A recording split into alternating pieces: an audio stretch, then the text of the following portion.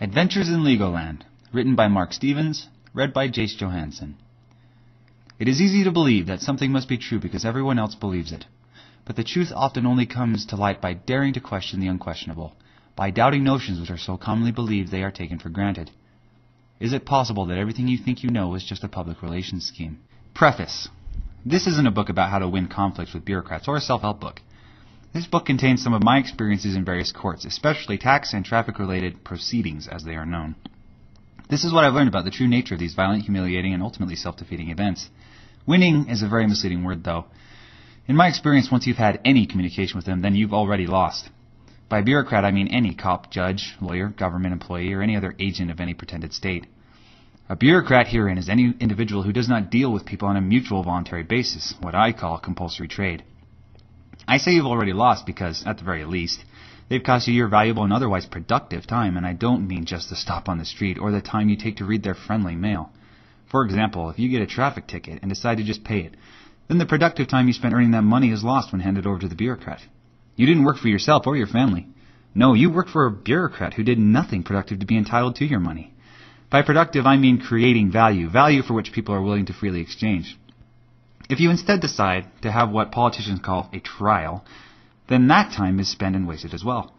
And if by some miracle you somehow win, traffic court is not where you will be awarded money for your time spent.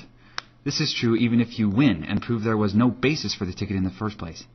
The only way you'll ever win with bureaucrats is you're being wiser for the experience and possibly learning one more way to keep communication with bureaucrats to an absolute minimum. I won a traffic case in an Arizona justice court in December 1995. I won because the cop admitted that he was not qualified to write traffic tickets. Despite driving out there, 4 hours total, and my time at the so-called trial, I was not given anything to compensate for my loss of productive time except experience. There are universal rules at work here. With bureaucrats, you always lose. This is because whenever you find yourself being forced to deal with them, nothing productive is being done. Bureaucrats don't create value. They only take it. Bureaucrats feed off the productive. I keep this in mind if I ever get a ticket or any other communication from them. Either way, I am going to lose my valuable time. It's only a matter of degree. Remember, that's how a bureaucrat lives. Off your productive time. As long as there are bureaucrats, your productive time may be forcibly or violently taken. Things will not change when the bureaucrats enjoy such mass support, whether actual or pretended. I think of it as damage control. Once a bureaucrat sets his guns on me, then I am going to be damaged.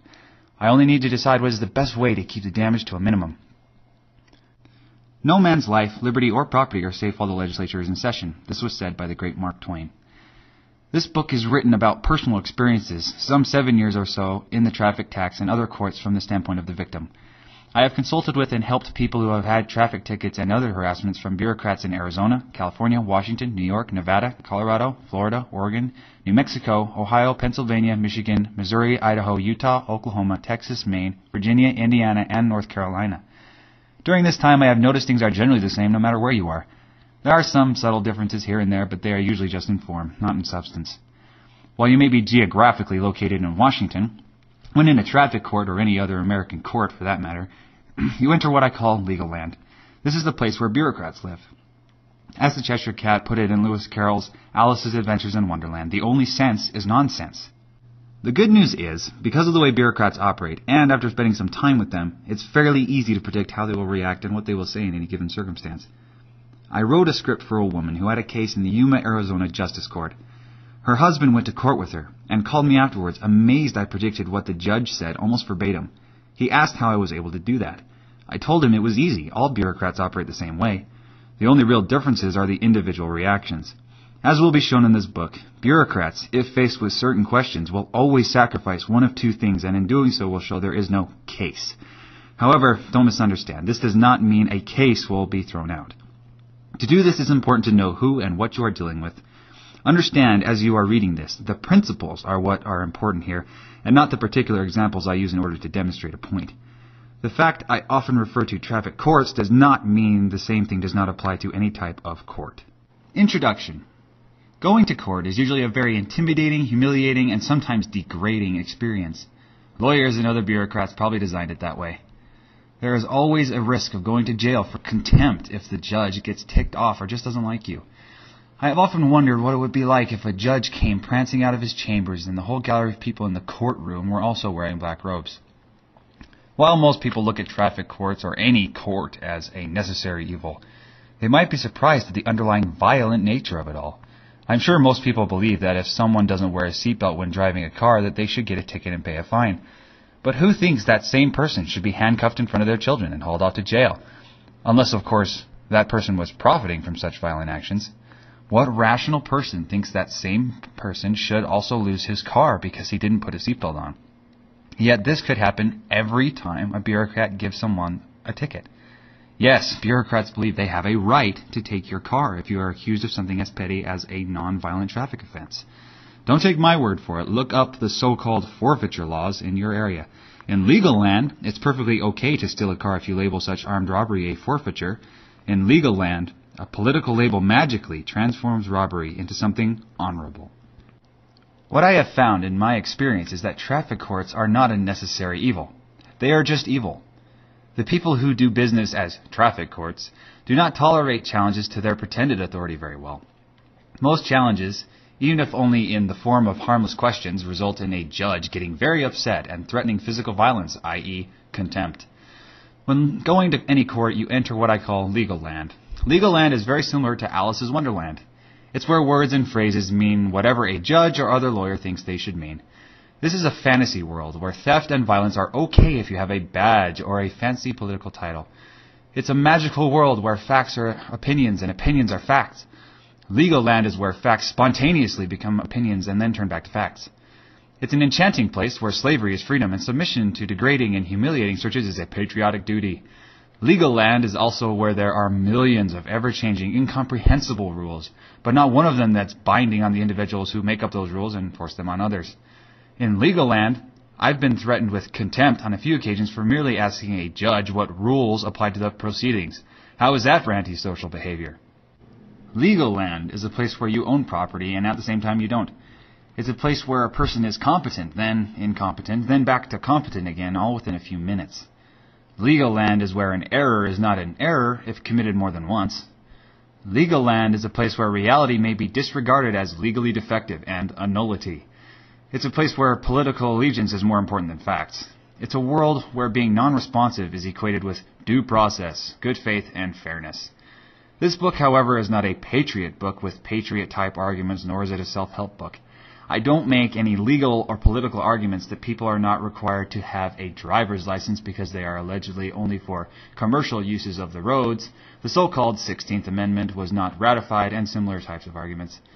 This isn't an anti-government or anti-state book, and I don't advocate violence in any form or under any political banner. I don't see politics as an excuse or justification for violence. I don't believe in a collective right to steal and murder, nor do I believe armed robbery is okay, even if you have a majority vote or a costume called a uniform on. I believe parents are responsible for raising their own children, not mine. I have no right to have my neighbors pay for my children's education.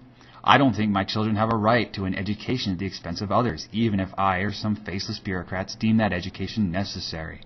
If someone thinks his child is entitled to have their education paid for by another, they should be willing to pick up a machine gun and walk door to door collecting it themselves. This book contains my experiences with individuals who forced me to participate in their trials and what I have learned in the process. This is not written because I am allegedly bitter at having lost some traffic cases. If someone does consider me bitter, so what? Such uninformed opinion does not affect the truth. If you were mugged, wouldn't you be bitter? Does that magically relieve the mugger of responsibility? If people were not bitter, lawyers would be out of a profession, wouldn't they? I'll flip this argument around. Is it an offense to a traffic ticket to claim the cop is just bitter? Because of what I have learned, I personally have no political beliefs. I define politics as organized violence and deception. I believe forcing my opinions on others is wrong, whether I directly or indirectly through what I call political voting. I believe that while I have the right to use my property as I see fit, I have no right to tell other people how to use their own property or interfere with their free use of it. I am not impressed by political pecking orders, and I don't think it's necessary to initiate the use of violence. I also believe that no service, however valuable it may allegedly be, should be provided at the barrel of a gun. A service is proven valuable by the number of people willing to voluntarily pay for it. Just because you drive a Dodge doesn't mean I have to. In other words, just because you may feel the need to be dominated by another person such as a governor, doesn't mean I want or need to also. If you need a king, that's your prerogative. However, your choice to shop at Sears doesn't obligate me to contribute a fair share of their operating expenses, and if I don't, it doesn't mean I have to leave the geographic area I choose to live in, i.e. Sears, love it or leave it. The thought of how far the human race would have advanced without government simply staggers the imagination. Doug Casey, 1979. Chapter 1. Know who you're dealing with. One of my favorite lines from the movie The Untouchables is spoken by Sean Connery. There's an intruder in his house seeking to kill him, and he says, just like a dago to bring a knife to a gunfight. If I don't know who and what I'm dealing with, then I can't be very effective if I choose to defend against a bureaucratic attack. What is critical to understanding who and what I am dealing with is this. Bureaucrats never ask permission to aggress against someone or their property. I know you may laugh at this, but this simple truth should not be overlooked because this is the basis of the most effective method of exposing their proceedings for what they really are. If you think of bureaucrats are a benevolent group of caring, peace-loving individuals who respect the property rights of others, then ask a bureaucrat if they require your permission to proceed against you. They will tell you in no uncertain terms they do not. In my experience, some bureaucrats will actually laugh if they think I am suggesting their jobs depend on my freely given consent. This, however, is the reaction I hope to get. Let him pound his chest at what a man he is by not having to ask my permission to control my life and my property. I never underestimate the importance of this issue because it's the only real issue. I'm dealing with men and women who take control, also known as jurisdiction, over people's lives and property without their consent and are usually very proud of it. In other words, they acquire control over your life and property through violence and organized coercion. Why is this so important? Do you equate violence with good faith? I don't. Unlike bureaucrats in places like China, bureaucrats in the geographic area known as the United States put up a pretense of legitimacy. This pretense, or public relations scheme, conceals what is really going on: the taking of property and productive time through violence. Political language is designed to make lies sound truthful and murder respectable, and to give an appearance of solidity to pure wind. George Orwell. Here, political words conceal the true nature of what is going on, such as jurisdiction, constitution, nation, state, license, court, law, statute, arrest, contempt, and so forth. This does not mean that I return that violence with more violence, because I don't. I do the opposite. Do you remember how the people of India, through peaceful non-cooperation, caused the British to show their true colors? The British slave mongers had a choice. Which one was more important to them, their pretense of legitimacy and civility, or their true violent criminal nature? Apparently, it was the massive lie their government put forth they were civilized that was more important. Gandhi and his followers were able to rid themselves of the British without resorting to violence. The English exposed themselves and then left. That is how I do things. I make the bureaucrat choose between the true violent nature of his business and his pretense of legitimacy, knowing he's going to sacrifice one of them. I just hope it's the violence. Political words and opinions are used so there is a perception that bureaucrats are a wonderful, benevolent group of men and women protecting people and their property. But it's just a pretense, fraud, hoax, swindle, charade, etc. Without violence, bureaucrats could not function at all. If I took control of your life and property by force, I would be a criminal, and prancing around with a silly crown, calling myself a king or a sovereign, makes it no less a vicious act.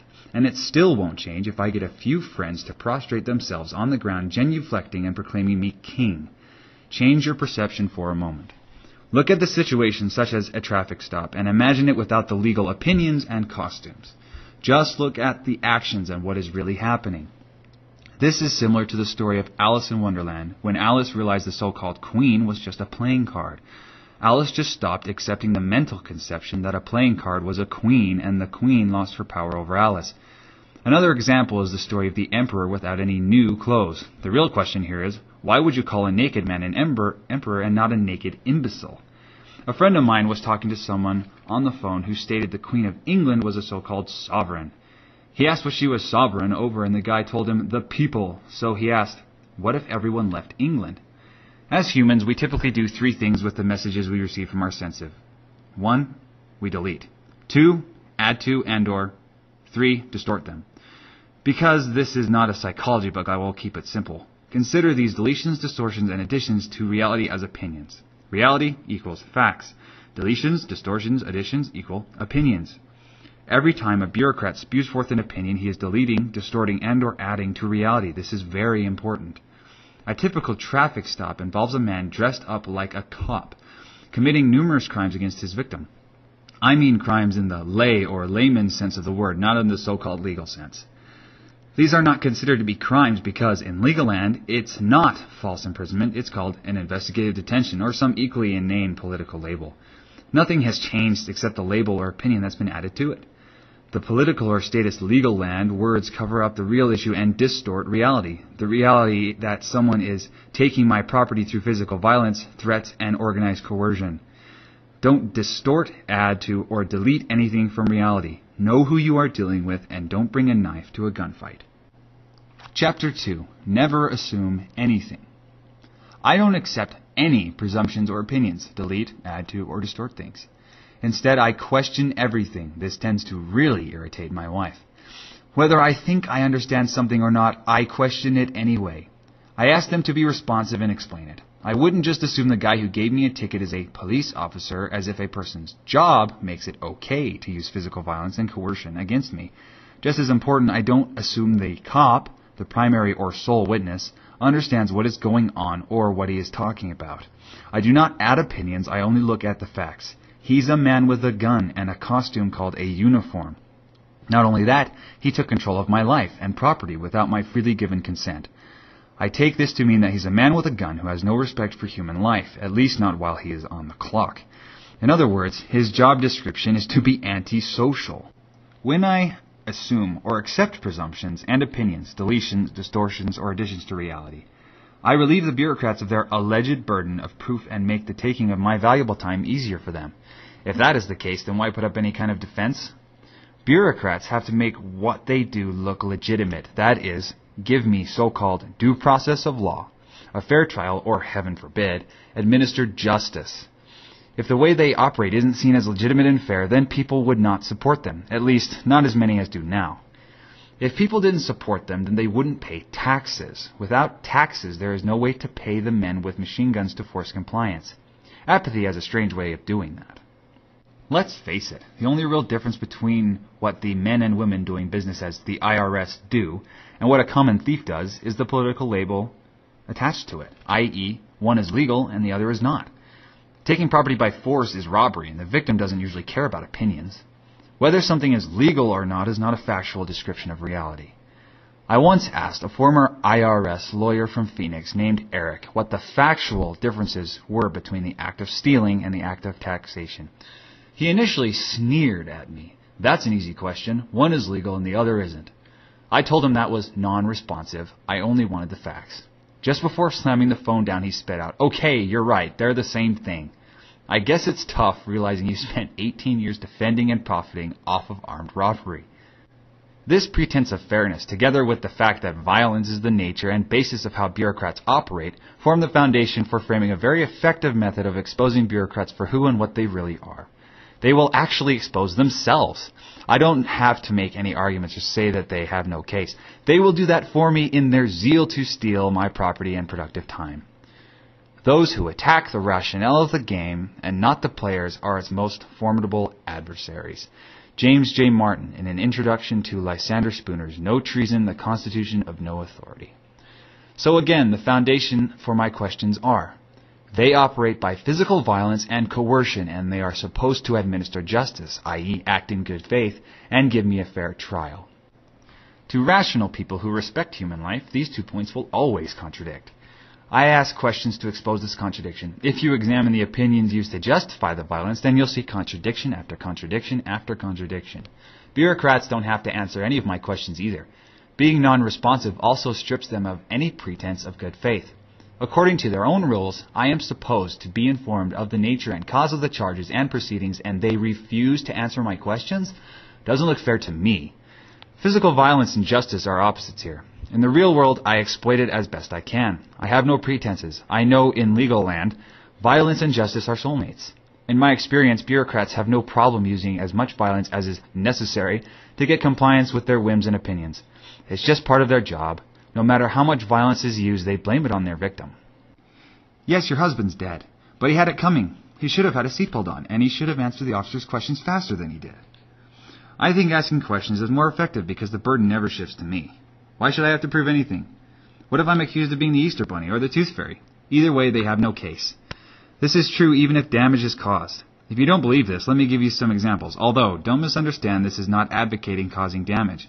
If I bust my next door neighbor's window, I am only responsible to him to replace his window, not some schmucks down the street. A woman telephoned me because she changed lanes without looking and damaged someone else's car. A cop then gave her a piece of paper known politically as a ticket. I asked her a few questions such as if she had insurance to cover the damage she caused. She told me she did, and the insurance company was taking care of it. I then asked her if she believed she was obligated to the cop in any way. She initially believed she was. I asked her what facts she relied on to support her legal opinion. She was unable to answer. This is because there is no obligation. I told her I would ask the cop the same question. When not permitted to delete, add to, or distort reality, bureaucratic attacks cannot be justified. Unless you've made an agreement by your individual freely given consent, then any so-called obligation is no obligation because it is based upon coercion. If this is not true, then consider the average thief on the street. If he sticks a gun in your face demanding money, are you obligated to give him your money?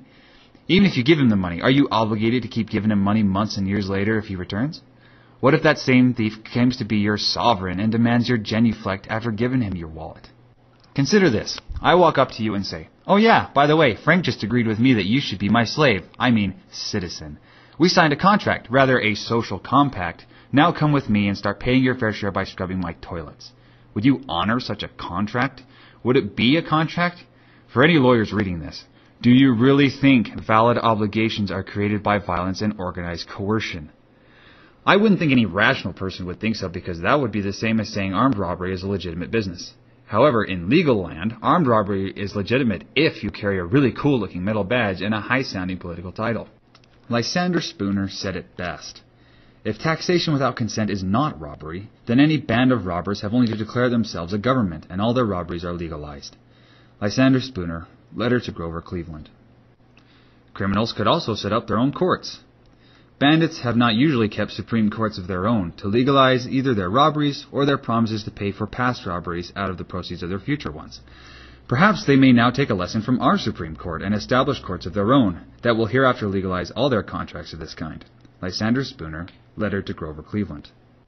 Having courts, lawyers, and opinions does nothing to make robbery any less of a crime. That is all political sleight of hand to delete, add to, or distort reality. Lysander Spooner was a lawyer who competed with the post office bureaucrats who eventually used violence to shut him down. I highly recommend his writings, in particular his No Treason, The Constitution of No Authority. Most can be found on the internet. My second example is that of robbery in California. I'll use car theft to illustrate. Without political opinions, theft is the taking of property by force without the owner's consent. Bureaucrats catch a man they believe took the property by force. This man is then put on trial. He is convicted and put in a cage referred to politically as a jail. The big question is, just how do the bureaucrats pay for all of this? This includes the cops, judges, clerks, detention officers, lawyers, jurors, and the cost of running a cage, jail, and feeding the hapless people stuck inside. While the political answer is taxation, the layman's answer is they take property by force. In California, that would mean taking it from over 35 million people. Incidentally, taxation in the political sense is also the taking of property by force. However, such theft is considered legal. In other words, to punish and pay for one act of forcibly taking property, crime, bureaucrats commit the same act, crime, over 35 million times. And this does not include property forcibly taken from so-called corporations. You've heard the saying, 2 wrongs do not make a right. Well, I'd like to update that. In legal land, it's 35 million and 1 wrongs do make a right. This is then hailed as justice and printed up in fancy law books. This does not mean I advocate the forcible taking of property, quite the contrary. I think robbery is always wrong, whether one is wearing a costume or not. Bureaucrats wear uniforms. Non-bureaucratic robbers wear stockings on their heads. Robbery is robbery, whether done by an individual man or ostensibly by majority vote. A good analogy is this. You have 2 children, and you don't want the older child hitting the younger child. The older child hits the younger child anyway. To punish the older child, you spank him. This is even better if, while spanking him, you yell at the child, "Haven't I told you not to hit your brother?"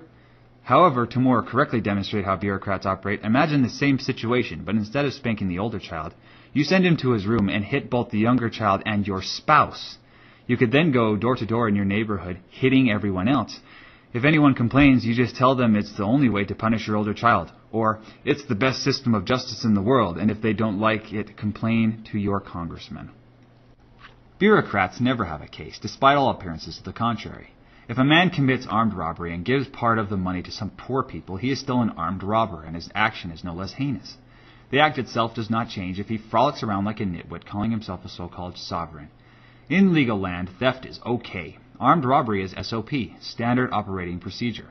This will be shown in greater depth later on. For now, I just want to point out the following. This will show theft is considered okay with a cool-looking badge and an antisocial attitude. Quote, "A person commits theft if, without lawful authority, such person knowingly controls property of another with the intent to deprive him of such property." Arizona Revised Statutes, Section 13-1802. Close quote. Only in legal land can the exact same act be a crime and not a crime. This is a classic example of distorting and adding to reality. Let's see what happens when we unravel this example of bureaucratic reasoning to see how far it extends. Arizona Revised Statutes, Section 13-1105. First-degree murder classification. A person commits first-degree murder if, without lawful authority, intending or knowing that the person's conduct will cause death, the person causes the death of another with premeditation. Arizona Revised Statutes, Section 13-1508. Burglary in the first degree classification. A person commits burglary in the first degree if, without lawful authority, such person or an accomplice violates the provisions of either Section 13-1506 or 13-1507 and knowingly possesses explosives, a deadly weapon, or a dangerous instrument in the course of committing any theft or any felony. Arizona Revised Statutes, Section 13-1410. Molestation of child classification. A. A person commits molestation of a child if, without lawful authority, by intentionally or knowingly engaging in or causing a person to engage in sexual contact, except sexual contact with the female breast, with a child under 15 years of age. B. Molestation of a child is a Class 2 felony that is punishable pursuant to Section 13-604.01. Arizona Revised Statutes, Section 13-1904, Armed Robbery Classification. A. A person commits armed robbery if, without lawful authority, in the course of committing robbery as defined in Section 13-1902, such person or accomplice, 1. Is armed with a deadly weapon or a simulated deadly weapon, or 2. Uses or threatens to use a deadly weapon or dangerous instrument or a simulated deadly weapon. B. Armed robbery is a Class 2 felony. Arizona Revised Statutes, Section 13-2903, Riot Classification. A. A person commits riot if, without lawful authority, with 2 or more other persons acting together, such person recklessly uses force or violence or threatens to use force or violence, if such threat is accompanied by immediate power of execution, which disturbs the public peace. B. Riot is a Class 5 felony. And finally, Arizona Revised Statute, Section 13-1402, Indecent Exposure Classification. A. A person commits indecent exposure if, without lawful authority, he or she exposes his or her genitals or anus, or she exposes the areola or nipple of her breast or breasts, and another person is present, and the defendant is reckless about whether such other person, as a reasonable person, would be offended or alarmed by the act. This has special applicability to former presidents. While there may be a generous amount of sarcasm here to make a point, think about this. What is more damaging to people, theft or indecent exposure? Which one would you prefer to see licensed? Asking questions can be a very effective way of getting to the truth. It's how we learn. I keep 6 honest serving men. They taught me all I know. Their names are what and why and when and how and where and who. Rudyard Kipling. I think if a person is afraid to ask a cop or a judge some questions, then it may just be that part of them is already convinced they are not dealing with a benevolent individual. If someone has a problem answering a few questions, then there are only one of 2 things going on. The individual has no answers or the individual is withholding the answer. In either case, it is difficult, at best, to maintain a perception of legitimacy. This is the case if the bureaucrat gets angry with you for doing no more than asking a question. What kind of individual threatens a man with violence, such as contempt for doing no more than that? When tyrants cannot prevail by deceit, they burst into open rage. Geneva Bible, Note I, Exodus 1:22. I helped a man in Washington with a criminal traffic case. The cop claimed this man was within the state. When he asked the cop what facts he was based this opinion on, the judge said the witness could not testify, and if any more questions like that were asked, he would have this man held in contempt. This, of course, is legal land speak for having an armed man violently place him into a cage for the vicious crime of asking a question. It's similar to saying collateral damage for the cold-blooded murder of men and women and children known politically as civilians. Can you imagine a law making it a crime to ask a bureaucrat a question? Take the robe off the judge and imagine the same thing in a slightly different context. I'll use Sears as an example because it can be extremely difficult for people to stop deleting from, adding to, or distorting reality. In other words, just changing the name from City of Phoenix to Sears can help to negate all your previous conditioning, at least for the sake of this illustration. You're at Sears, and an employee, cop, pulls a gun on you claiming you cannot leave Sears because you owe Sears $500. You say you don't understand why he has made this claim, so he gets upset and calls other employees, backup, and his manager, the judge.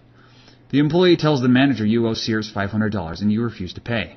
You then ask the employee to tell you what facts led him to believe you owe $500. What did you allegedly purchase? The manager then yells that the employee cannot answer, and if you ask any more questions like that, you are going to be held against your will. Jail. If you look at what happens in a traffic case, if all you do is replace the name with Sears, then you may start to see the true nature of what is happening. Here's another example. I helped someone in Sacramento. The judge was an older man named Joe. Joe refused to allow me to help this person at all. Joe threatened me with physical violence, contempt, if I spoke. And mind you, this was not to Joe, but just quietly conferring with the man I was helping. How was that for antisocial behavior? Would you cage a human being for speaking? After the hearing, I politely told Joe, I think your threats were unprofessional and unwarranted. Joe was not pleased and called a deputy to throw me out of his courtroom. Outside the courtroom, I spoke with the man I was helping and opposing counsel. This armed deputy approached me again and told me I had to leave the building now. I said I was talking to someone and wasn't ready to leave. This armed man then threatened to arrest me if I did not leave. I asked him why and said, am I in contempt of the building now? He made an approach and I told him to back off because I was leaving. As I was leaving, I asked who the presiding judge was and where his courtroom was. It was a lawyer named Parks and he was across the street. I found out Judge Parks was on the 6th floor and we got into the elevator. Before the doors shut, 2 cops running full speed got into the elevator with us. We spoke to them and learned that they were on a call up to the 6th floor. Along the way, another cop who ran to the elevator got on. At the 6th floor, all 3 cops ran out and were joined by 2 more cops. We walked out and followed them because we had learned in the elevator that they too were headed to Judge Parks' courtroom. As it turned out, they were called about me, though they were still unaware. After looking around for a few minutes, totally confused because there was no perp around, the youngest cop eventually asked me if I was thrown out of the building across the street. I answered yes. He asked me who threw me out and I said, Joe. This cop looked very puzzled and asked who Joe was. I said, he's the guy who wears a black robe and sits 4 feet off the floor. For some reason, this really upset him and he snapped back, you mean the judge? I replied that I don't look at Joe as a judge. To me, he's just Joe. I was escorted out of the building and all I wanted to do was speak to the presiding judge regarding my getting thrown out of the first building for no reason. However, just referring to the judge as Joe had a profound psychological effect on this cop. And why is that? Because he was no longer following the judge's orders, just Joe's. Not too easy to justify violence in the name of Joe, is it? There are several other points of interest here. I was thrown out of the building across the street by Joe. Despite 5 cops running full bore to Judge Parks, no incident report was filed and Joe was not brought up on charges by anyone for calling in a false report to the police. Say what you want about being thrown out of a courtroom, let the baby have his courtroom, but to also be thrown out of the building as well? And what about the building across the street? Exactly how far outside the courtroom does this superhuman power called contempt extend anyway? Maybe World War II could have been avoided by having a traffic court judge declare Hitler to be in contempt. Notice, too, I was in the elevator with the cops, and they had no idea I was the object of their call. I must have been a real subtle threat that even the discerning eye of professional law enforcement could not pick up? And why no incident report? Probably because there was no incident, at least not caused by me. I spoke to the captain of those 5 courageous cops the next day, and he asked why I didn't speak to him the previous day while in Sacramento. I told him, frankly, sir, because here in Arizona, I'm out of range of your guns, that's why. Last, Joe was not brought up on any charges of calling in a false police report. If I had done that, you can rest assured, I would have been charged and convicted in short order. But why not Joe? My lay opinion, based on years of experience dealing with bureaucrats, is the law is not applicable to bureaucrats, while it is applicable to the productive of society they seek to rape, pillage, and plunder. I've also provided the California Attorney General's office with documentary evidence of felonies committed by lawyers and have never gotten so much as a letter of acknowledgement. You would think that they would want to arrest me for filing a false report. In either case, a felony was committed. So much for their zealous enforcement of the law. It is also interesting to note the Judicial Conduct Commission did absolutely nothing with my complaint about Joe. Chapter 3. Never disagree with them.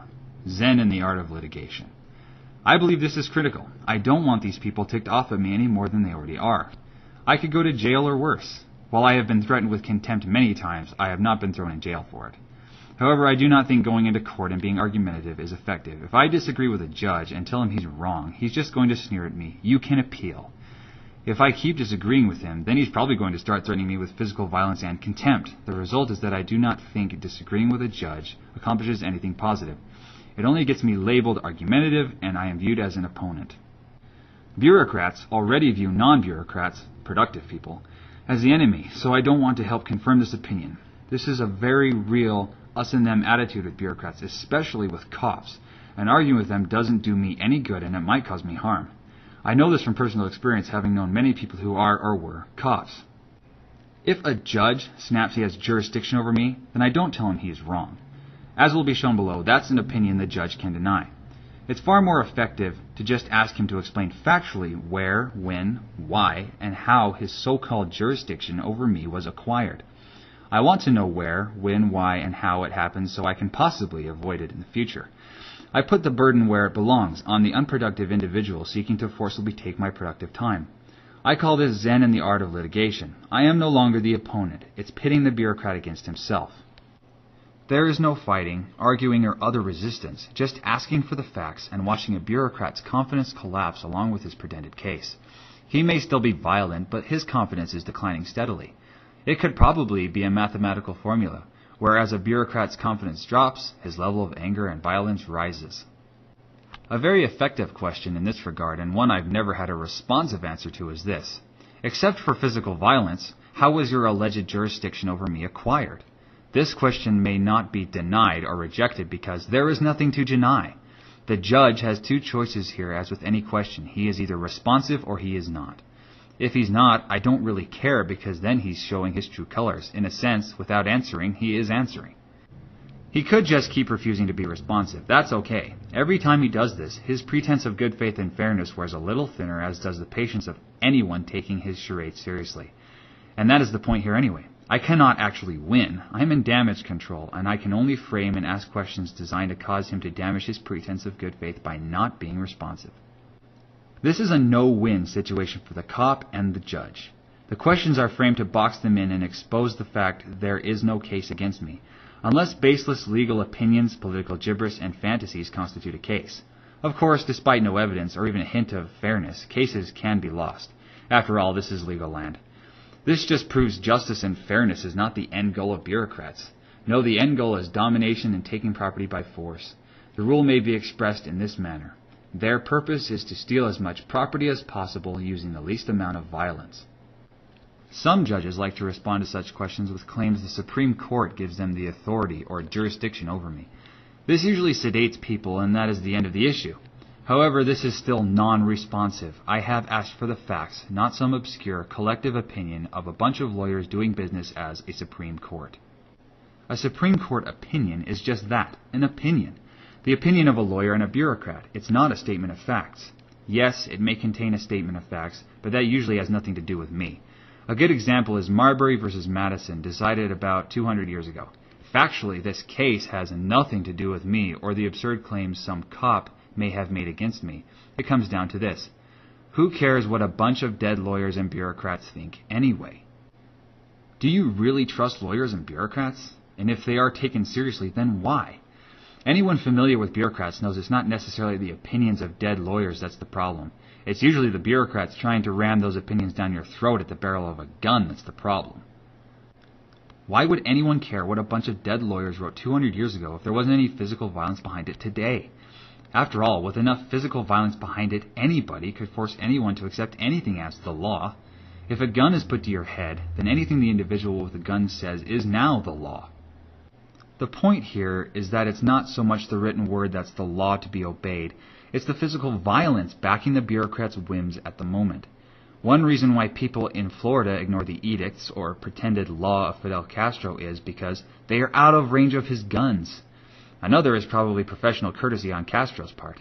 Professional courtesy may also help to explain why the California Franchise Tax Board only steals, the lay sense, from people in California and not in Mexico.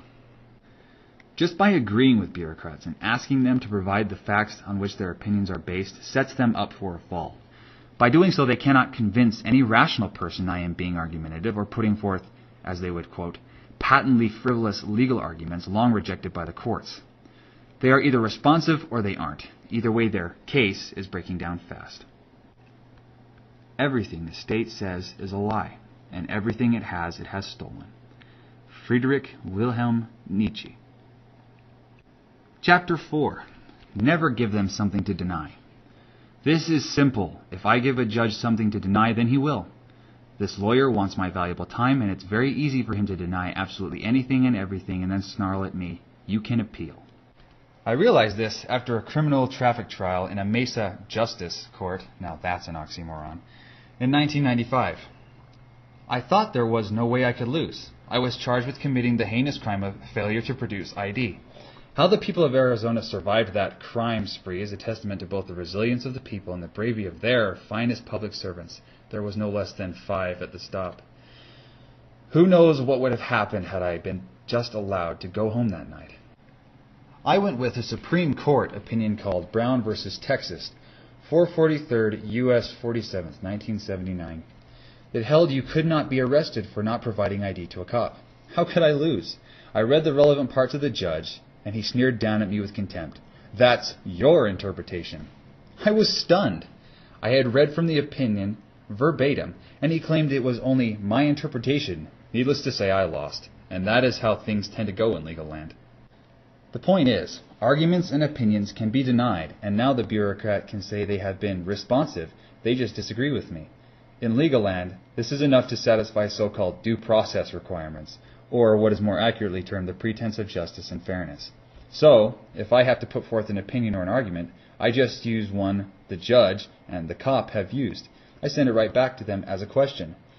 Feed their testimony back to them in question form and then sit back and watch it all fall apart. For example, I asked a clerk in an Arizona city court if a photo radar ticket was a civil case. She said yes, that she had written the ticket. I then said, "Is this in the nature of a contract dispute or a tort?" She started to stutter and stammer and finally spit out that she had no idea. From her own mouth, there was no case. At that point, all I had to do was ask her if there was a cause of action against the friend I was helping. How could she answer this question when she had no idea if the case was in the nature of a contract or a tort? Chances are she would answer yes, that's fine. I now have 2 conflicting opinions. Not only did I have 2 opinions that conflict, but, just as important, neither one is mine, so I am not the opponent any longer. Pit the bureaucrat against himself. It's now a question of which opinion will be rejected. Bureaucrats, such as judges, just love rejecting and denying anything a non-bureaucrat puts forth to defend themselves when attacked, whether in traffic court or with the IRS. This is because there is a predetermined outcome. That being the case, I only give them their own opinions and fantasies to deny. It's like watching a dog chase its own tail. Question: how do you make a bureaucrat chase his own tail? Answer: agree with him. Chapter 5. Take away the judge's discretion. One key to being effective is to take advantage of the so-called rules used to maintain the pretense of fairness. I want to do and say things that will put the judge in a position where he or she really has no choice. He has to either admit there is no case against me, or he is going to make a huge mistake or error in procedure that even the lawyers doing business as the appeals court cannot easily look past. One way to do this is to question the cop so his two lawyers, the prosecutor and the judge, have him declared incompetent, incapable, or unable to testify. This is very easy to do, and I've done it every time. I never have to declare this. The judge and the cop's other lawyer do it for me. Actually, the judge represents everyone, plaintiff, plaintiff's lawyer, and the defendant. The specifics on how I've had every witness declared incompetent or unable to testify is described in later chapters. When the judge does rule the cop may not testify, then I ask if his testimony, including the ticket the cop wrote and any police report relied on, should be stricken from the record to be consistent with the rules of evidence. In Arizona and federal rules of evidence, Rule 602 requires witnesses to have personal knowledge of facts or they may not testify. This, of course, is a basic rule of fairness. I do not tell the judge to do anything. I only ask him if the testimony should be stricken in order to be consistent with the rules of evidence and fairness. The judge is really on the spot now. This is because under their so-called adversary system, a judge allegedly has no discretion to declare a witness incompetent to testify and still rely on his testimony. Without too much legalese, it's unfair to rely on a witness who is not competent to testify or rely on a witness I cannot question. Remember, it is not my opinion the witness could not testify. It's an order of the court, meaning it's the judge's opinion. That usually means that unlike my worthless, legally defective, non-lawyer opinions, bureaucrats are supposed to respect and comply with them. After all, when an honorable lawyer gives an opinion, it's the law. If the judge refuses to be consistent and accepts the testimony anyway, then I have two conflicting orders of the court. One is wrong. Which is it going to be? I don't care which one as long as the reviewing lawyers are responsive and consistent. If I still lose, then consider my appeal. There are no opinions of my own to bring forth for an appellate judge to deny as frivolous. I just lay out the two conflicting opinions of the judge that ran the case. The judge declared the witnesses incompetent to testify, and the same judge relied on the testimony of that same incompetent witness. This, in a sense, sanitizes the case on appeal. It's no longer a traffic case no one cares about. It's an issue of evidence and fairness. This is especially important in tax cases. The lawyers reviewing the appeal, commonly called appellate courts, hold the opinion that great weight should be given to a trial judge's determination of a witness's credibility. One example of this is found in Re. Estate of Shumway, 197, Arizona 57th. Well, the problem here is there is not one determination, but two, and they contradict each other. I say, go right ahead. Give great weight to the judge's determinations, only give great weight to both of them. He said the witness could not testify, not me. If the reviewing lawyers fail to give great weight to both decisions, then there is a failure to review. This sets up a no-win situation for the judge. In either case, there is a denial of cross-examination. If he was wrong to decide the witness could not testify, then the refusal to permit me to question him, cross-examine, is fatal to the decision and incurable. If he was correct, then relying on his testimony is fatal to the decision. If I have to appeal, then the appellate lawyer, usually not the prosecutor from the traffic court, has to defend the judge's actions. If he is responsive, he has to justify the judge's conflicting opinions. He has to justify why the witness could not testify and be cross-examined, and why the judge relied on his testimony anyway.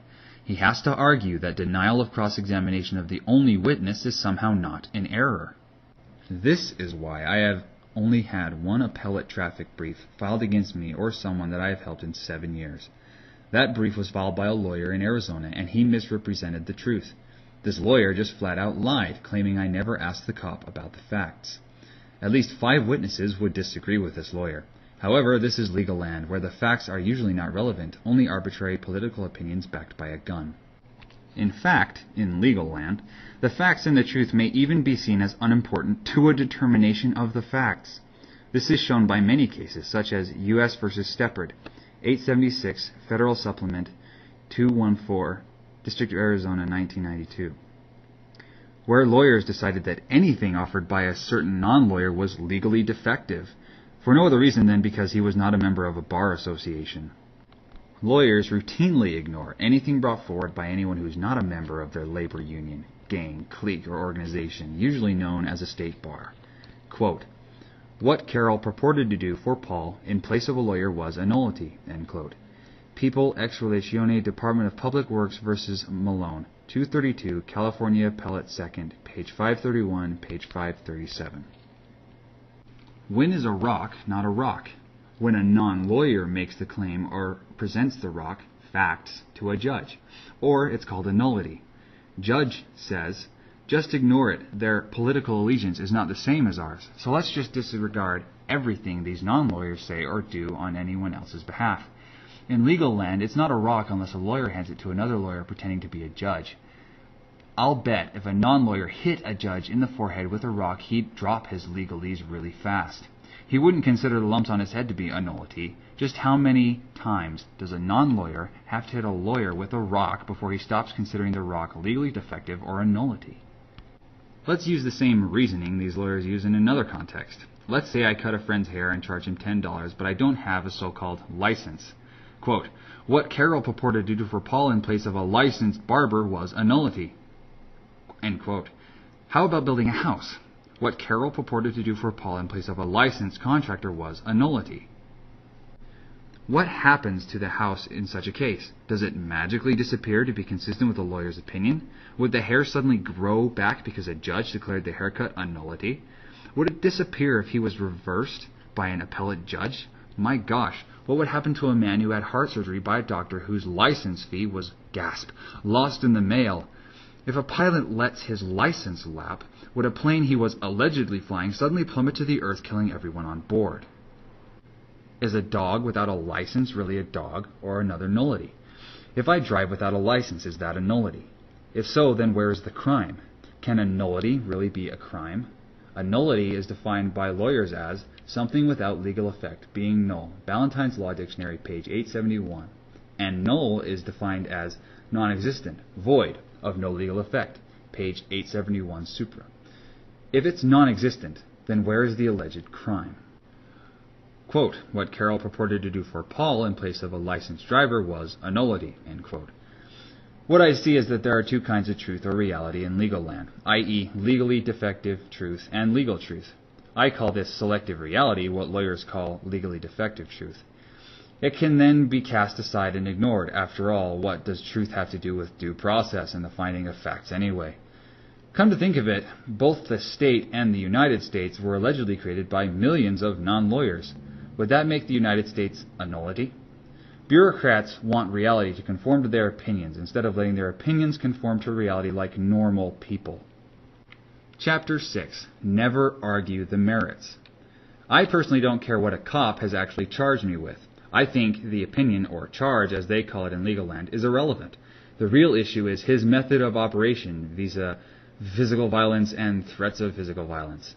There is no way to use physical violence and still maintain a pretense of fairness or good faith. One's gotta go.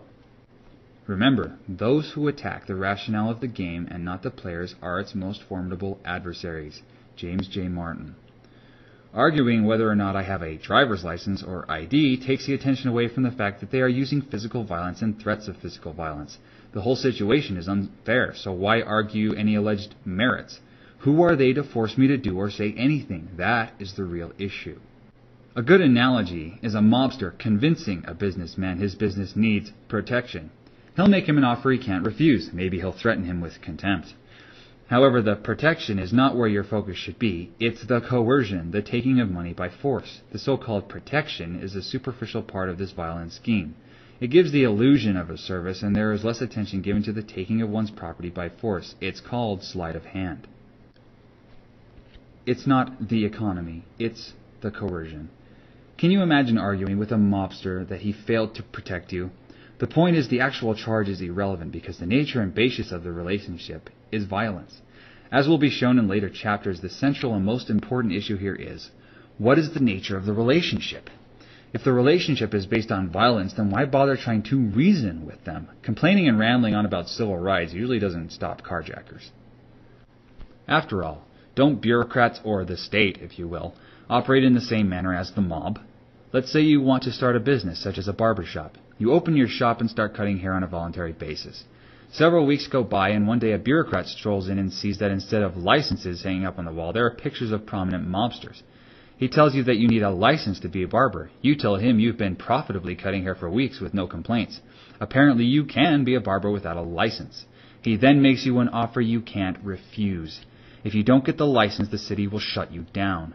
This means armed men will stop you, violently if necessary, from entering into mutual voluntary agreements with your customers to cut their hair at a mutually acceptable negotiated price.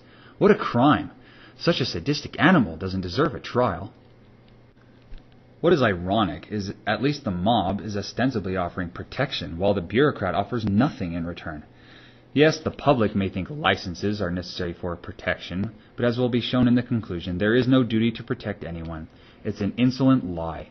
Licenses are about domination and money. You pay the license czar, or you are violently shut down and quite possibly, depending on the nature of the accusation, forcibly thrown into a cage. And why?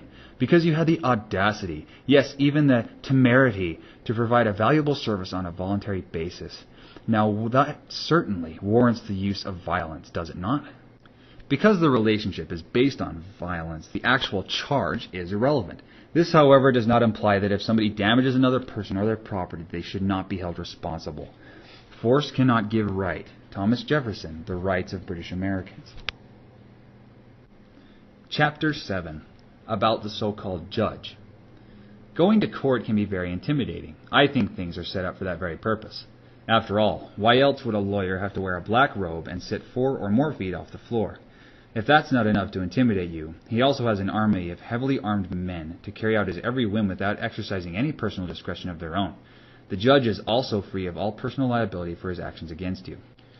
From personal experience, cops appear to worship judges and believe judges can do whatever they want while on the bench. How do I know this? Cops have told me this themselves.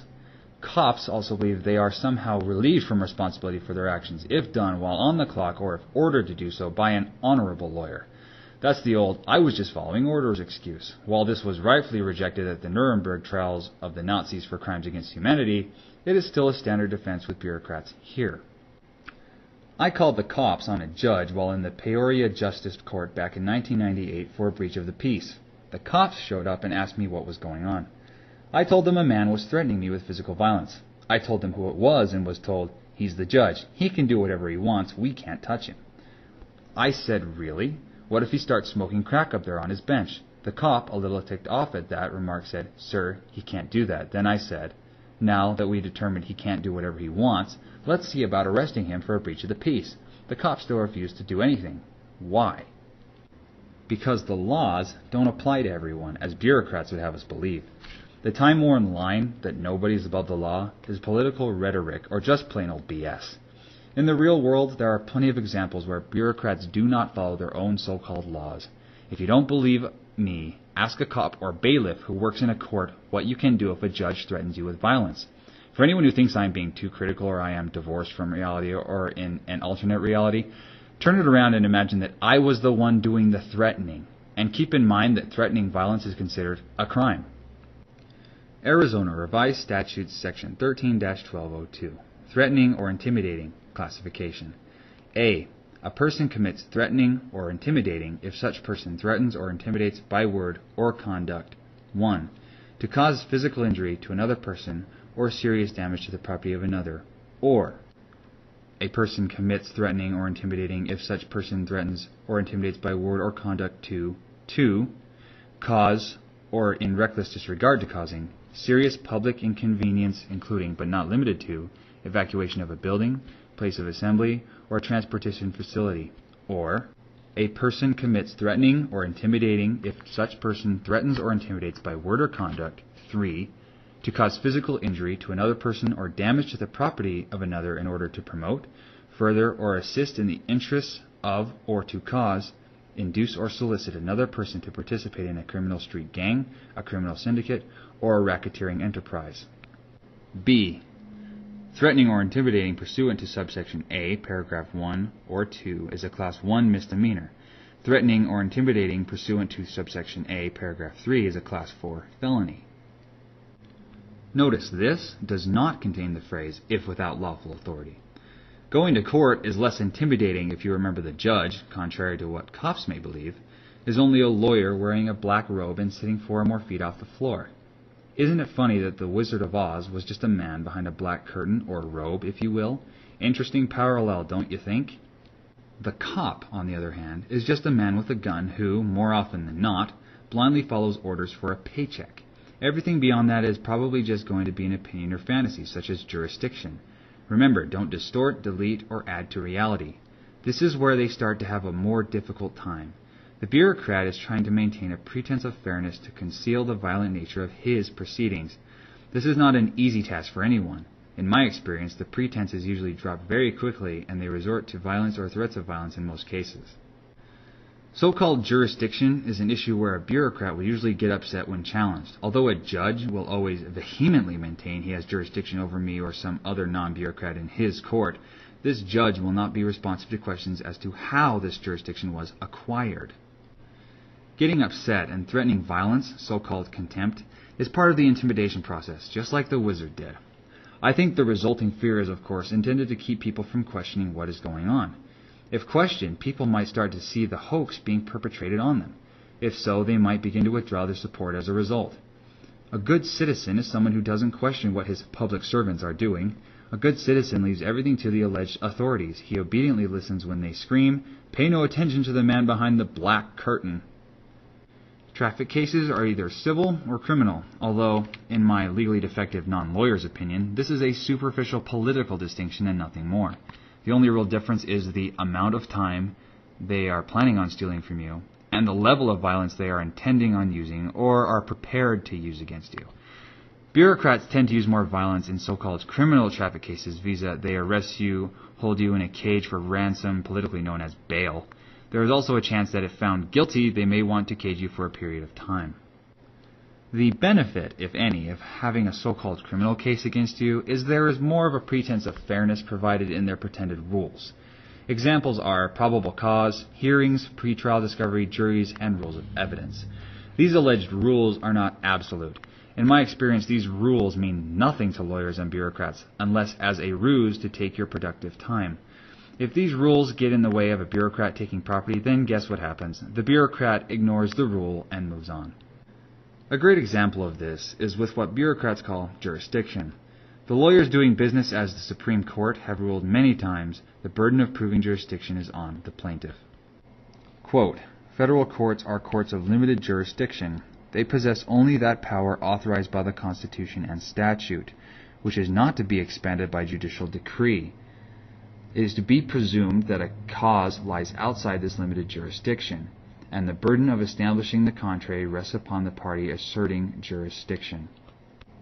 Cases cited in, quote, Willie v. Coastal Corporation, Bender v. Williamsport Area School District, American Fire and Casualty Company v. Finn, Turner v. President of Bank of North America, and McNutt v. General Motors Acceptance Corp., as an included reference in Kokinen v. Guardian Life Insurance Company, U.S., 1994, page number 93 to 263. Thus, the entire burden of proof in so-called criminal cases is supposed to be on the plaintiff, and that burden of proof is supposed to rise to the level of what lawyers call beyond a reasonable doubt. However, challenge so-called jurisdiction in a traffic court and the judge in every instance will obediently do the very opposite of the alleged supreme law of the land by assuming it for the pretended plaintiff or lawyer claiming to represent the plaintiff. I have never seen or heard of an occasion where a judge turned to the cop or prosecutor and said, "How about it? What facts do you rely on to prove jurisdiction?" Even in cases where I have won, this has not happened. Just change the names here from State of Arizona versus Stevens to Tooth Fairy versus Stevens. If I challenge jurisdiction in this case and the judge jumps in claiming he has jurisdiction, it's clear the judge is representing the Tooth Fairy. It doesn't take a rocket scientist or a Juris Doctor to understand this is unfair, but the rules don't apply to bureaucrats because we're now in legal land. And why should they follow their own rules? It's very short-sighted to think violent people will always follow the rules, if at all. Violent people, as a rule, typically have no use for rules. Unlike normal people, they use violence to get their way. It's an example of bureaucratic nonsense, such as the rules of war. If these individuals followed rules, there would be no wars. I've had judges tell me straight out that the rules do not apply to them. That's right. Traffic judges have told me the Arizona rules of procedure in civil traffic violation cases did not apply to an Arizona civil traffic violation case. I've also asked, then, which rules do apply here and have been threatened with contempt. However, with the fear instilled by this judge's violent ranting and threats, how many of the people waiting behind me challenged him in any way? Bureaucrats use violence and threats of violence because it works in most cases. They get what they want from the productive without having to be productive. If a case has been labeled civil, the following questions have proven very effective. This is only with regards to exposing the truth, separating fantasy from reality. Remember, there is no real way to win with bureaucrats. It's all about damage control, just limiting your exposure to them. Going in and disagreeing with them will make bureaucrats, or anyone for that matter, defensive and is counterproductive in my lay opinion. They label me argumentative and use that as an excuse to run over me, as if being argumentative somehow relieves bureaucrats of their professed duty to be fair. You're entitled to a fair trial as long as you keep your mouth shut. You have the right to an attorney as long as you're not argumentative, etc. At the initial appearance, the judge may ask me what plea I would like to enter, responsible or not responsible. This alone is degrading and certainly makes me appear to be the victim of this entire process. I like to say that I intend on pleading responsible. However, I am not a lawyer, so I don't understand the nature and basis of the charges and the proceedings, and I then ask, is there evidence of a complaining party? This is one of many loaded questions I ask, so I always expect an emotional response. If you are not yet convinced what is being done in a so-called traffic proceeding is criminal, you may be very soon.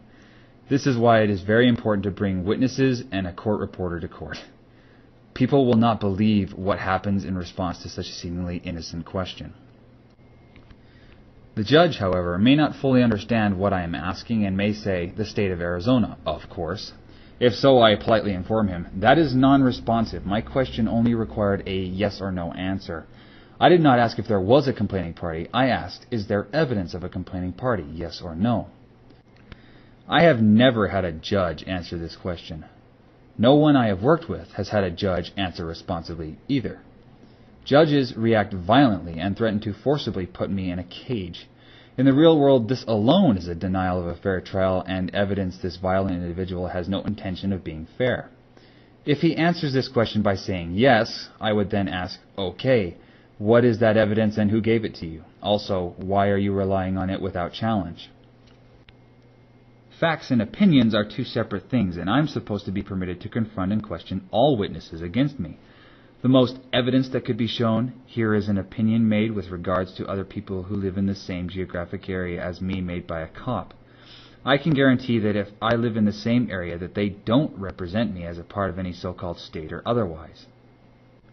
For those who may disagree, consider this. Can someone really represent me if I don't freely consent that they should do so? Represent me against my will? That's insane, even if it's alleged to be for the good of the whole. That would mean the cop represents me, or the very person he gives a ticket to. Does anyone think a slave monger represents the people he claims are his slaves? To represent me, or anyone for that matter, there must be something called a principle, agent relationship based upon mutual voluntary consent. This means I direct the agent and I may be held personally responsible for the agent's actions. Have you ever tried to hold a congressman responsible for not voting the way you want him to? Then does he really represent you? To represent means to stand in place of. Ballantyne's Law Dictionary, page 1095. Just who is this pretended prosecutor, rather persecutor or cop, standing in the place of? Certainly not me. The phrase, the state, is an alter ego or doing business as for men and women who do business using physical violence in a given geographic territory. I have found that the cop, lawyer, and judge use the same alter ego. Now, how's that for fairness? For those who claim I am being irrational here, who do all three proudly claim to represent? The cops and judges put forth the opinion the cop somehow represents the people. However, in support of that allegation, they will put up about as much evidence vis-a-vis tangible facts to support the opinion they represent the people as I can. None, absolutely nothing. It is physically and psychologically impossible to stand in the place of hundreds of people, let alone millions. How can someone stand in my place if they have never had any contact with me? I once asked a prosecutor in the Phoenix area to give me the names of the people from Page, Arizona, he was allegedly standing in the place of. You can guess his response. And yet he had a burden of proof that is supposed to be beyond a reasonable doubt. If anyone doubts this is an element of a so-called crime or civil cause of action, then consider who the victim or damaged party is supposed to be. If anyone thinks it's easy or even possible to represent a few hundred people, consider how many times the honorable lawyers doing business as the United States Supreme Court have ever agreed on a single issue. There are only 9 of them, and they have rarely been unanimous in their agreement about anything. If 9 people rarely agree on a single issue, then what is the possibility that millions will ever agree about anything? Not likely. This is why there are so many major fast food chains, because people don't agree and are free to choose. Amazingly, all are in business at the same time, make a profit, and don't put a gun in your face when they hand you your tacos or special sauce. Another example which effectively demonstrates the idea that prosecutors represent everyone is a myth and a hoax. It's clear that despite whatever opinion you and I may have held about O.J., there were plenty of citizens who did not want to see O.J. put on trial. I would venture to say that there were tens of thousands, if not hundreds of thousands, of such people. Was Marcia Clark standing in place of those people? The answer is obviously no. She was not representing or speaking for them. When Marcia Clark claimed to be representing the state, it is clear state of California does not mean the whole body of people politically referred to as citizens and residents in California. If you get a traffic ticket, do you think the lawyer playing prosecutor, or the cop for that matter, is standing in the place of you, your spouse, and best friend? Not possible.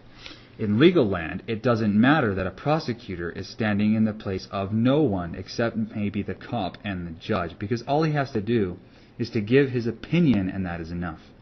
In legal land, the opinion of a bureaucrat is a substitute for facts. The irony is, when I present facts, they are labeled time-worn legal opinions. In Arizona, the cop signs the ticket as the complainant, allegedly representing the people. However, this is only an opinion, leading to the next question. Isn't that just an opinion? Depending on the answer, I could then ask, is there evidence, that is, facts, to prove this cop represents this group of people? This is also a yes or no answer. I could then follow up with, what evidence is that, and who provided it, if he answers yes. If no, then there is no evidence of a complaining party and no case. Any citations to law or the Constitution are non-responsive to the question because those are more political opinions. As subsequently shown herein, if the judge wants to rely on a Supreme Court opinion as evidence of jurisdiction, that's okay, as long as I can cross-examine those lawyers whose opinion he's relying on. I would then ask him again and also tell him a responsive answer is desired. I may even politely ask the judge if he knows the difference between a fact and an opinion. I asked a guy named Paul from the Temple, Arizona IRS office this question, and he got very upset with me and suggested I leave the building. I only asked Paul the question because every time I asked for facts an opinion was based on, he would say, "Mark, the courts have ruled. ... This is not a superficial or frivolous issue either. If it were, then bureaucrats would not get so upset and law dictionaries would not define both words. Fact, a deed, an act, that which is real, that which is true, an actuality, that which took place, not that which might or might not have occurred." Ballantyne's Law Dictionary, page 449. Opinion, an inference or conclusion of fact which a person has drawn from facts which he has observed. Ballantyne's Law Dictionary, page 893. Experience has shown this to be a very important issue. It's not unusual for lawyers, whether in suits, robes, or otherwise, in order to justify the most egregious facts, to label facts as opinions and call them frivolous. This is also a favorite tactic of so-called U.S. attorneys in tax cases. I have seen a statement such as, "We received form letter ... on May 24th, 2000 ... described by a lawyer as being nothing more than a frivolous and groundless legal argument. It's one thing for a lawyer to make such an absurd claim, but quite another when a judge accepts it. I worked on a tax court case where the IRS lawyer filed a motion to dismiss and claimed the required lettered statement of facts was missing from the complaint. This was her grounds to have the complaint thrown out. We replied by pointing out the lettered statement of facts was A through T, comprising pages 2 through 8. The judge agreed with his fellow lawyer by denying reality and threw the case out. The interesting thing is that, on appeal, the alleged missing lettered statement of facts was not mentioned at all by the IRS lawyers. Why didn't these lawyers defend their position on appeal? You have to also realize that this is not an isolated incident, and if lawyers can get away with this in a tax case, then they can get away with it in rape and murder cases. Defendant: Your Honor, I couldn't have shot President Kennedy. I was born in 1979. Prosecutor: Your Honor, I object. That's a frivolous legal argument and should be stricken. Judge: I agree, and any more of those frivolous arguments, and I'll hold you in contempt. I'm still amazed at some of the opinions state lawyers throw out. It's as if they'll say anything they want to and feel they can get away with regardless of how divorced from reality it may be. But remember, this is legal land where deleting, distorting, and adding to reality is standard operating procedure. One recent tax case involved an appeal. The main issue was the denial of confrontation. The witnesses were not permitted to testify because they were determined to have lacked personal knowledge of the facts. Although the testimony, so-called assessment, is inadmissible under the California Evidence Code of 702, this law has never hindered a bureaucrat from accepting a fellow bureaucrat's testimony. Despite being an incurable error, as upheld in State v. Hanley, quoting Brookhart v. Janus and Smith v. Illinois, stating, "Denial of cross-examination without waiver would be constitutional error of the first magnitude, and no amount of showing of want of prejudice would cure it." This group of lawyers, also known as an appellate court, wrote instead, we presume there were other FTB or Franchise Tax Board employees who provided or could have provided the requisite foundation for admission of the documents in question and could have shown how the proposed taxes were assessed by the FTB. Unbelievable, isn't it? As far as these lawyers are concerned, it's perfectly okay to deny cross-examination as long as they presume there were more witnesses you were also not permitted to cross-examine. Just exactly who are these alleged witnesses? Let's not leave out the fact the FTB previously agreed there were no other witnesses, and the court was obligated to resolve all presumptions against the Franchise Tax Board. Yes, Mr. Simpson, you were not permitted to cross-examine Cato, but that's okay because there were many other witnesses who testified that we never told you about that you could not cross-examine either. Now that's fair, isn't it? Still want your life in the hands of honorable lawyers? It's no surprise the three lawyers who decided this case did not want it published or even cited by their fellow lawyers, honorable or otherwise. To conform to reality, the above case should read, denial of cross-examination without waiver would be constitutional error of the first magnitude, and no amount of showing of want of prejudice would cure it, unless, of course, we presume there were other witnesses that were also not cross-examined. You see, sticking to the facts makes bureaucrats commit blatant errors like the ones I just cited. Again, this is because their MO is coercion and violence while maintaining a pretense of fairness. Can you imagine the riots that would have ensued had O.J. been convicted at his criminal trial and then the same appellate court?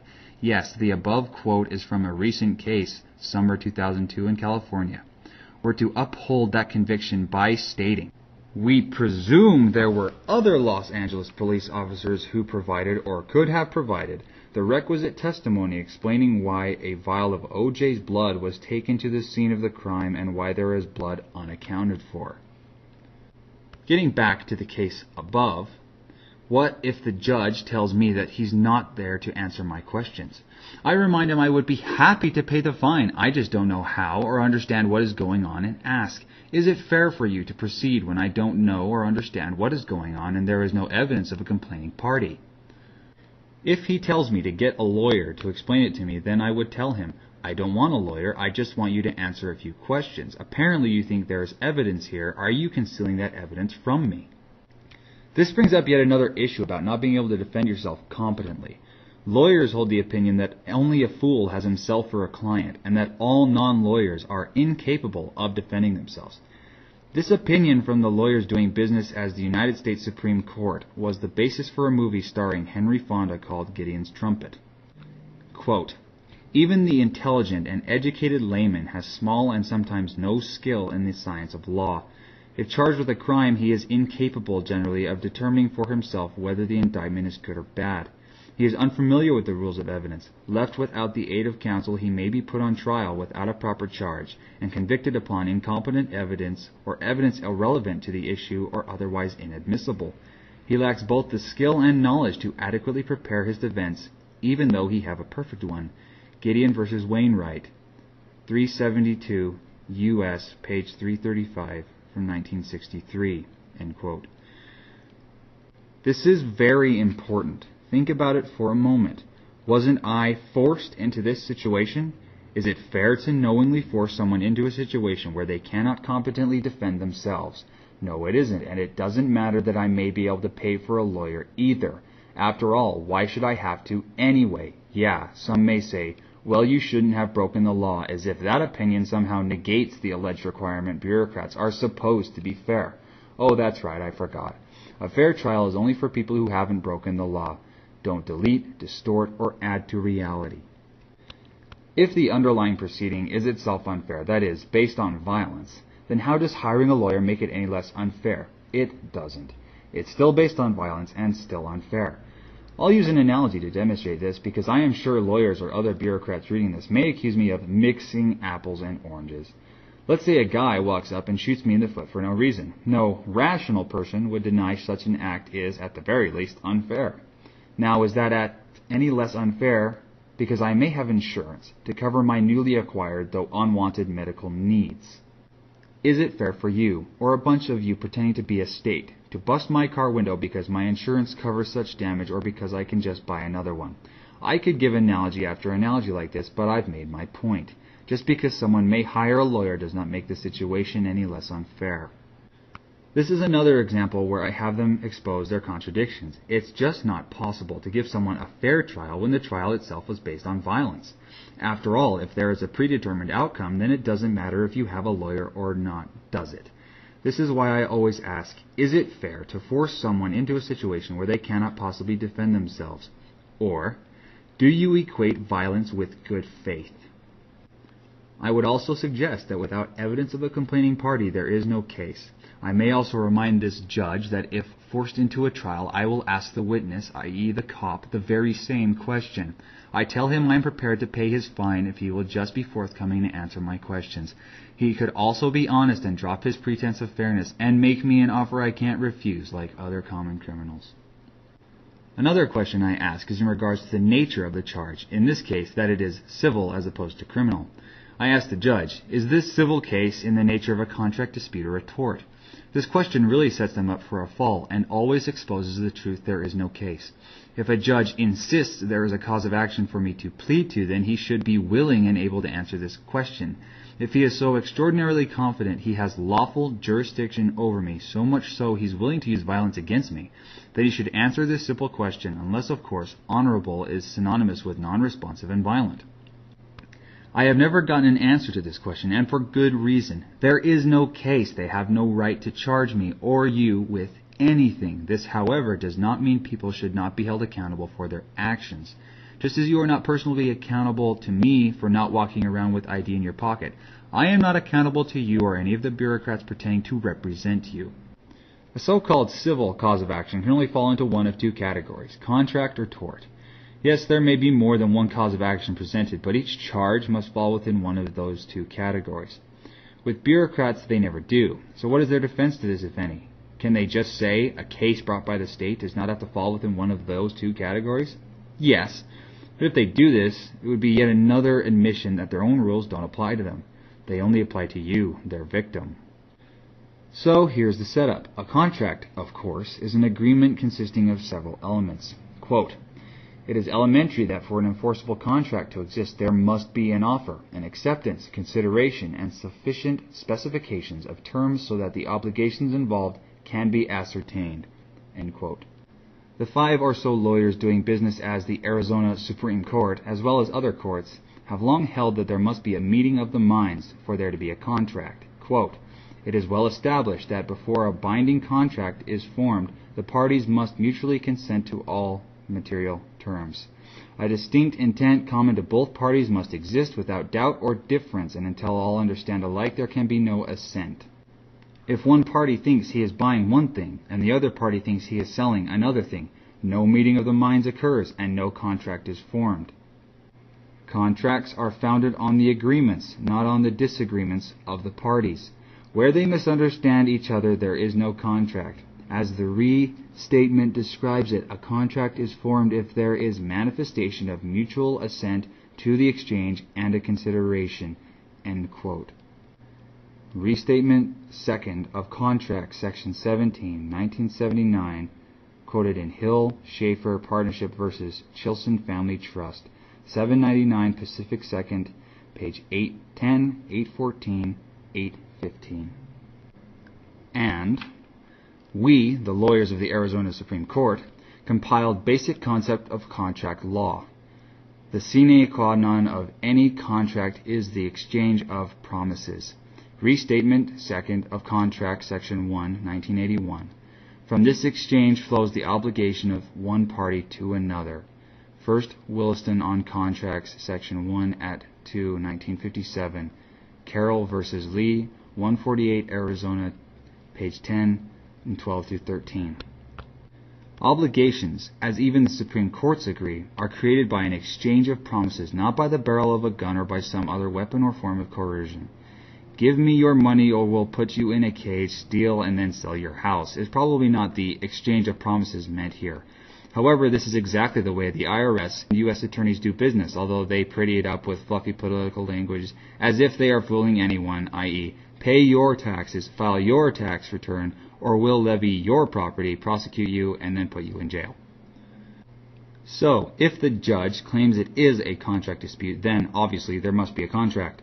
But in the lawyer's own opinion, to have a contract, there must be evidence of an offer, a meeting of the minds, an acceptance, and consideration. That alone contradicts the underlying violence of the proceedings. I don't know about you, but I have never freely consented to anything demanded or otherwise required by the men and women parading around as a so-called state.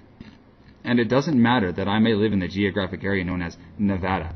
I see nothing in the above Supreme Court opinions indicating mere geographic location is an element of a contract. For example, I seriously doubt my neighbor is obligated to wash my car for no other reason than because he lives next to me.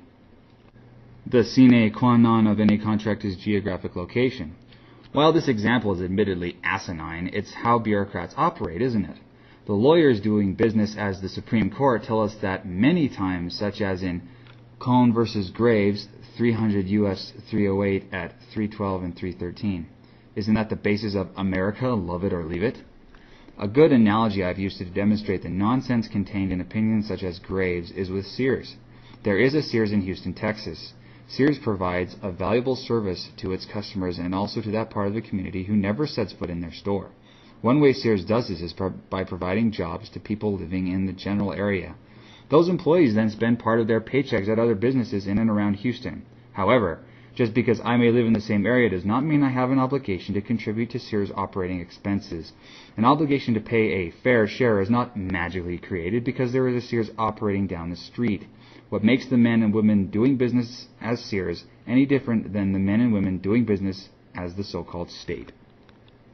Just because you drive a Dodge doesn't mean I have to. Just as important, just because I choose not to drive a Dodge or pay a part of Sears' operating expenses doesn't mean that I should have to move to another area or not be permitted to shop or just browse in Sears. It just means I don't want to drive a Dodge. That's all. It should not be taken as an affront to the other people in the area. Geographic location is not an element of a valid enforceable contract, not even in legal land. In order for a valid contract dispute to exist, there must be evidence of both a loss and a wrong. Damnum et injuria, loss and wrong, the two elements which must exist in combination as essentials of a cause of action. Ballantyne's Law Dictionary, page 304. Damage without wrong, loss or harm resulting to a person which is not the result of the violation of a legal duty. The practical sense of the expression is that there is no cause of action. Ballantyne's Law Dictionary, page 304. The Supreme Courts are pretty consistent here.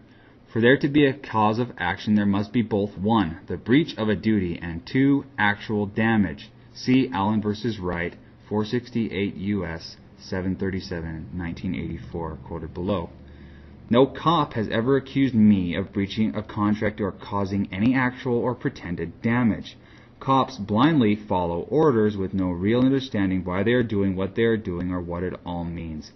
Judges appear to know this, and that's why cops are never permitted to testify beyond a certain point. In other words, this helps to conceal what is really going on, not only from you, but from the judge's partner in crime, the loyal cop as well. Despite this, I still ask my questions. If the question is answered, it never is, yes, there is a contract, then I would ask, is there evidence of a contract? And of course, if this question is answered with a yes, then I could ask, what is that evidence and where is it, so that I may examine it? The other side to this is a so-called tort. A tort is defined by lawyers as tort: a wrong independent of contract, a breach of duty which the law, as distinguished from a mere contract, has imposed, an injury or wrong committed either with or without force to the person or property of another. Ballantyne's Law Dictionary, page 1284. Notice lawyers think the law is more important than a mutually voluntary agreement. To really grasp the significance of this, read ahead at what a law is. A tort consists of two elements, the breach of a duty and damage. Here the duty is not created by a contract or an agreement, it's allegedly created by the so-called law. There is no damage to anyone if I travel without identification, so half of a cause of action is missing right there. What about this alleged duty I am supposed to have breached? The pretended duty created by law? I'm only interested in facts, not opinions. Facts speak for themselves, so I leave the legalese or the lawyerese to the lawyers to make sense of. So, factually, what actually is a so-called law, and where, when, why, and how did it create this alleged duty on me? Have you ever examined exactly what a law is? Before anyone can accurately claim or establish, beyond a reasonable doubt, a certain law created an obligation, or anything for that matter, you need to know what a law is first. Then you can examine exactly where, when, why, and how an obligation or duty was allegedly created. Think about this for a moment. If there was no law about having a so-called barber's license, then there could be no cause of action for cutting hair without one. The law itself is being used against me, and I'm supposed to be able to question all the evidence and testimony being used. The burden of proof includes proving the law created a duty beyond a reasonable doubt, or by a preponderance of the evidence in the case of a civil cause of action. Words are, of course, the most powerful drug used by mankind. Rudyard Kipling. So what is a law, or a so-called statute anyway? What is it, and why does it appear to have an almost hypnotic effect on most people? That hypnotic effect is probably due to the level of violence used to force compliance with it. But exactly what is it, and how and why does it allegedly create any obligation whatsoever? A law is an opinion backed by a gun. That's it, folks. That's all it is. The rest is just political window dressing, as I will show. For example, a statute is just another fancy word for a law. Even a judge's opinions are called the law. Lawyers call this decisional law. Lysander Spooner said it best, quote, "What then is legislation? It is an assumption by one man, or body of men, of absolute, irresponsible dominion over all other men whom they can subject to their power. It is an assumption by one man, or body of men, of a right to subject all other men to their will and their service. It is an assumption by one man, or body of men, of a right to abolish outright all the natural rights, all the natural liberty of other men, all other men, to make all other men their slaves, to arbitrarily dictate to all other men what they may and may not do, what they may and may not have, what they may and may not be. It is, in short, the assumption of a right to banish the principle of human rights, the principle of justice itself, from off the earth, and set up their own personal will, pleasure, and interest in its place. All this, and nothing less, is involved in the very idea that there can be any such thing as legislation that is obligatory upon those upon whom it is imposed." Close quote. Lysander Spooner's Natural Law, or the Science of Justice, a treatise on natural law, natural justice, natural rights, natural liberty, and natural society, showing that all legislation whatsoever is an absurdity, a usurpation, and a crime. Part first.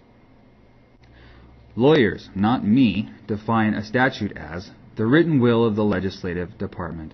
Ballantyne's Law Dictionary, page 1212. The lawyers doing business as the United States Supreme Court hold the same belief. See John P. King Company versus Council of Augusta, 277 U.S. 100 at page 102 to confirm. Simple observation shows us that factually a so-called legislative department is just men and women. If not, then what is a legislative department? Rocks, flowers, puppies, reptiles, raisins? It follows that a so-called law is just the written will of men and women. We should not forget this written will differs from mine in that I don't force my written will on anyone under any pretense of protection, and most assuredly not at the barrel of a gun. Does the law seem as sacred to you now? Don't confuse a political law with a natural law such as the law of gravity. The law of gravity is not the invention or whim of man, it's an observation. Just as important, when was the last time you were forced by another person to comply with the law of gravity? And why is that? Amazing, the earth rotates on its axis every day without a sacred act of Congress. In my experience, no judge has admitted or acknowledged the so-called law is just the written will of some individuals, even when he is made aware of it. Pay no attention to the man behind the curtain. That's why I request what is called judicial notice. I request that the judge take judicial notice. The statute I was charged with breaking is factually the written will of individual men and women. No judge has ever complied with this, despite the fact that taking judicial notice is mandatory under the rules of evidence. In Arizona and in the federal courts, it's Rule 201D.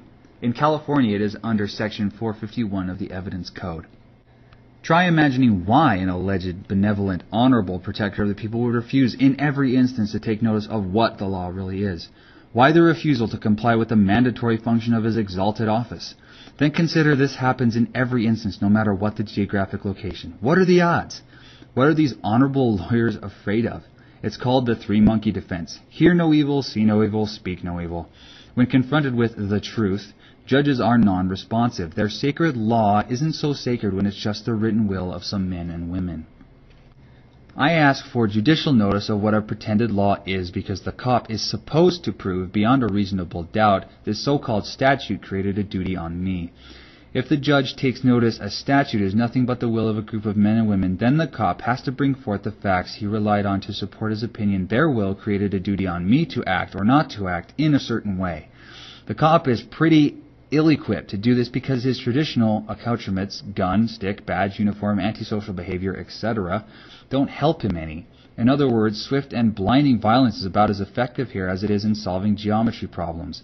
Maybe Congress can pass a law magically transforming everyone into a mathematician.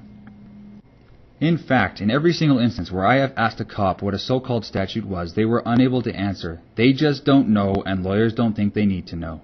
Yes, cops won't hesitate to kill you if they think you are a violator, but while they are killing you, they cannot tell you what you are allegedly violating. Has this created any reasonable doubt in your mind yet?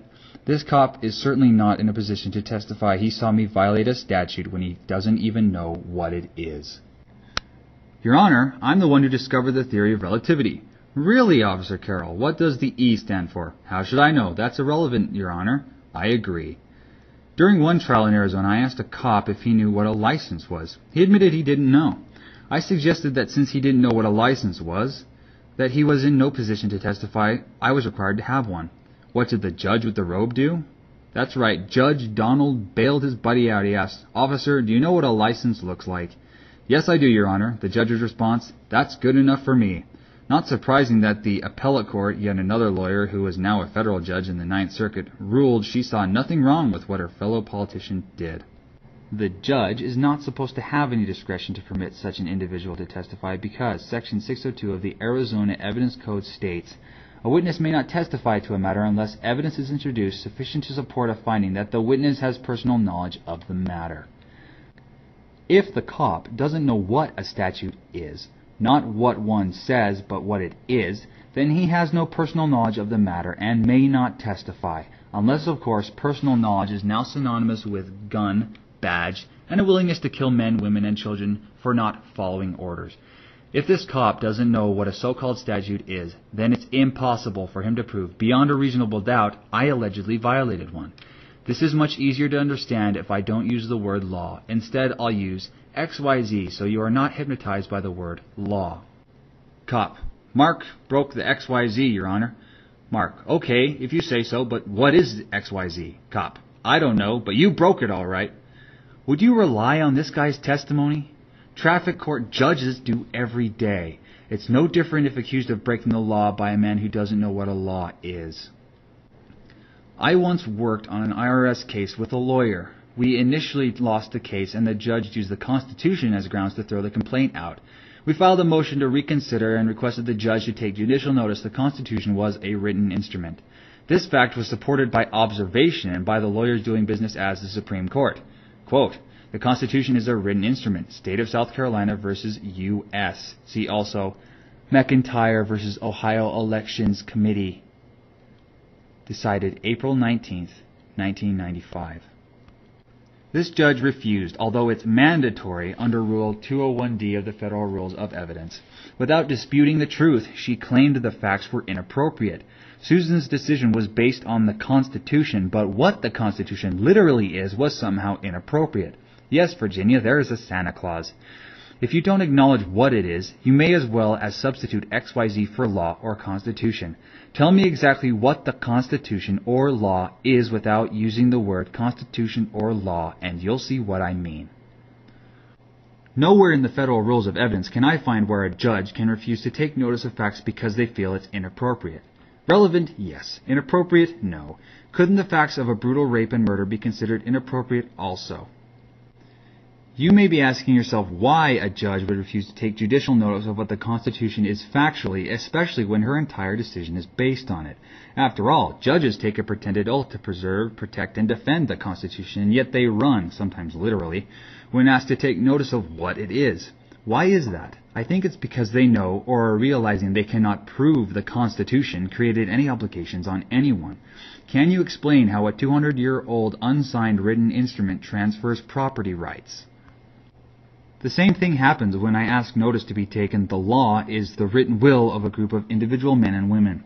Bureaucrats do not like talking about how and why what they call the law allegedly became obligatory, binding, or how and why it created some pretended duty they are accusing me of somehow breaking. It's as if they know it's not binding on me, them, or anyone else, and they are afraid of letting the cat out of the bag. Maybe cops would be less enthusiastic to kill in the name of the law if they knew it was just an opinion. I arrest you in the name of Ted Kennedy. I like to cut to the chase. I may ask, what facts are currently before you proving when, where, why, and how the written will of individuals ostensibly labeled legislature became obligatory on me? They are the ones who are supposed to prove their case beyond a reasonable doubt. How is that done without these facts? Can you just assume the law is binding?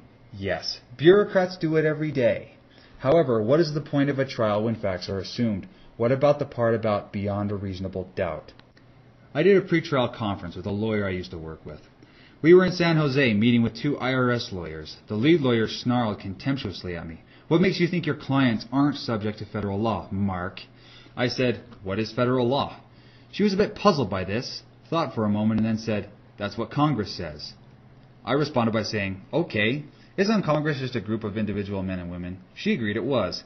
I then asked her, what facts do you rely on that my client is subject to the will of these individual men and women? She refused to answer, and her younger co-worker arrogantly stated, we don't have to prove anything like that, and the court will let us. I then said, okay, let me see if I have understood your pretrial position correctly. You are saying, we're the IRS, and we can do and say whatever the hell we want, not to have to prove a damn thing, and the court will let us get away with it. Is that right? She refused to answer, and they wound up refusing to return any of our discovery materials, including refusing to attend depositions. That, however, is typical when the opposition has no case. You see, bureaucrats believe they don't have to prove the law that they ram down people's throats is actually binding on anyone in any way. Beyond a reasonable doubt? Who are they kidding? Bureaucrats don't believe they have to prove their law is binding at all. They believe their fantasy is real, and if it's questioned, then the person who has the temerity to ask is labeled a wacko or being in an alternate reality. And I agree in regards to the alternate reality. My reality is based on tangible facts, and a bureaucrat's reality, legal land, is based on opinion heard from honorable lawyers and other bureaucrats. This is all just a normal, everyday part of legal land. Bureaucrats only need to hold an opinion and a gun, and that's all. What is more, their opinion the law is binding and or applicable is a sacred cow, quite literally immune from challenge. The rules of evidence, confrontation, and fairness be damned. And why is that? Yes, lawyers spew forth nonsense such as the courts have long held in defense of their adversary system. Of course, who wouldn't defend their own business? However, legal opinions are not facts. I once had a former IRS district counsel tell me over the phone that if I were a lawyer, I would be disbarred for challenging a revenue agent's opinion the law was binding. disbarred for challenging a witness's testimony. And why is that, Mr. Former District Counsel? You guessed it, control, to keep the truth from getting out. The truth being the law binds no one. What would happen if just 100,000 victims of bureaucratic attacks challenged this legal opinion? Think about it. It's only an opinion. Confidence would collapse. This is why a lawyer representing the IRS told me a revenue agent's legal opinions, collectively known as a notice of deficiency, were irrelevant to whether the notice was correct. Apparently the whole is not equal to the sum of the parts. In other words, his legal opinions, including the one the law created a so-called tax liability, were irrelevant to whether the asserted tax liability was correct. That's the equivalent to convicting a man of rape on nothing more than cop. He did it, Your Honor. Honorable lawyer. And how do you know this? Lawyer. Your Honor, I object. That's wholly irrelevant to whether this idiot is guilty or not. This man is a cop, and his official opinion is more valuable than that of an accused rapist. I was in an informal conference with individuals claiming to be a Department of Revenue in Phoenix. I handed the revenue agent her so-called notice of proposed assessment and asked her if everything on there was true and correct. The response? She and her comrades vehemently refused to answer the question. However, I think rational people would agree that she did answer the question by her actions. But why would people so extraordinarily confident in their so-called assessment refuse to answer this question? Some may argue that whether the law is binding is somehow irrelevant to whether a tax liability is created, that a revenue agent's or cop's legal opinion should not be challenged as any other witnesses would be. I will briefly demonstrate why this is irrational and inconsistent with the very system facilitating the attack. Real crimes do not depend on the existence of a law to prove they were committed. I'll compare tax evasion with a real crime. Section 7201. Attempt to evade or defeat tax. Any person who willfully attempts in any manner to evade or defeat any tax imposed by this title or the payment thereof shall, in addition to other penalties provided by law, be guilty of a felony and, upon conviction thereof, shall be fined not more than $100,000, $500,000 in the case of a corporation, or imprisoned not more than 5 years, or both, together with the costs of prosecution. Title 26, United States Code. Notice this pretended crime depends entirely on the existence of some so-called title or law. Without this so-called law, there is no crime. The same is true of the affront to humanity called failure to prove ID. Aren't crimes supposed to be proven beyond a reasonable doubt? Isn't the applicability of the law an essential element here? Can this legal opinion then be assumed by a non-lawyer, gasp, and not to be subjected to challenge? I guess proven beyond a reasonable doubt means spewing forth incomprehensible legal opinions. However, now compare 26 U.S.C. 7201 with a real crime. 13-1102, negligent homicide classification. A person commits negligent homicide if with criminal negligence such person causes the death of another person. B, negligent homicide is a Class 4 felony, Arizona Revised Statutes. Proving a person caused the death of another person is certainly possible without this so-called law. Person A pointed a gun at person B's head and fired, ... Try making a case for tax evasion without a so-called tax code. Let's see, person A earned $50,000 a year and put it in his pocket. Yeah, some crime. Shoot the bastard. He doesn't deserve a fair trial. Just in case anyone thinks I am advocating or believe people should not be held accountable for their actions, consider all I am doing here is using the so-called system against itself. I am pointing out the contradictions and inconsistencies. If some revenue agent forms an opinion, then that opinion is supposed to be subject to challenge, and it doesn't matter what the subject matter of the opinion is. For goodness sakes, even expert witnesses are subject to cross-examination. If you aren't supposed to challenge a revenue agent's legal opinions, then what is the point of having a tax court? If proving the law is binding is not relevant to proving tax evasion beyond a reasonable doubt, then a bureaucrat could jerk some poor soul out of Fiji and convict them. In simpler terms, you could be convicted of not getting a dog license despite not having a dog. But, Your Honor, I don't have a dog. That's irrelevant. The statute requires every person to get the license. Then again, a dog without a license is a nullity. Wait a minute, I think they may have something here.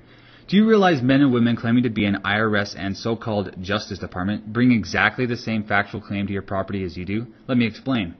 You acquire $100,000. To prove you have a right to the money, you put forth the following facts. You entered into a mutual voluntary agreement with another man to trade services. This agreement was carried out in New York. The IRS then claims $39,000 of it is theirs. What facts do they rely on to support this legal opinion? That's right, you acquired $100,000 in New York. Exactly the same set of facts to support your claim. Everything beyond that is political mumbo-jumbo. And don't forget the New York State bureaucrats also lay claim. Think about this. Whether the law is binding or not is really a jurisdiction or control issue, so I like to ask. Except for coercion, exactly where, when, why, and how was your control over my life acquired? There is never a responsive answer to this question. How does the judge maintain a pretense of fairness when he refuses to inform me of the nature and cause of the charges and proceedings? All I want to do is pay the fine and leave. Why doesn't he just let me? There are times when there was a release bond I was going to assign over for the fine and they have refused to let me. They were already paid and yet they still refuse to inform me of the nature and cause of the charges and proceedings. What does that tell you? Also consider I haven't disagreed or argued with them in any way. On the contrary, I've agreed with him. He has control and I want to pay him. I only want to know how jurisdiction was acquired. What's the problem? Why would a judge refuse to answer a few questions and take the fine? I was once with a guy who put the checkbook right where the judge could see it. It was right on the bench, and he told the judge he was going to write a check for the fine because he didn't want a trial. This judge not only got extremely upset, he called in the police to have us arrested. While our complaint about this was ignored, years later, the Arizona Supreme Court censured him for having an anger problem. Who would have thought? A judge cannot be honest about what's going on because he's the main player in this vicious scam. He has to put on the pretense. His dog and pony show called a trial is to provide the illusion of legitimacy. That is why he will not tell me what is really going on and just take his blood money. He cannot just be honest and say your money or your life like other criminals. He probably knows the people waiting behind me would run out of there as fast as they could if he did. What if the judge is non-responsive by citing a Supreme Court opinion as an answer to how jurisdiction was acquired? I would say, really? Okay, since you are relying on that opinion as if it's evidence, can I cross-examine the lawyers who wrote it? I say this because the judge is relying on the legal opinion of his fellow honorable lawyers, so I'm supposed to be entitled to cross-examine those lawyers too.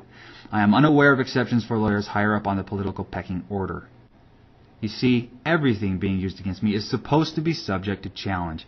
If the judge wants to order the lawyers doing business as the Supreme Court to appear as witnesses against me, who am I to complain? If he doesn't want to order them to be cross-examined, then he shouldn't be trying to substitute their opinions as evidence against me. The rules of evidence are pretty clear and standard around the geographic area commonly referred to as the United States. 2 rules from Arizona and the federal rules are as follows. Quote, a witness may not testify to a matter unless evidence is introduced sufficient to support a finding that the witness has personal knowledge of the matter, end quote, Arizona Rule 602. Quote, who may impeach?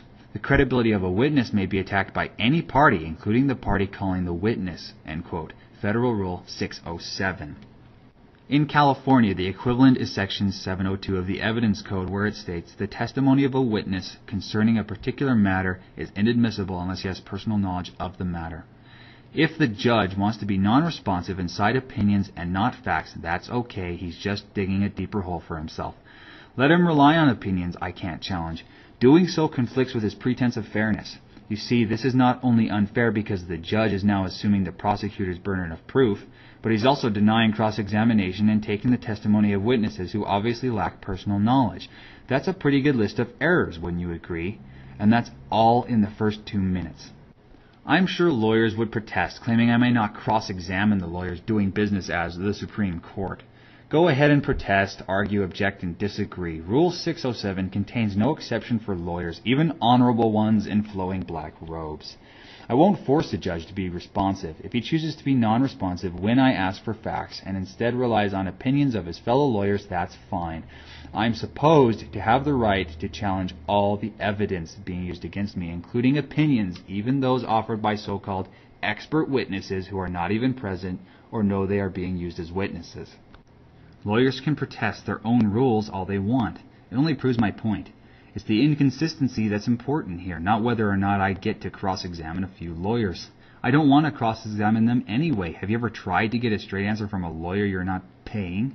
Besides, I have productive things to do. It just isn't fair for a judge to use opinions as evidence against me while at the very same time denying challenge. It only goes to show that there are no binding rules for bureaucrats because they just don't follow rules. Just like peeling back the layers of an onion, the more you examine what these people say and do, the more it falls apart under its own dead weight. Men with guns who have no respect for human life typically have no use for rules either. So, in regards to this, I just want to mention another political lie. Yes, I know that's redundant. Before I move on, a well-known opinion is the Constitution allegedly established a government of law, not of men, and a so-called limited government and the rule of law. This is statist propaganda to the hilt, and I'll show you why. Regardless of what the Constitution may say in any other clause, the only important one is the necessary and proper clause, because this clause effectively negates the rest of that document. You want to know why? Because necessitas non habet legem. Necessity has no law. Ballantyne's Law Dictionary, page 837. This definition, and the fancy Latin that lawyers will sometimes spew forth in order to confuse you even further, reminds me of many a traffic court judge. Necessitas vincit legem. Legum vincula erudit. Necessity supersedes law. It laughs at the fetters of the law. Ballantyne's Law Dictionary, page 837. Yes, when confronted with rules such as 602 and 605 of the evidence rules, judges laugh at the law and do whatever they want while sneering, "You can appeal." Don't believe me? Try it and you'll see. Yes, these lawyers laugh at the very law they ram down our throats. Can you use necessity as a defense when charged with one of their pretended crimes? Still think they represent you? As it turns out, the rule of necessity is a convenient political or statist way of saying bureaucrats can do whatever they want, and the alleged law, such as the Fifth Amendment, is just not applicable. A great example is in the Arizona rules of the Supreme Court. The so-called supreme law of the land is that if forced into court, you are supposed to get a fair and impartial trial, or your life, liberty, and property are not supposed to be taken away from you. This is commonly known as due process, Fifth Amendment, or having your day in court. This, however, is just not consistent with the facts. The term due process, as it turns out, is very, very misleading. If you look at the Arizona rules of the Supreme Court, Rule 81, Code of Judicial Conduct, the judge's ethics rule, I know that's an oxymoron. The commentary for Canon 3E1 says, by decisional law, the rule of necessity may override the rule of disqualification. What this actually means when you strip away the lawyerese is a judge's opinion is more important than his following the rules and giving you a fair trial, such as recusing himself as your judge whenever he is asked to rule on any cause about which his impartiality might reasonably be questioned. To recuse means to disqualify himself, i.e., to step down from the bench, that seat that he sits on behind a big wooden table 4 feet off the floor, so that another judge can replace him. In essence, it means, by decisional law, the rule of necessity may override the rule of law. If you cannot receive a fair trial, then they are not supposed to put you on trial at all, or take your life, liberty, or property away from you. However, lawyers and bureaucrats are not in the fairness business. That's why they completely disregard the so-called law whenever they feel like it by using what they call the rule of necessity, their idea of necessity. Whether you believe it or not will not change the reality there is no such thing as a government of laws, not of men. This is because the law itself is nothing more than an opinion by one man or a body of men, as Spooner put it, backed by a gun, and this includes so-called decisional law, as lawyers call it. A government is a group of men and women doing business under physical violence under the political banner of necessity. Their opinions are just political window dressing to conceal that violence. Go ahead, conduct your own law library or internet search of Supreme Court opinions using the keyword necessity, and you will find the most egregious acts of violence that have all been justified by what they say was necessary. Cop: we had to kill him, Your Honor. Judge: and why is that, Officer Mitchell? Cop: it was necessary to get his car away from him. Judge: was he engaged in or wanted for a crime? Cop: no, but I hardly think that's relevant, Your Honor. Judge: neither do I. The fact that the laws and the rules of the court do not apply to bureaucrats is shown every day by the judges themselves if the right questions are asked in traffic court. Sometimes you can see this for yourself even if you don't ask the right questions, just by having a basic understanding of what is right and fair. The issue of how the judge acquired jurisdiction control is just one, but is very important, maybe even the most important. Jurisdiction is supposed to be an element of a so-called crime and a cause of action. The burden of proof is supposed to be on the party asserting it, and in a criminal case, the burden is beyond a reasonable doubt, while in a civil case, it is supposed to be by a preponderance of evidence. Supposed to be. Remember, this is legal land, where nothing is what it's supposed to be. Well, it's bad enough if the judge assumes jurisdiction on behalf of the alleged complaining party, but it's an insult added to injury to also use an opinion against me I cannot challenge. I would therefore ask, is the use of opinions I cannot challenge factually consistent with the confrontation clauses? Using so-called evidence not subject to challenge is not a trial in any sense of the word. For the lawyers out there, do not mix apples and oranges here or accuse me of doing the same. This is not to say an issue of so-called law may not be settled by citing an opinion of the Supreme Court. On the contrary, this is an issue of evidence and facts, not of law. It's also an issue of being responsive to a simple question. I should not be given an opinion when I ask for the facts. Some may ignore that I asked for the facts and say it's well-settled law that the judge has jurisdiction. It is also well-settled law that you're supposed to wear a seatbelt, so why have a trial at all when the charge is failure to wear a seatbelt? Come to think of it, if I have to accept opinions without challenges, then what is the point of having a trial under any circumstances? If it's so well settled, then why not repeal civil rules such as 12b-6, one of the motion to dismiss rules? If it's such well settled law, then why do U.S. attorneys always file motions to dismiss when someone sues the IRS? The judge is supposed to be impartial and independent, not in my opinion, but in their opinion. This is so-called independence would be subverted if he is assuming jurisdiction for a party. This will be discussed in greater detail below. As stated earlier, a cause of action is supposed to require the breach of a duty resulting in damage. So I may ask, am I being accused of breaching some duty? If this is answered, then the answer would most likely be yes. I would then ask, where, when, why, and how was this alleged duty created? Keep in mind, this presupposes the judge has answered whether or not this civil case was a contract dispute or a tort. Chances are this question will not be answered. Most questions are not answered. Maybe honorable lawyers do not feel the need to condescend to my non-lawyer level to answer a question. I would also ask, was this alleged duty created by coercion? If that alleged duty was created by coercion, then why not also impose the duty to pay the fine by coercion and skip the pretense? Why not be consistent? As previously stated, bureaucrats have most people blindly accepting their pretended laws so they don't have to worry about non-compliance. However, in a democracy based on the rule of law and not men and other such legalistic gibberish, the pretense of a fair trial must be maintained in order to keep those very same people fast asleep regarding the true nature of their so-called system, so they will continue to go on blindly obeying and paying. After all, if a duty can be created by coercion, then how can the crime called armed robbery even exist? For example, you walk into a bank with a machine gun, you fire off a few rounds and inform every employee in the bank that they will die if you don't get all the money stored away inside of their bank. If legal duties are created by coercion, then the people in that bank would have a legal duty to comply, now wouldn't they? If it is, then where's the crime? In fact, what is really crazy here is if the bank's employees refuse to comply, then they've committed a crime and not the guy with the machine gun. In legal land, such heinous crime by the bank employees is called tax evasion. In legal land, violence is honorable, and not complying with that violence is the crime.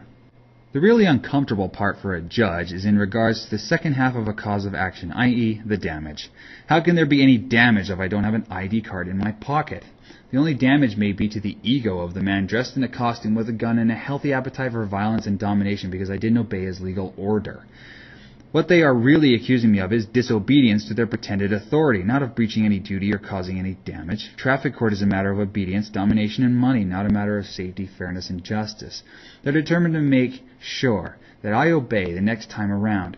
This is proven by looking at their own so-called law. I can always rely on contradictions when dealing with bureaucrats. A great example in Arizona is found within their so-called constitution.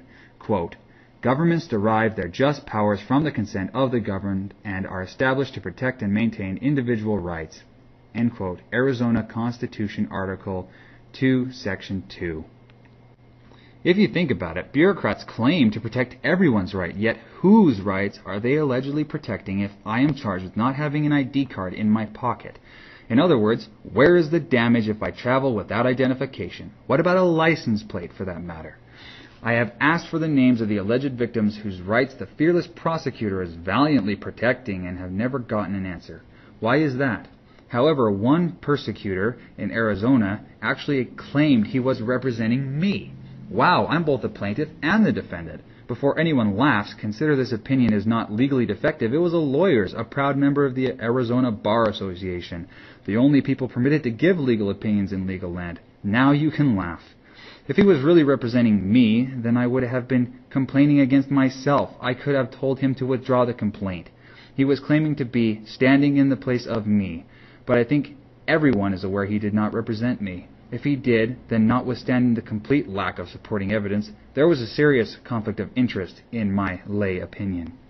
I hardly think that any lawyer, or cop for that matter, could produce any evidence that I, being in Phoenix, have obligations to people in Parker, Arizona, hundreds of miles away. To date, all have refused to try. No, instead, they leave that burden for their exalted partner, the judge, to decide. All that means is that the judge bails them out because the judge can call his little army of non-discretion exercising henchmen, bailiff, cop, deputy, etc., to throw me in a cage for humans with a so-called command, mandate, decree, or order. It's even more difficult, if not impossible, for these bureaucrats to provide the actual rights they are courageously protecting or redressing in a traffic case. I'll elaborate. Bureaucrats allege we have a right to life, liberty, and property.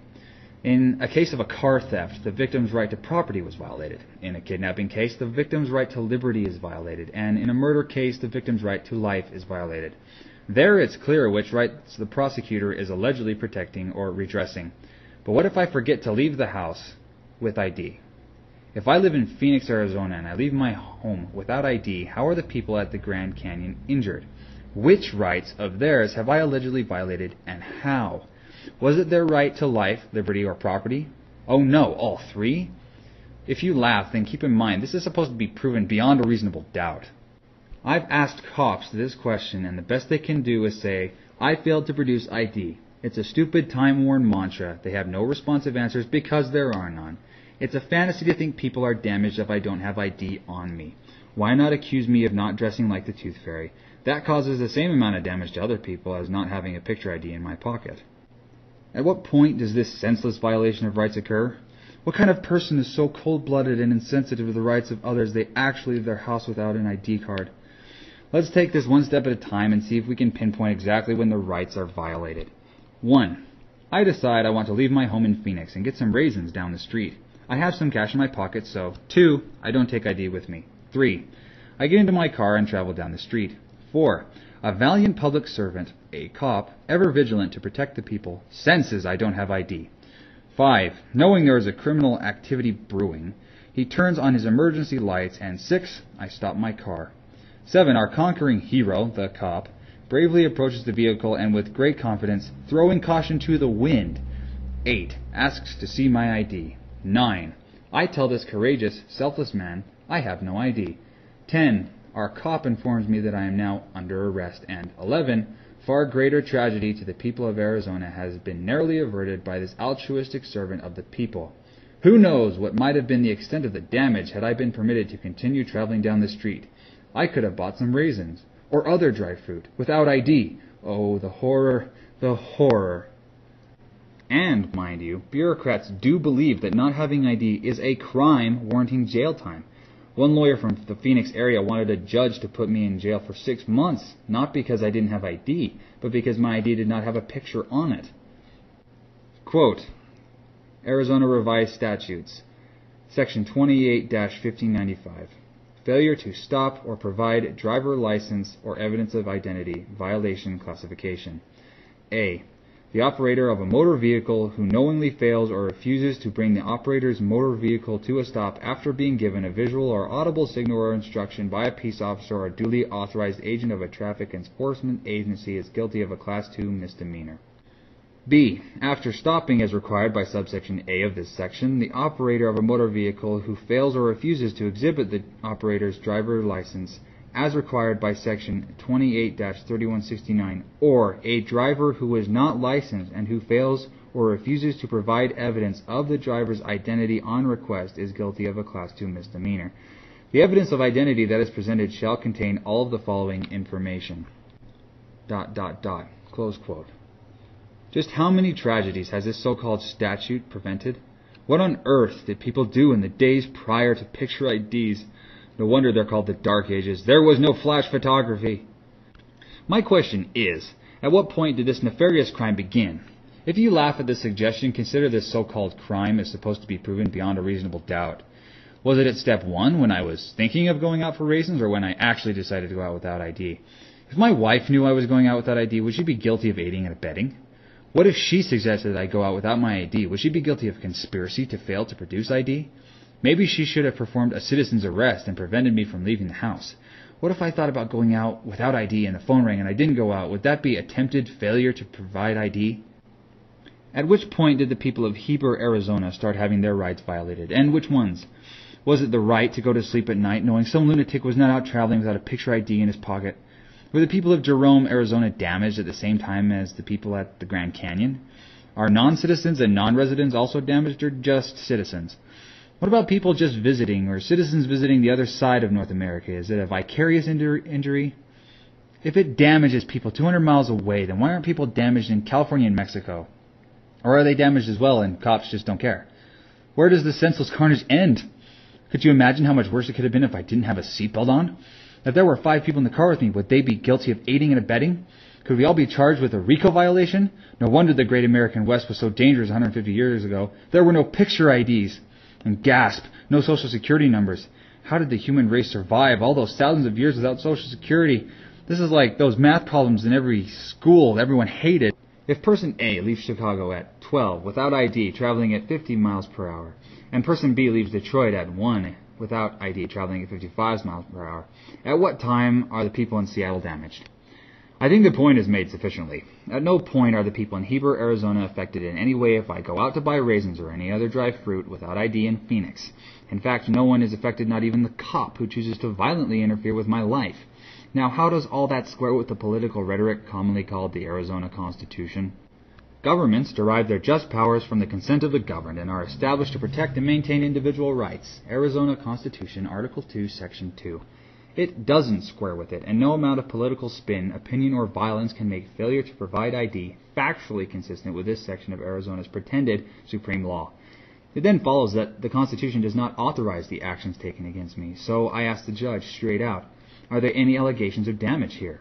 More likely than not, if any duty is claimed to be breached, then it was created by coercion, i.e. violence, and there is no damage.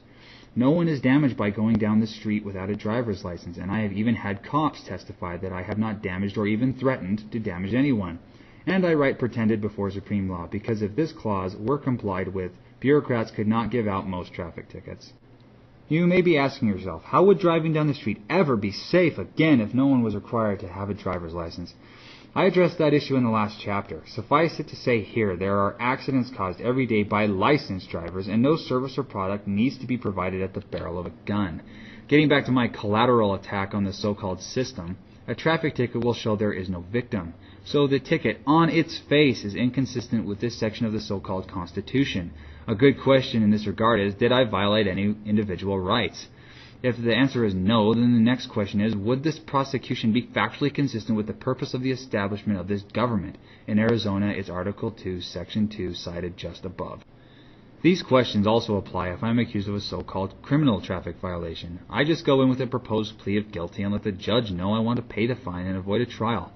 I just have a few questions I want to ask before paying that fine so I know what is actually going on. In criminal cases, I'm supposed to be informed of the nature and cause of the charges and the proceedings against me. This will usually not happen, though. Bureaucrats want money they have not earned, and they are not interested in fairness. They tend to act as though my alleged right to be informed is a nuisance. Bureaucrats are not in the fairness business. They're in the control, power, and money business. They crave attention, irresponsibility, glory, and domination. To the man who only has a hammer, everything he encounters begins to look like a nail. Abraham H. Maslow. Chapter 8. What role does the judge really play?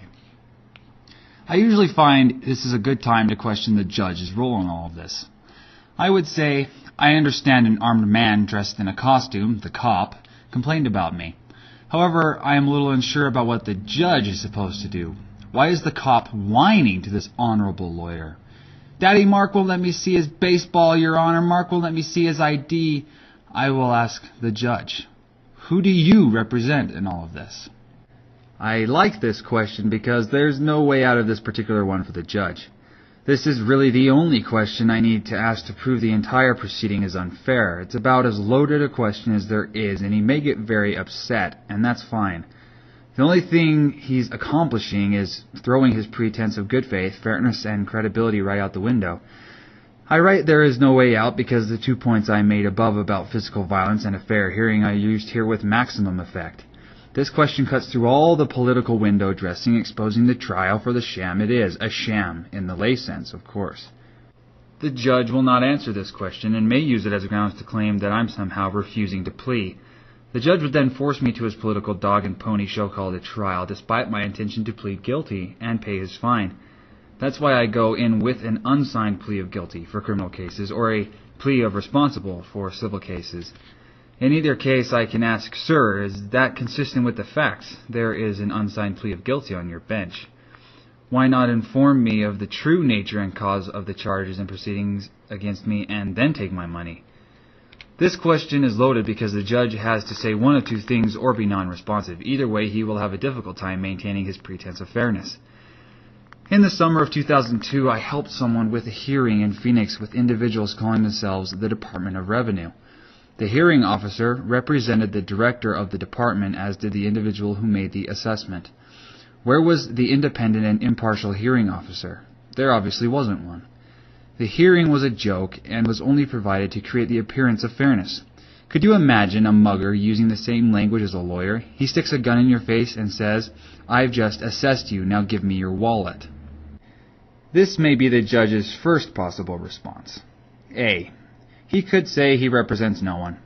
There is almost no chance a judge will say he represents no one. However, if he does, then I would ask, so you are here on your own authority? A yes or no will do. Now things start to get really tough for the judge. The only ways out of this are to throw out this inane charge or start screaming something about contempt. What are the implications for an honorable lawyer if he claims he is there on his own authority? The premise bureaucrats, such as a judge, put forth and need to be accepted is they represent the people of the state as authorized by the Constitution. If he claims he represents no one and is there on his own authority, then this false and erroneous premise is destroyed by his own admission because the judge is appearing pursuant to the Constitution while not appearing pursuant to the Constitution.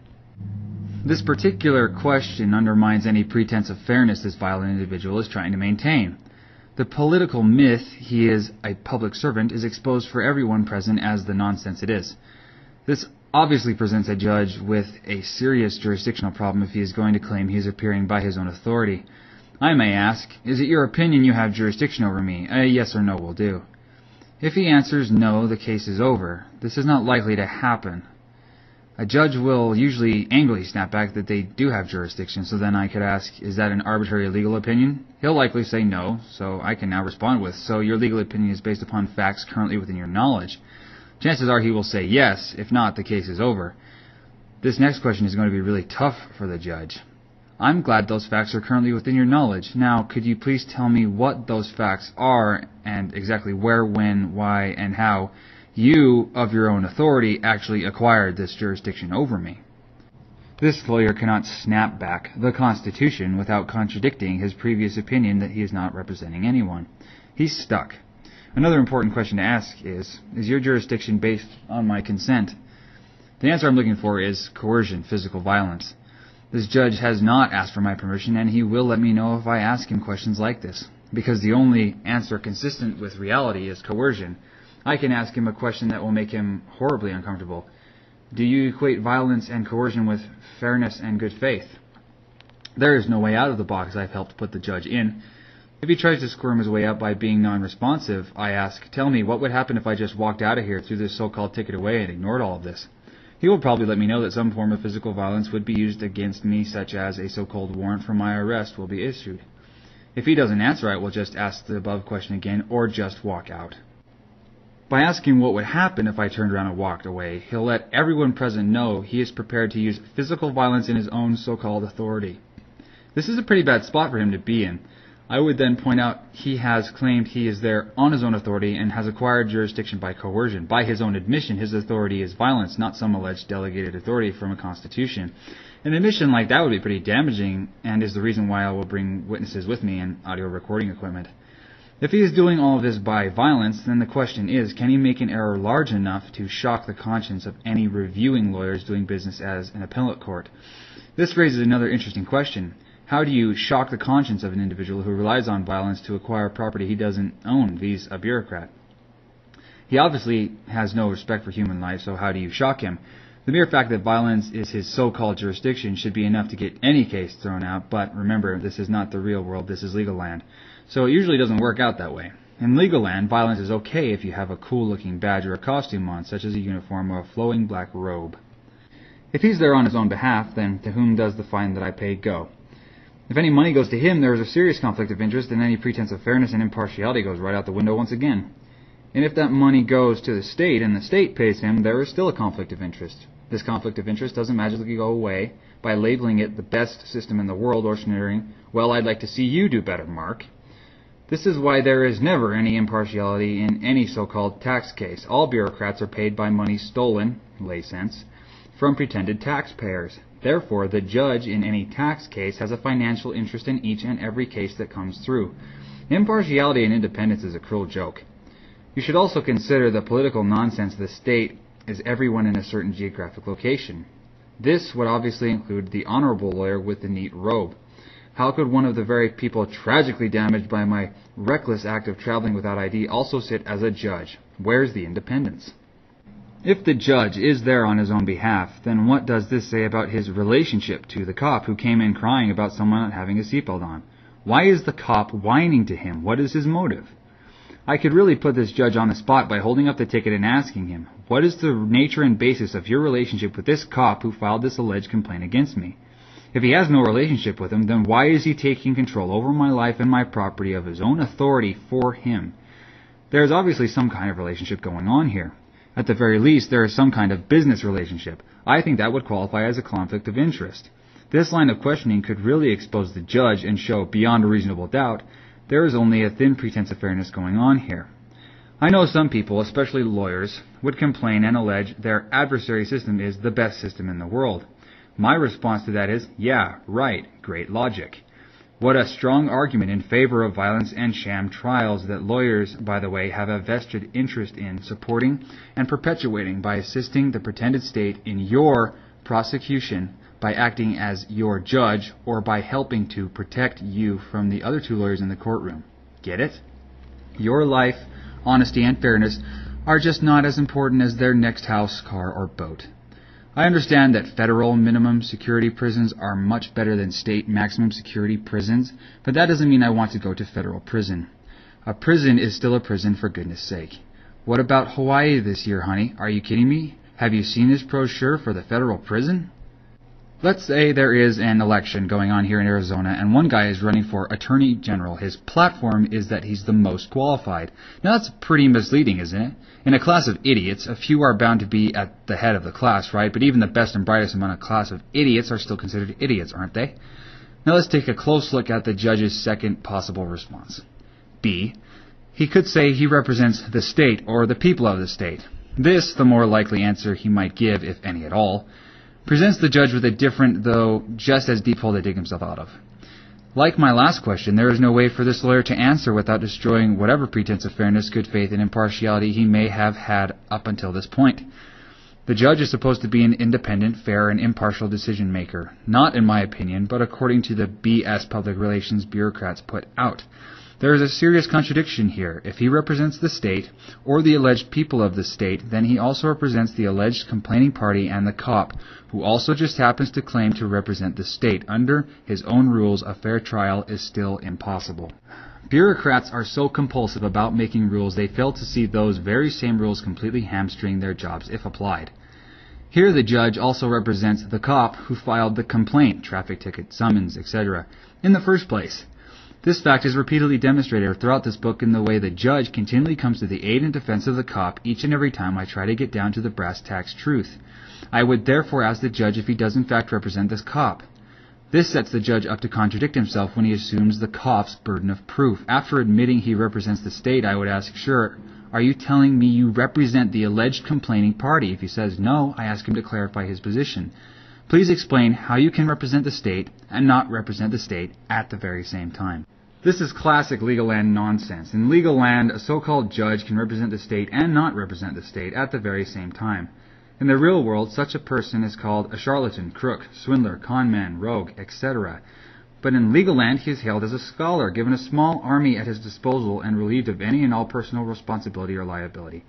Just check your local judge's ethics rules. In all probability, there is absolutely no criminal or civil liability attached to their errors. In legal land, judges do not commit crimes. No, these honorable lawyers commit errors. Just a harmless error, even if you spend time in prison getting gang raped. Judges only have their fellow judges looking over their shoulders, who themselves determine what discipline is to be exercised against any one judge that someone may have complained about, if any. They call this sovereign or judicial immunity. It sure feels good to be the king, doesn't it? Another question is this. Sir, seeing how you represent the alleged complaining party as well, could you please explain when, where, why, and how I'm supposed to get a fair trial under these circumstances? I may also ask when the impartial decision-maker intends on appearing and why the plaintiff's, the state's lawyer, is conducting the so-called arrangement. I would also ask why the plaintiff, the state, requires 2 lawyers. I then remind the judge I'm not a lawyer and don't want a trial, I just want to pay the fine. Before doing so, I just want to know what is going on before I pay, unless of course informing me of the nature and cause of the charges and proceedings is a nuisance. If he still refuses, I ask him, why should I enter a plea when there is no evidence of a complaining party, and you will not answer a few simple questions and inform me of the nature and basis of the charges and proceedings against me? The judge will not be able to maintain any consistency with such questions. If he refuses to answer who he represents, I ask who pays him. The judge wants, no, needs to make it look as if the Constitution, an unsigned written document, allows him to hold me there against my will. As if a piece of paper can authorize anything. Paper and ink does not authorize anything, people do. The paper and ink is only to record their will and intentions. Notwithstanding that, such a position is consistent with his opinion he represents the state, and here the state is also the alleged complaining party. This lawyer represents both the state and the pretended plaintiff, the alleged complaining party, the same so-called state. Get it? In the real world, this is not called justice. This is called crazy or just plain nuts. Not only is this nuts, but this presents a serious conflict of interest under their own so-called ethics rules, if you can even imagine for a moment that a so-called judge actually has any ethics rules under these bizarre circumstances, enumerated both above and below. A. There is no independence. Judicial independence is a very popular myth. There has never been an independent judiciary in U.S. courts. If the judge represents the plaintiff, then this is inconsistent with his ethics code mandating independence. An independent and honorable judiciary is indispensable to justice in our society. Arizona Rules of the Supreme Court, Rule 81, Canon 1. B. There is impropriety. This is obvious. A judge shall respect and comply with the law and shall act at all times in a manner that promotes public confidence in the integrity and impartiality of the judiciary. Canon 2, Arizona Rules of the Supreme Court. This is ridiculous for several reasons. The judge's own rules permit him to suspend whatever rules he wants, such as Appellate Rule 3 in Arizona. Another is the violence. How is confidence promoted by violence? Yes, I'm confident this honorable lawyer will have me killed if I don't play along with his fantasies. Last, where's the impartiality when the judge is a complaining party? C. There is no impartiality. Again, this is obvious. A judge shall perform the duties of judicial office impartially and diligently. Arizona Rules of the Supreme Court, Canon 3. This is impossible when he represents both the pretended plaintiff and also the defendant at certain times. D. There is no disqualification. This is a big one, and I will quote much of their canon here. A judge shall disqualify himself or herself in a proceeding in which the judge's impartiality might reasonably be questioned, including, but not limited to, instances where the judge has a personal bias or prejudice concerning a party or a party's lawyer, or personal knowledge of disputed evidentiary facts concerning the proceedings. A judge shall disqualify himself or herself in a proceeding in which the judge's impartiality might reasonably be questioned, including but not limited to instances where the judge served as a lawyer in the matter in controversy, or a lawyer with whom the judge practiced law within the preceding 7 years served during which association as a lawyer concerning the matter, or the judge has been a material witness concerning it. Canon 3E. Now, I'm no lawyer, but a judge representing the plaintiff, the state, is a conflict of interest, at least in the lay sense. The judge's representation of the pretended plaintiff is acting as a lawyer and is precluded by their own rules. Not to worry though, this is legal land, so the rules, even those that specifically apply to the judges, don't really apply. They are only PR, public relations, to dupe you for pretense. Yes, the rules apply and they don't apply at the same time. The judge's representation of the plaintiff destroys any perception or illusion of fairness, and fortunately their victims don't have to go to law school in order to see that. This also violates at least 4 of their own ethics rules, and that doesn't include their statutes and constitutions. And here I was only being accused of not providing ID. Remember the old lollipop commercial? How many crimes does an honorable lawyer have to commit to convict someone of not carrying ID? This brings us back to what was written earlier with regards to the rule of necessity.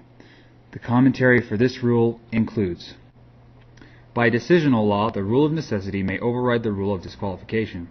Whenever bureaucrats feel it's necessary to disregard their own ethics rules, they will do so, even if this means failing to disqualify themselves over any cause over which their impartiality might reasonably be questioned. Would that be legal anarchy? And as we have seen, this happens all the time. Yes, in their legal minds, it is absolutely necessary to deny me any pretense of fairness so they can steal, lay sense, my money and valuable time.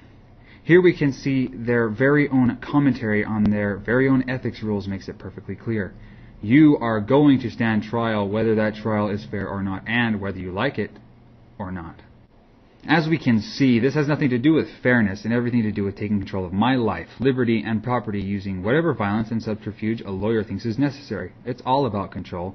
It's all about obedience. No rational lay individual could read the judge's own commentary on necessity and still claim there is a government of laws, not men. Unless, of course, laughter is their objective. Lawyers can and will claim there is a government of laws, not men, because lawyers will have you believe anything. That's their job, even if the lawyer himself does not personally believe the nonsense he is trying to put over on you. I have spoken to many lawyers and know this to be true. One in particular works for the so-called Attorney General in California. This lawyer told me he would defend a revenue agent's actions that were contrary to his professional legal advice. Let me clarify. This lawyer could advise his client not to do something because the act was illegal.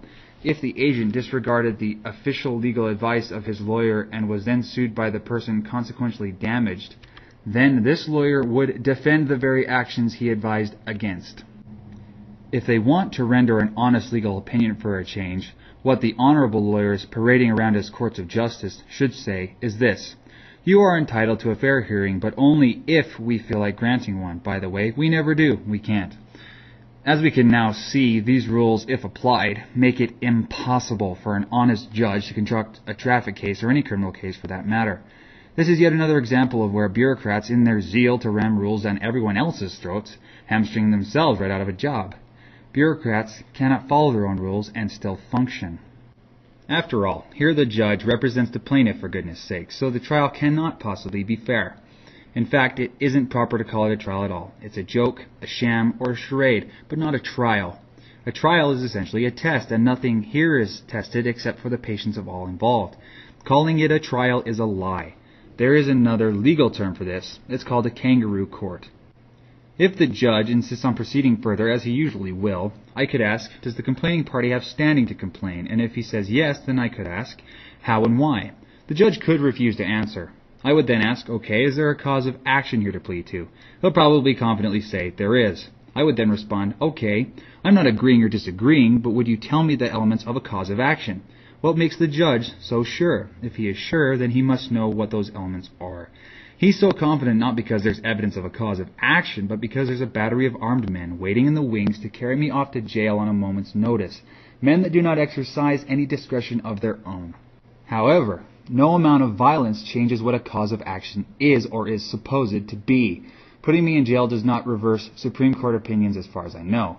A cause of action is a breach of a known legal duty that results in loss, harm, or injury. There are many cases showing this. The following is only one from the United States Supreme Court. Quote, like the prudential component, the constitutional component of standing doctrine incorporates concepts conceitedly not susceptible of precise definition. The injury alleged must be, for example, distinct and palpable, Gladstone Realtors v. Village of Bellwood, and not abstract or conjectural or hypothetical, Los Angeles v. Lyons. The The injury must be fairly traceable to the challenged action, and relief from the injury must be likely to follow from a favorable decision. See Simon v. Eastern Kentucky Welfare Rigs Organization. Allen v. Wright, 468 U.S. 733 in 1984. And from Arizona. It is equally true that before one is entitled to a remedy against an alleged wrongdoer, there must be some duty owing from the wrongdoer towards the injured person. State Compensation Fund versus Superior Court. 15 Arizona 597, 598, 490 Pacific 2nd, 426, 1972. I may ask the judge, is this cause of action factually consistent with the Supreme Court's opinion as to what a cause of action is? If he says yes, I then ask him if he can tell me what facts are before him to support such an opinion and who presented them. There is no damage done because I travel without a license, ID, or other picture card in my pocket. A license may even have been issued to me, but just because I leave it at home does not mean there is damage or a prejudice to the rights of another man, woman, or child. I guess we all walk a fine legal line between being an innocent person and a vicious, heinous criminal who deserves to rot in a cage for 6 months. The quotes from the above-cited court cases are pretty clear. Not only must there be damage, but that damage must be fairly traceable to the challenged action, and relief from the injury must be likely to follow from a favorable decision. Here we can see yet again the laws imposed on us at the barrel of a gun just don't apply to bureaucrats because, in this particular case, by decisional law, the rule of necessity may override the rule of standing. Obviously, this is not fair. There is no injury to people in Parker, Arizona if I don't have ID on me while I'm in Tucson, so maybe the lawyers who wrote the above opinion actually meant to write. It is equally true that before one is entitled to a remedy against an alleged wrongdoer, there must be some duty owing from the wrongdoer towards the injured person, except for individuals pretending to be the state, where no such standard exists. The state has standing against anyone that falls within its sights. The issue of standing is supposed to be very important. Just ask a lawyer. The complaining party is supposed to have standing to complain. Without standing, anyone can sue anyone else for anything. It's common sense. There must be something to complain about, with that complaint coming from someone who actually has the right to complain. Although bureaucrats ignore standing whenever they are the so-called plaintiff, it is their first line of defense whenever a complaint is made against them. Isn't that ironic? File a complaint against a bureaucrat, and their first well-rehearsed reaction is to file a copy and pasted motion to dismiss for failure to state a claim or for a lack of jurisdiction. In California, it's called a demurrer. I know they are copies because they do not always change all the names. Thus, another question designed to undermine the false perception of fairness they try so hard to put over is, what is the nature of the relationship, if any, between us? This question really gets to the heart of the matter and is similar to the questions on jurisdiction. Either the judge answers it or he doesn't. I don't care either way because both work against him. In fact, any answer at all destroys any pretended case this bureaucrat is trying to put over. If he doesn't answer, he's demonstrating bad faith because he's refusing to inform me of the nature of the proceedings so I can defend myself. That's unfair even in the legal sense. If he does answer, it will be revealed that this relationship is based on his coercion and threats of violence. I can then ask if he equates coercion with good faith. If he refuses to answer, I tell him I'll be asking the cop the same question. That is, what is the nature of the relationship between me and the pretended judge? After all, his crying about me not having an ID card in my pocket started this mess. He filed the so-called complaint and is supposed to have the burden of proving jurisdiction. I also tell him by refusing to inform me of the nature of the proceedings, I cannot possibly defend myself. It stands to reason if there is no relationship, I should be able to walk away from his courtroom and not have to worry about any further aggression and violence.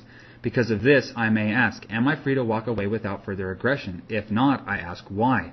Sooner or later, the true nature of the relationship will be revealed by his words or actions, and it will not be consistent with any rational sense of fairness. A common thief points a gun at you and says, your money or your life, and a judge essentially says the same thing except for the fluffy political lingo. You appear in my courtroom or I'll issue a bench warrant for your immediate arrest. All of this is geared toward exposing the true nature of what is happening. No political opinions, no deletion, no distortion, or adding to reality, just the facts. Most dealings with bureaucrats are based upon violence, so they usually do their best to cover it up, to a point. Some will admit to it, although they may also claim it is a last resort. Great excuse. Most criminals would also say the same thing. It's possibly true that criminals would probably not use violence, or nearly as much violence, if their victims, citizens, residents, simply rolled over and complied with their demands. Can you imagine how that would look as a so-called law? Arizona Revised Statute, Section 13-1105, First-degree murder classification. A person commits first-degree murder if 1. Intending or knowing that the person's conduct will cause death, the person causes the death of another with premeditation, unless it is done as a last resort by a bureaucrat. To illustrate violence is the modus operandi of bureaucrats. Just imagine what compliance would be like if they could not use violence. Or rather, let's look at how easy their jobs would still be if they weren't helped out by their victims. Maybe it's just me, but isn't it the height of arrogance to not ask permission while asking for help? Who would pull their cars over to the side of the road if the cops weren't bent on using violence by any means necessary to get your car to stop? Would anyone ever appear in court if there was no violent mechanism to force you to be there? Sir, please come to court with me, please. If you don't show up, we cannot fine you and the judge will not get paid. How could the shameless assault and robbery going under the political spin eminent domain be accomplished except by violence? To demonstrate bureaucrats operate by violence and have no respect for human life, I'll cite one of their own opinions. Quote, hence, although the goal of extinguishing aboriginal title could have been achieved by congressional fiat, see Teton Indians versus United States, Idaho versus United States et al., on writ of certiorari to the United States Court of Appeals for the Ninth Circuit, June 18, 2001. Extinguishing title? Who talks like that? What does that mean? It means you're not the owner anymore. We are.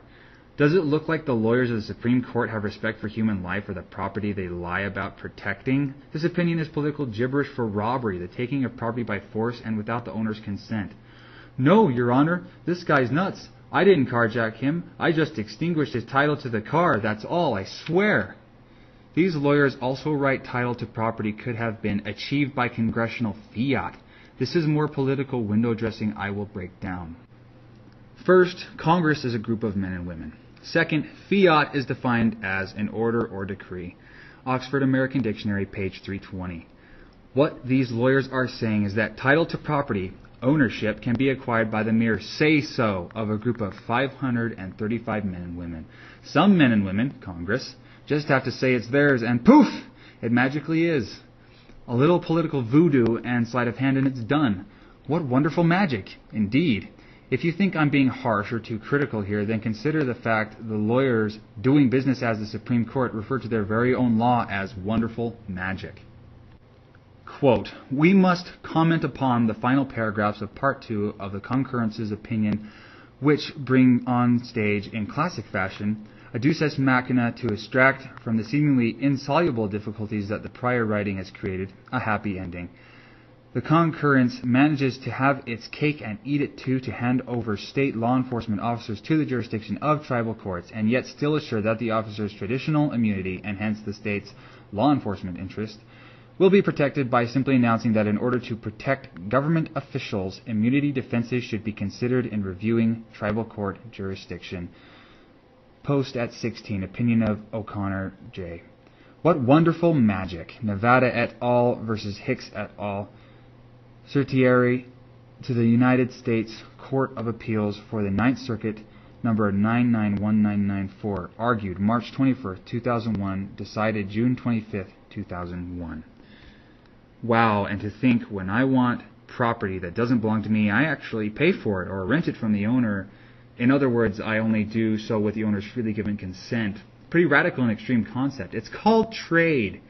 And by the way, the functions of a public office are defined as trade or business under the Internal Revenue Code at section 7701(26). How's that for a bold-faced lie? What is being traded when the IRS attacks you? Your money for their sparing your life. That's what. Who would have ever thought that I could just decree a particular piece of property is mine and thereby avoid having to pay for it? I had no idea I possessed such an awesome power to do that, and to think of it, apparently we all do. Well, that's the political theory bureaucrats desperately want us to believe anyway.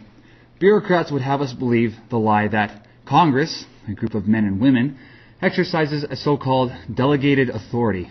Well, if Congress has the authority to just decree property as theirs, then they must have gotten this awesome power from somewhere or someone else. The theory or opinion is that this pretended authority comes from we the people. This is a myth as silly as the so-called divine right of kings. It's one thing to claim God gave you the right to dominate other men, women, and children, but to claim the person you are dominating gave you the right? Who would freely volunteer to be dominated by another? Okay, I know if I decree my neighbor's car to be mine, and then I take it without their consent, then I'm a car thief and a nitwit to boot, right?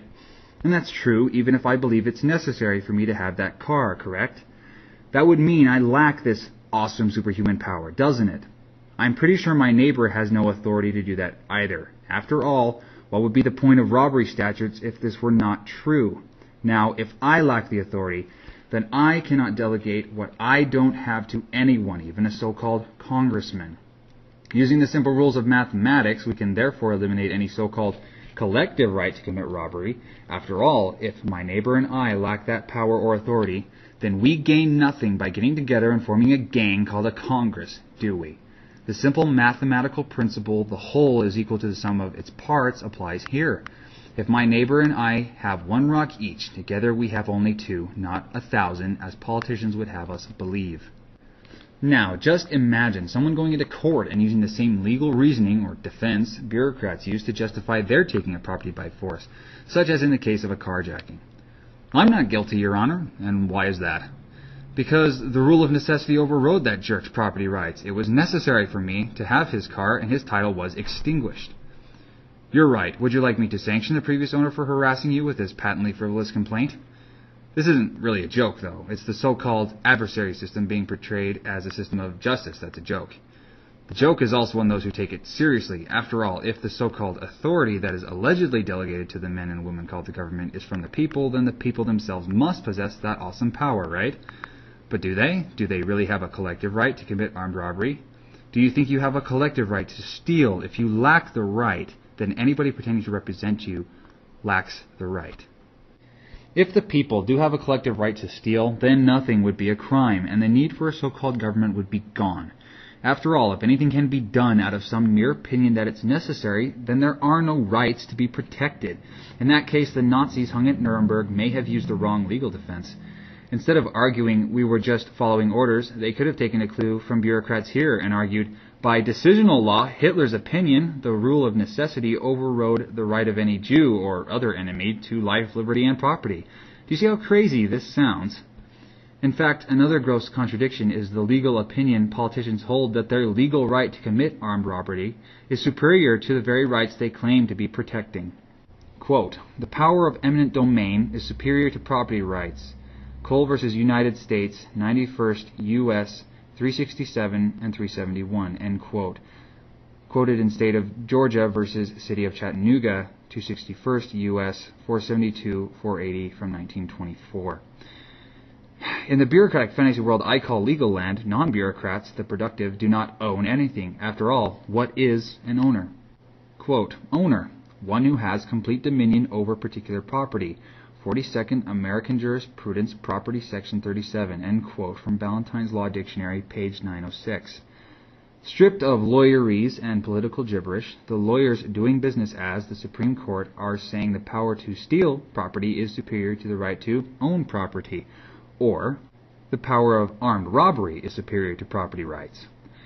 Do you have complete dominion over everything you think you own? Well, think again. In legal land, you don't. You own nothing, not even the shirt on your back. And even your shirt has to be worn in the manner some bureaucrat prescribes. As it turns out, in the minds of lawyers and bureaucrats, we the people don't really own anything because the power of eminent domain is superior to property rights. Yes, that's right. The power to steal is superior to individual property rights, which, as we'll see later, don't even exist in the minds of bureaucrats. And from where was this awesome delegated power acquired? That's right, it's mere fiat, order, or decree, because some honorable lawyers said so. That's why. Silly me, I thought bureaucrats were supposed to protect property. Maybe protect is a word of art, and in the legal sense means to steal. The people have always some champion whom they set over themselves and nurse into greatness. This and no other is the root from which a tyrant springs. When he first appears, he is a protector. Plato. Let's use an analogy here to further illustrate what these politicians are saying. You bring some of your valuable property to a private storage facility. After paying the agreed upon price for temporary storage, you come back a few months later and all your stuff is gone. You ask the owner about it and he tells you he took it and sold it all, and by the way, the price increased retroactively, so now you must also pay more money before you are permitted to leave. You must also pay for the next 6 months because your account is now considered in jeopardy. If not, then he'll seize your bank accounts.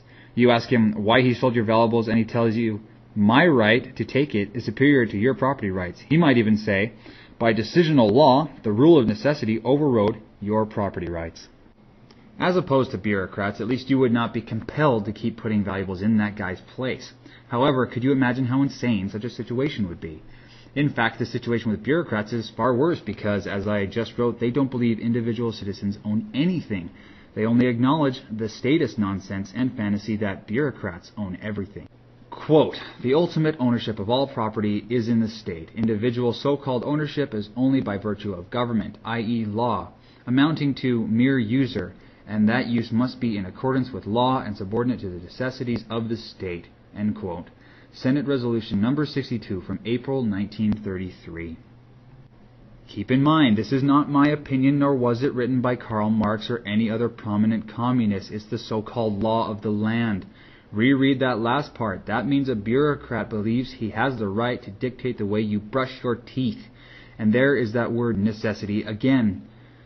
Quote, necessity has no law. Ballantyne's Law Dictionary, page 837. Wow, how does that square with the part about the law above? In part, this means the law applies to everyone except bureaucrats. All of this raises a very interesting question. Remember the question that plagued us in early childhood. Which came first, the chicken or the egg? Which came first, individual property rights or the so-called government?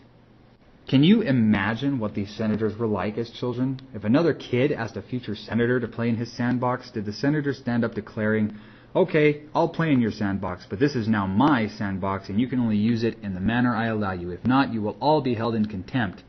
This opinion by the Senate is the mother of what lawyers call a non sequitur, which means it does not follow. Ballantyne's Law Dictionary, page 862. This opinion does not mean I am not the owner of my property. This only means there are men and women among us who have no respect for human life, refusing to recognize I do own property. At least a mugger realizes your money isn't his. He says your money or your life, brimming with the supreme self-confidence that only comes from believing you are an exalted sovereign. Bureaucrats say, our money or your life. Now I ask you, which is worse? There was once a time when many refused to believe the earth was round, but that belief didn't make the earth any less round. If someone wants to deny parts of reality, that's his business. Thinking I'm the Easter Bunny doesn't make me the Easter Bunny, and my delusion doesn't interfere with your life. Just because somebody pays me to dress up as Santa Claus doesn't mean I am Santa Claus. The same is true if a man is paid to pretend to be a judge. The problem is some individuals insist on backing their delusions with violence. When that happens, we are forced to accept or to act upon both negative hallucinations and, in a sense, hallucinations, as well as positive ones imposed upon us by bureaucrats. One such negative hallucination is that individual property rights do not exist, while a positive one is that corporations somehow do exist. Again, the Arizona Constitution boasts, governments derive their just powers from the consent of the governed and are established to protect and maintain individual rights. Arizona Constitution, Article 2, Section 2. The word derive means the people and their rights exist prior to the creation of a so-called state, if such a thing even exists. As we have seen, it does not. This is a serious problem for bureaucrats. The Senate and Supreme Court hold the opinion that people have no property rights without the wonderful, benevolent, superhuman men and women prancing around calling themselves a government. What rights did the people have to protect in the first place when they allegedly created the state? If the people have no property rights, as the Senate asserts, then why would they need to have a state in the first place? There is nothing to protect. Conversely, if they did have those rights, then somewhere down the line bureaucrats refuse to accept this particular part of reality. In either case, there is nothing to protect. As we can now see, bureaucrats argue themselves right out of a job.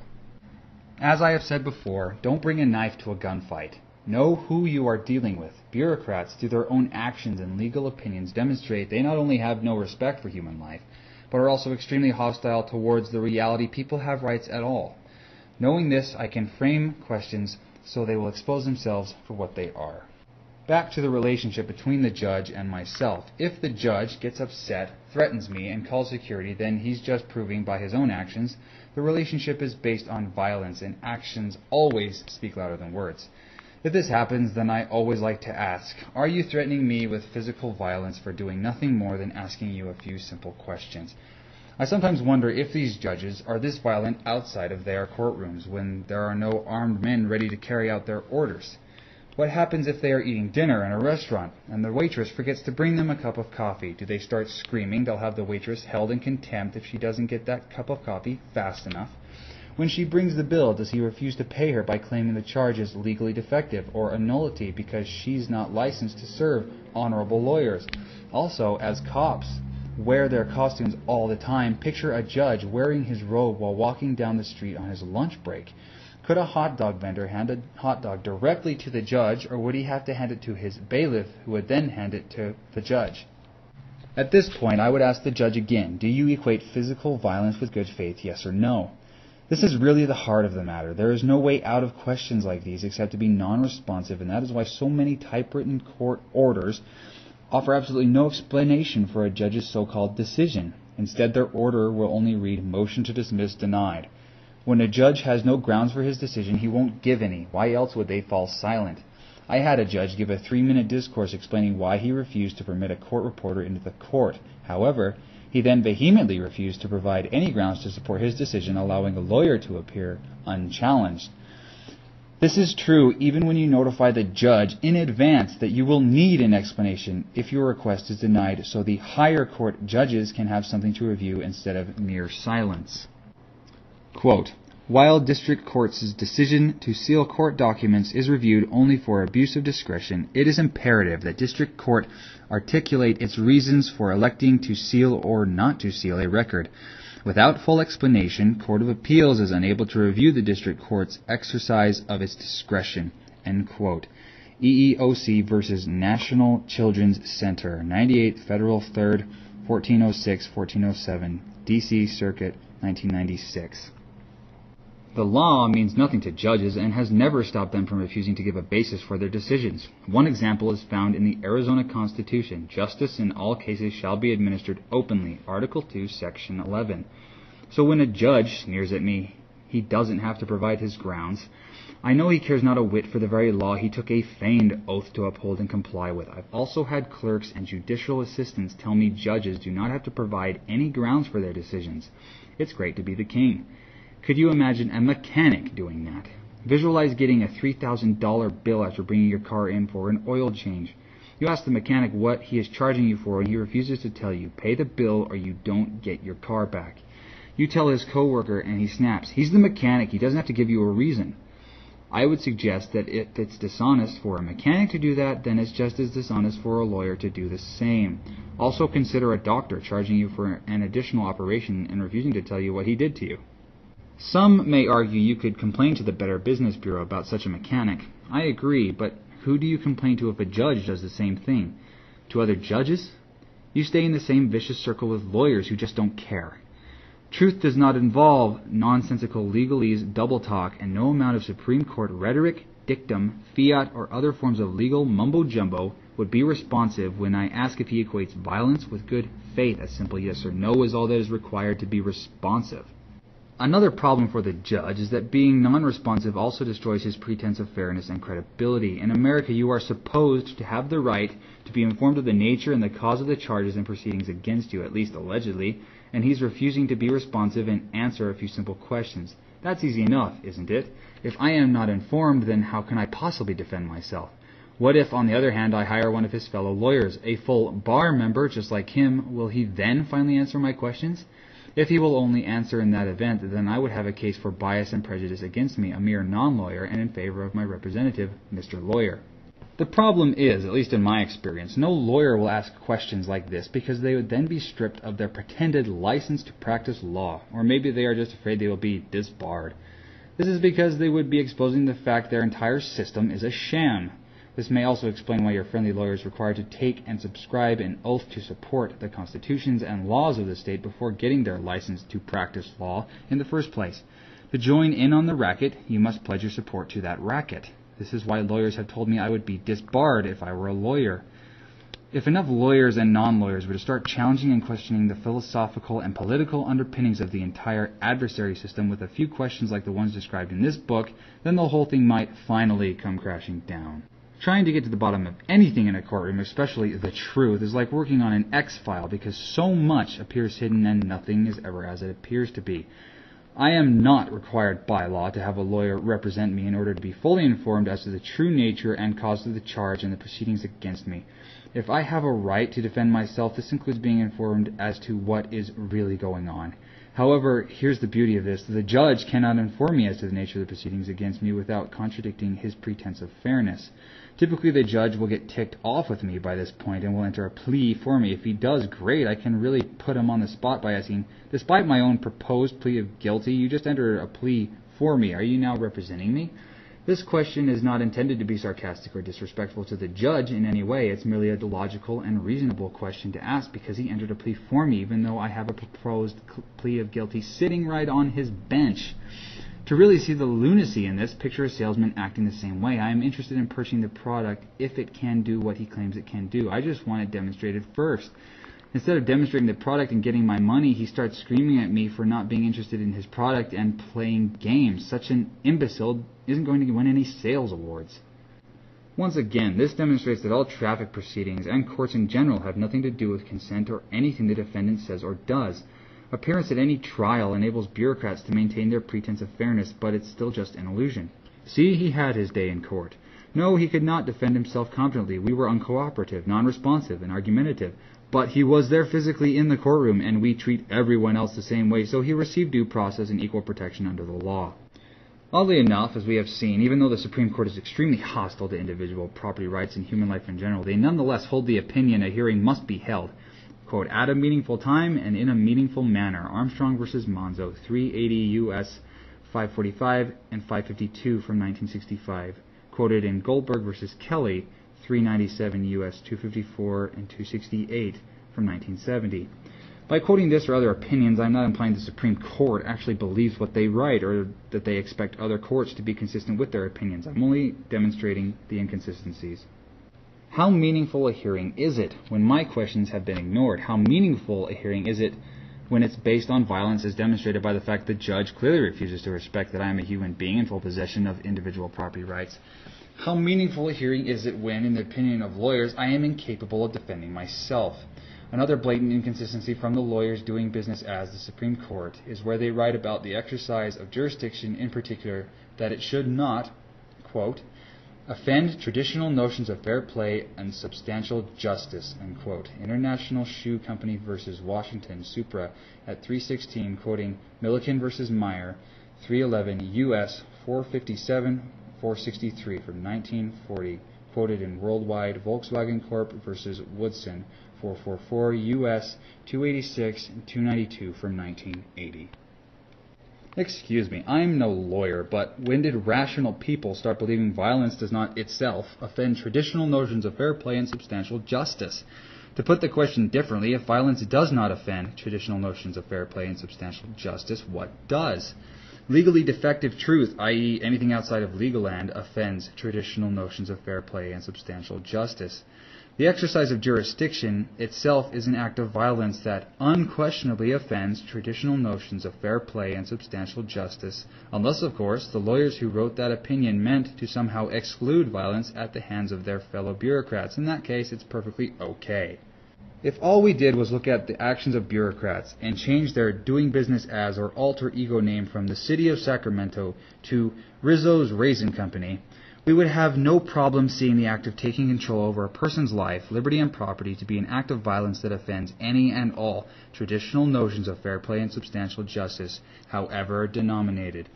If taking control of someone else's life, liberty, and property coercively does not offend traditional notions of fair play and substantial justice, then what else is left for a judge to do during a trial to require the Supreme Court to reverse him?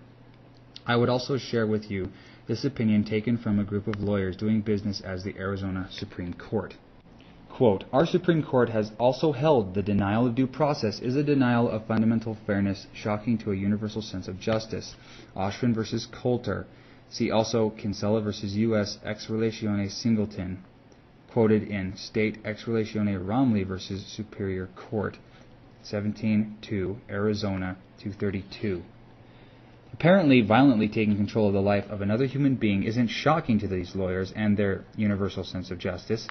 They must be unfamiliar with the following precedent so important to lawyers.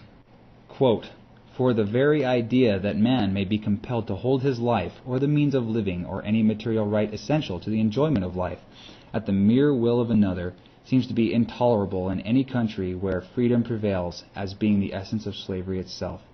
Yick Wo v. Hopkins, 118 U.S. 356, 370. Evidently not intolerable enough, unless, of course, they were silently exempting themselves again. By decisional law, the rule of necessity overrides the right to life, liberty, and property. Rule 81, Code of Judicial Conduct, Commentary for Canon 3E1. It is very telling to compare the Yick Wo opinion above with both the definition of statute from the Supreme Court and previous Senate opinion. Quote, statute, the written will of the legislature, end quote. John P. King, Co. versus Council of Augusta, 277 U.S. 100, quoting Bouvier's Law Dictionary. The ultimate ownership of all property is in the state. Individual so-called ownership is only by virtue of government, i.e. law, amounting to mere user, and that use must be in accordance with law and subordinate to the necessities of the state. Senate Resolution number 62 from April 1933. End quote. First, the Supreme Court ruled the essence of slavery was to be subject to the mere will of another, and then the same group of lawyers is saying a statute is the mere will of another. Draw your own conclusions. Now, getting back to the plea being entered for me, I would also ask, if you can enter a plea for me, then can you continue representing me at trial? It stands to reason, especially if this lawyer sitting 4 feet off the floor wants to remain consistent at all, that if he enters a plea for me, then he must also be able to represent a defense for me at trial. If he can represent me at the arraignment, then why not continue doing so at trial? If he says he entered the plea on my behalf, then I may also ask, can you continue representing me at the trial? If he then insists the plea was not on my behalf, I would also ask, if you didn't enter that plea on my behalf, then on whose behalf did you enter it? This violent lawyer doesn't have many options left at this point. This is probably the reason why they are almost always non-responsive. The plea was either entered, 1, on my behalf, 2, on behalf of the alleged plaintiff, or 3, on behalf of the judge himself. If he did it on behalf of the plaintiff, then once again he has a conflict of interest problem and his pretense of fairness is gone. How could a man acting on behalf of the plaintiff enter a plea for the defendant, and why? In his zeal to be fair, impartial, and independent, he started representing both sides. If he did it on his own behalf, then he is somehow a party to the case. I would ask him if, in fact, he is a party. This raises the fairness as well as the conflict of interest issue. After all, how can an impartial judge enter a plea for me and for himself as well, and at the same time? Also, how do you enter a plea for someone else on your own behalf? This is a rough spot for a judge to be in. He has to maintain a pretense of fairness while at the same time refusing to accept my plea of guilty and entering a plea for me as my lawyer. And this is while also representing the professed plaintiff. By this point in time, my perception of fairness is gone, and I doubt any rational person is buying into his charade any longer. Instead, the judge is starting to strain the patience of all those unfortunately present in his courtroom. I've had a judge say I was refusing to plea when a proposed plea was on his bench. I had been held on a ransom called a release bond and told him I was going to assign the bond over to him for the fine. He still insisted I was refusing to plea and set the matter for a pretrial. If I pulled stunts like that, I might risk being institutionalized and put on medication. In response to this legal babble, I'd object to what the judge is doing and leave the court date in hand, although I might want to consider a change of judge first. The grounds for such a motion would be both the bias and prejudice and conflict of interest already exhibited. Why else would a judge refuse to answer a few questions while refusing to accept a plea of responsible or guilty? Also, how does this judge explain away the fact he represents both the plaintiff and myself at the very same time?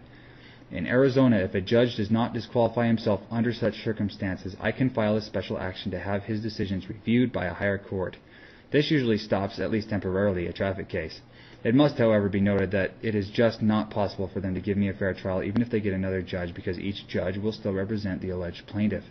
If he does not represent the plaintiff, then he's there on his own. In that case, he's nothing more than an individual violently taking control over my life and cannot, for that reason alone, claim the Constitution is his lawful authority. This lawyer with the robe is a cruel one-man show. He represents both the plaintiff and the defendant while pretending to be independent and impartial. No one else really needs to show up to put on a trial because he does it all. It's a no-win situation. If he doesn't represent the plaintiff, then he cannot claim to be authorized by the Constitution without contradicting himself.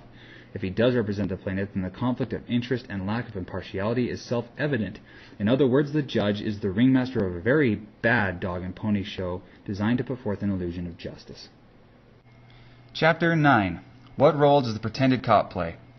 One of the benefits a traffic case has over a lot of other bureaucratic attacks is the face-to-face confrontation still available.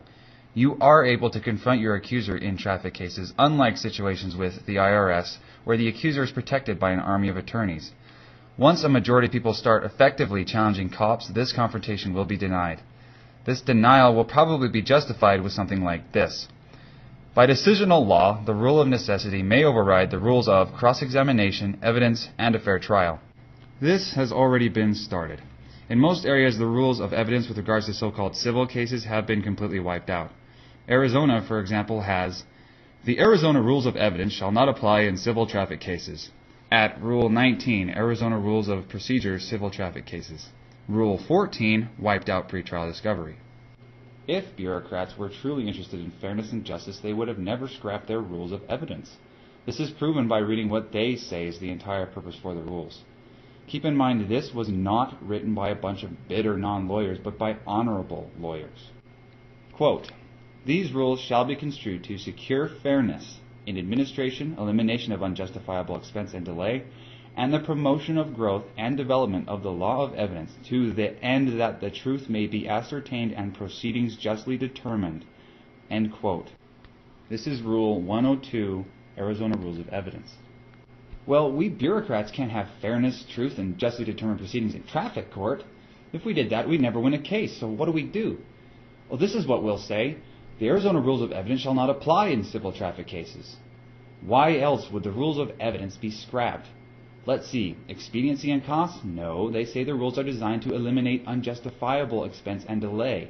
This was done to keep the truth from being ascertained and the proceedings to be justly determined. How many civil traffic tickets do you think a cop would give out if he were subject to full pretrial discovery, including depositions, each and every time? In that event, a cop could not give out nearly as many tickets because he would be spending more time in submitting to depositions than giving out tickets. In Arizona, the admitting of evidence is at the sole discretion of the judge or hearing officer. Do you think a man who takes control of another man's life without the latter's consent is going to be fair? No, he's not, especially when he has a financial interest in the outcome of the case. If this politician had any respect for human life and any intention of being fair, then he wouldn't take control of other people's lives by becoming a judge or hearing officer in the first place. Do you like the idea of violently dominating other people? Do you equate that with being fair?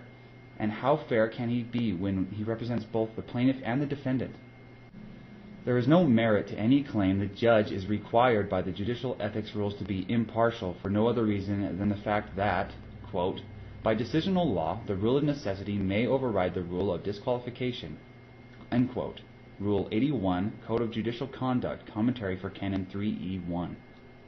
As we have seen throughout this book, the rules mean nothing to these people. It doesn't matter what the rules require when they are ignored, and they can be.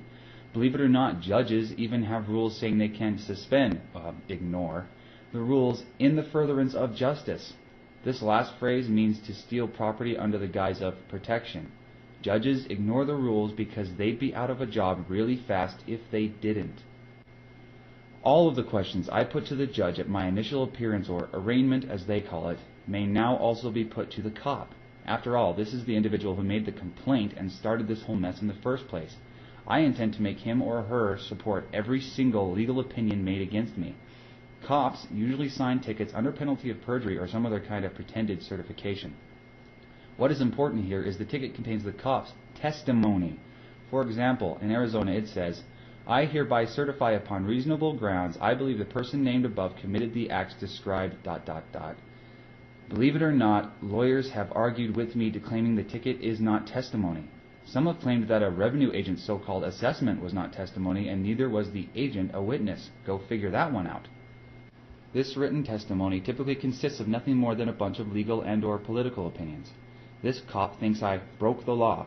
He believes I drove without a license or some other equally inane legal jargon. This means he has formed at least 2 legal opinions. He has determined the law obligated me in some way to have a driver's license, and despite this alleged obligation, I failed to have a license. He has also certified he has reasonable grounds to support his opinions. The cop signs the ticket either as a witness, and in some places such as Arizona, he signs it as the complainant, as if he personally is bringing the complaint against to himself, as if not having his seatbelt on is a crime against him personally. However, once the matter is in court, a little political magic and sleight of hand turns the so-called state into the alleged complaining party. This is why I say the state is just an alter ego for the cop. At the trial, once the case is called, the judge will usually ask if I am ready to proceed. This is only asked to provide the illusion of fairness. The trial will go on regardless of my being ready or not. Despite this, I say I'm not, because I don't understand the nature and cause of the charges and proceedings against me. Therefore, I have a few questions I would like to ask first. This is especially true if there is a lawyer there claiming to be the state persecutor. This lawyer, the so-called prosecutor, does not wear a black robe, though many aspire to. I've noticed many judges are former persecutors.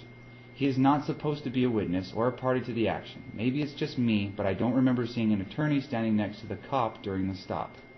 He is supposed to be representing. Remember, this means to stand in the place of a party, in this case, the alleged plaintiff, the state and or the cop and or the judge. This point is extremely important and should not be overlooked. Try and make sense of this. The cop represents the state, which allegedly includes the judge, prosecutor, and me. The prosecutor represents the state, which allegedly includes the cop, the judge, and me. The judge represents the state, which allegedly includes the cop, prosecutor, and me. Even though not a part of a state, the judge still represents me when entering a plea for me. Does this make any sense to you? Still think it's a fair process? I always challenge the plaintiff's right to appear in a representative capacity. Though this may really irritate the persecutor and his lawyer wearing the black robe, it's supposed to be a standard legal challenge. As far as I am aware, every so-called state has a rule equivalent to Federal Rule 9A, allowing anyone to challenge the appearance of both a lawyer and his alleged client. In Arizona, in civil cases, it is called Rule 9A, which states, quote, "It is not necessary to aver the capacity of a party to sue or be sued, or the authority of a party to sue or be sued in a representative capacity, or the legal existence of an organized association of persons that is made a party." Close quote. If you still doubt this is a standard legal challenge, then have your best friend represent you without being a member of a state bar association, your local lawyer's union/labor organization/closed shop protection racket. You'll find out real fast just how passionate judges and lawyers are about someone being qualified to appear in court in a representative capacity. Keep this in mind if you are not permitted to challenge a lawyer's presence. I've had a lawyer from a local prosecutor's office tell me on tape he could not prove he had a client, and at the same time, he also thought that whether he had a client or not was irrelevant. Unfortunately, he did not feel the same way about having a defendant. This lawyer did not believe having a client was relevant. Would an honest judge permit such nonsense? Would you buy such BS? No less than 5 honorable lawyers in Arizona accepted such lunacy. I filed a special action in the Arizona Superior Court against 2 city judges involved in that traffic case. The same prosecuting lawyer showed up for the first hearing. I again challenged his appearance under Rule 9A. The judge refused to permit it and allowed him to appear unchallenged. How's that for favoritism? As he permitted a lawyer to just walk in off the street and appear without a client, this judge stated there were no Rule 9A challenges in his court. I asked him if special actions were civil cases, and he agreed. I then asked him if civil cases were governed by the Arizona Rules of Civil Procedure, and he said, "I'm aware of what rules govern these proceedings. What's your point?" I said, "My point is this. If the Arizona Rules of Civil Procedure govern the proceedings, then Rule 9A applies, and I'm going to challenge this lawyer." The judge was not pleased, and 2 armed deputies suddenly arrived in the courtroom at that point in time in order to observe. Do judges have a panic button under their bench they can press whenever they feel personally threatened by a rule of court they have sworn to comply with? When all was said and done, no less than 4 different judges permitted this lawyer to appear unchallenged. That indicates a pattern. Apparently, in their mind, it was necessary to disregard this rule. After all, a fellow lawyer could not prove he had a client, so to enable him to appear, it was necessary to override Rule 9A. What a concept. A lawsuit without a plaintiff. On appeal from the traffic court, I again challenged the same lawyer's appearance, and the judge, the fifth one, said this lawyer could appear unchallenged. Okay, I thought, no need to argue. I had Moses with me and told the judge I wanted him to assist me. The judge refused to permit Moses to do so. I said, "You're permitting lawyer X to appear unchallenged, yet you challenge his standing to appear in court on my behalf. That's not fair."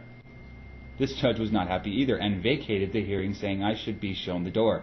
In other words, as far as this judge was concerned, it was do as I say, not as I do. Bureaucrats do not like to be one-upped at all. With bureaucrats, it's always my way or the highway.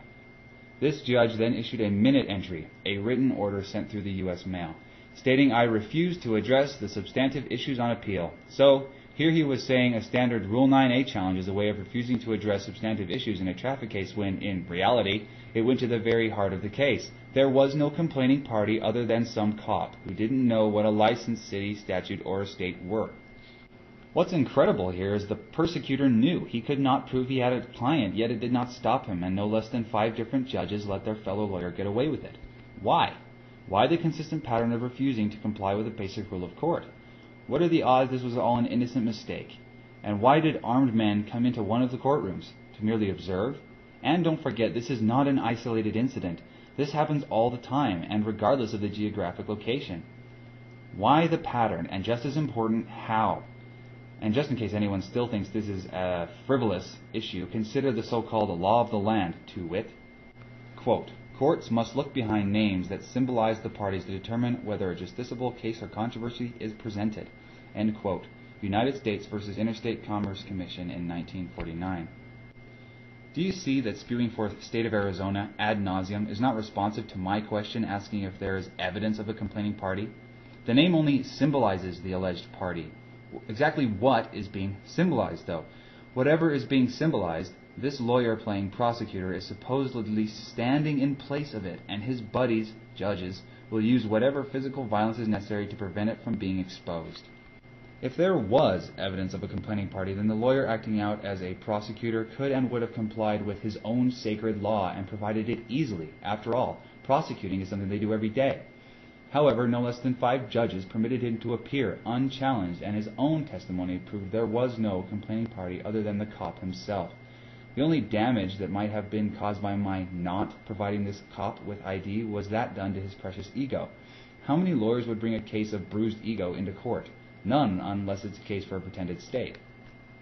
Cop: but Your Honor, I asked for ID and he didn't have any. Judge: off with his head. Is death really too harsh a punishment for not providing ID on demand to some stranger dressed up like a cop? Is this really so out of the question? Would a bureaucrat kill someone for that? Let's examine that for a moment.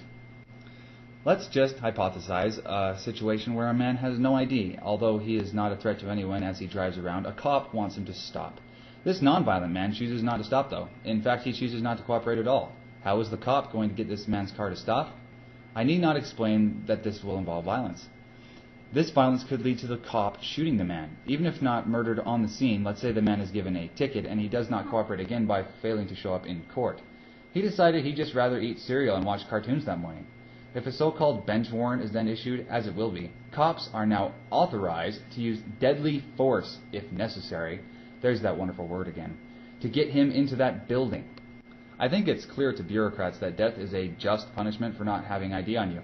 Or maybe death is really just the punishment for bruising the cop's ego because his demands were not complied with, or not complied with fast enough. Your money or your life, or your ID or your life. What's the difference? Bureaucrats don't kill people for violating laws. No, no, no. That's barbaric. Bureaucrats only kill people to ensure that they stand trial for breaking those laws. Maybe that is how bureaucrats get past the cruel and unusual punishment clause in the Constitution. It was not a punishment in the legal sense. No, it was the natural consequence of his peaceful disobedience. Before proceeding, I ask the lawyer, or the cop, is there evidence of a complaining party? Just a simple yes or no answer will do. If the judge attempts to interfere on behalf of his cronies, I ask the judge, who has the burden of proof here? Judges in traffic courts usually need to be reminded it is supposedly the plaintiff, and not the defendant, us, their victims, that has the burden of proof. If so, I might point out the following rule. Quote, the judge presiding at the trial may not testify in that trial as a witness. No objection need be made in order to preserve the point.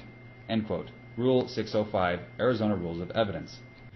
Perhaps this is the reason why the rules of evidence were thrown out in civil traffic cases.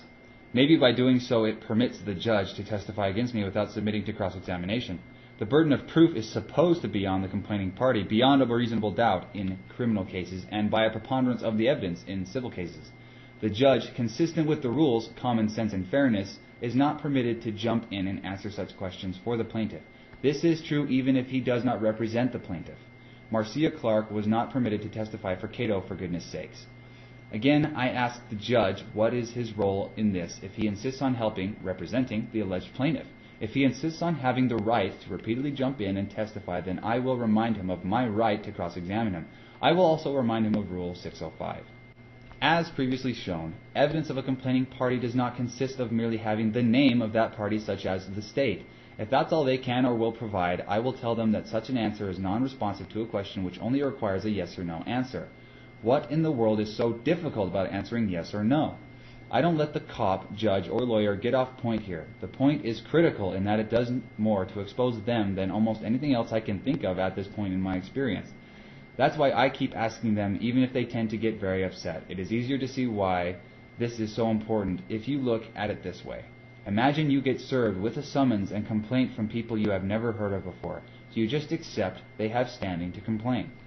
Think about this for a moment. Why would politicians get upset just because I am asking for evidence of a complaining party? The reason is because, like the lawyer who said who he was representing was irrelevant, they know they cannot provide any facts to prove there is a complaining party other than themselves. But who are they? Who are these violent strangers presuming to have the right to interfere with my life and that of others without anyone's freely given consent? Bureaucrats act on behalf of themselves under a collective alter ego known as the state, a thinly concealed protection racket.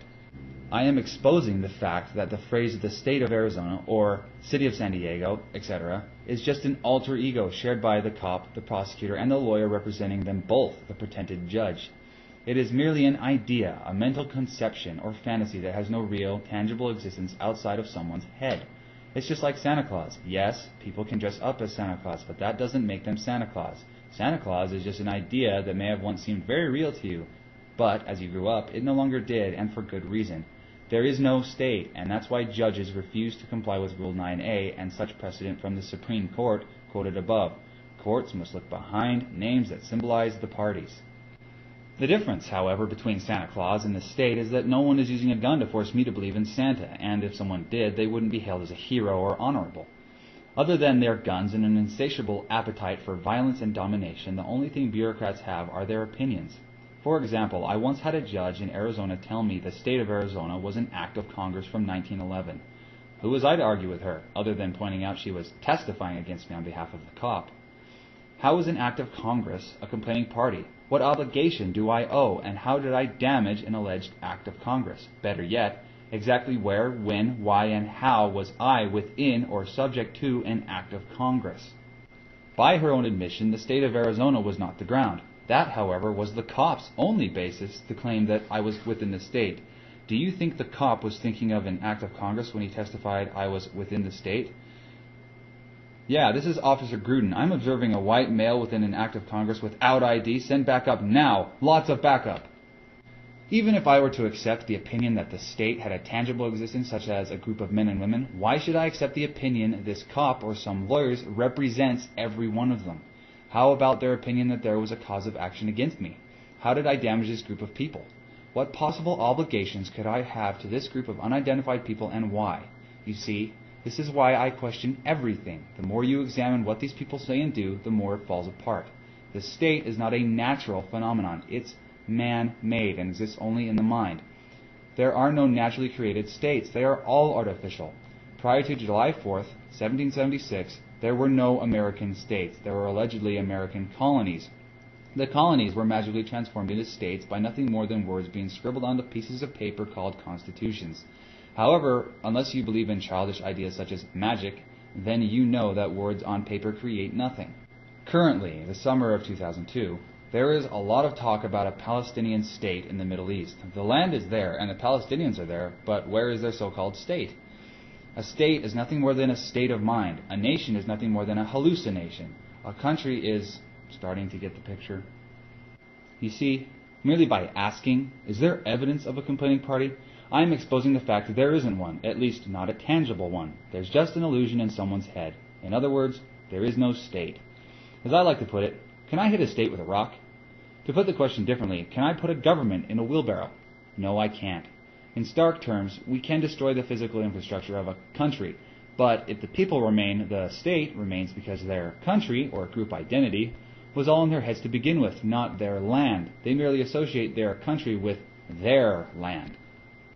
Many think the state is the ground, that the geographic landmass Arizona is identical in all respects to the state of Arizona.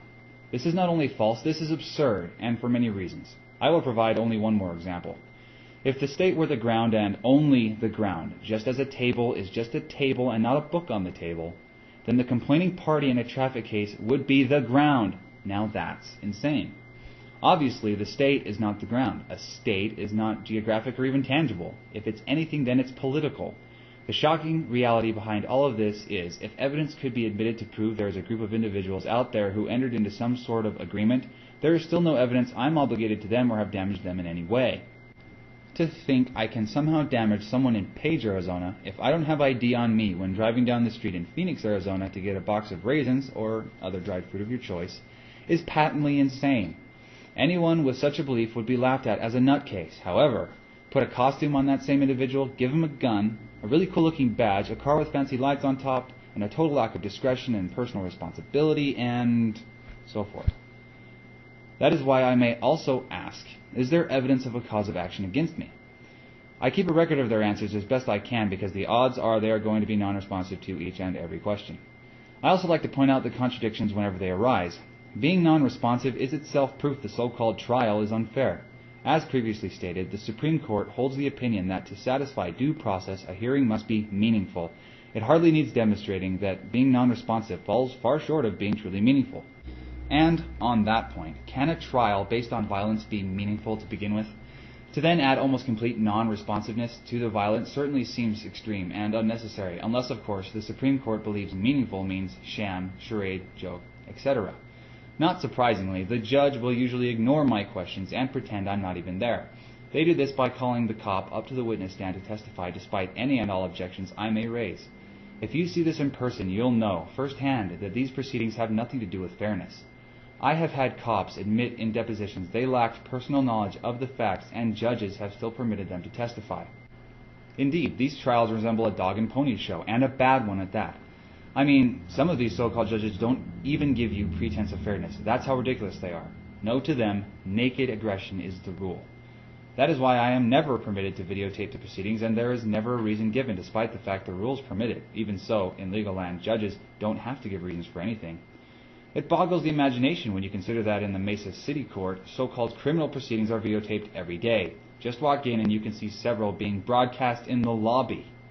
During direct examination, if the persecutor or the judge asks the cop a question that assumes facts not in evidence, I object on those grounds. This is basically his entire testimony, though. There is humor somewhere in there, but I'm not laughing. Most of the cop's testimony will consist of rambling, time-worn legal opinions such as his seeing me within a pretended city. Well, unless a city is a particular geographic area and nothing else, it's not, then our cop has assumed facts not in evidence. He has also drawn a legal opinion that is supposed to be based upon facts already in evidence. The judge will really expose his true nature if he overrules this objection.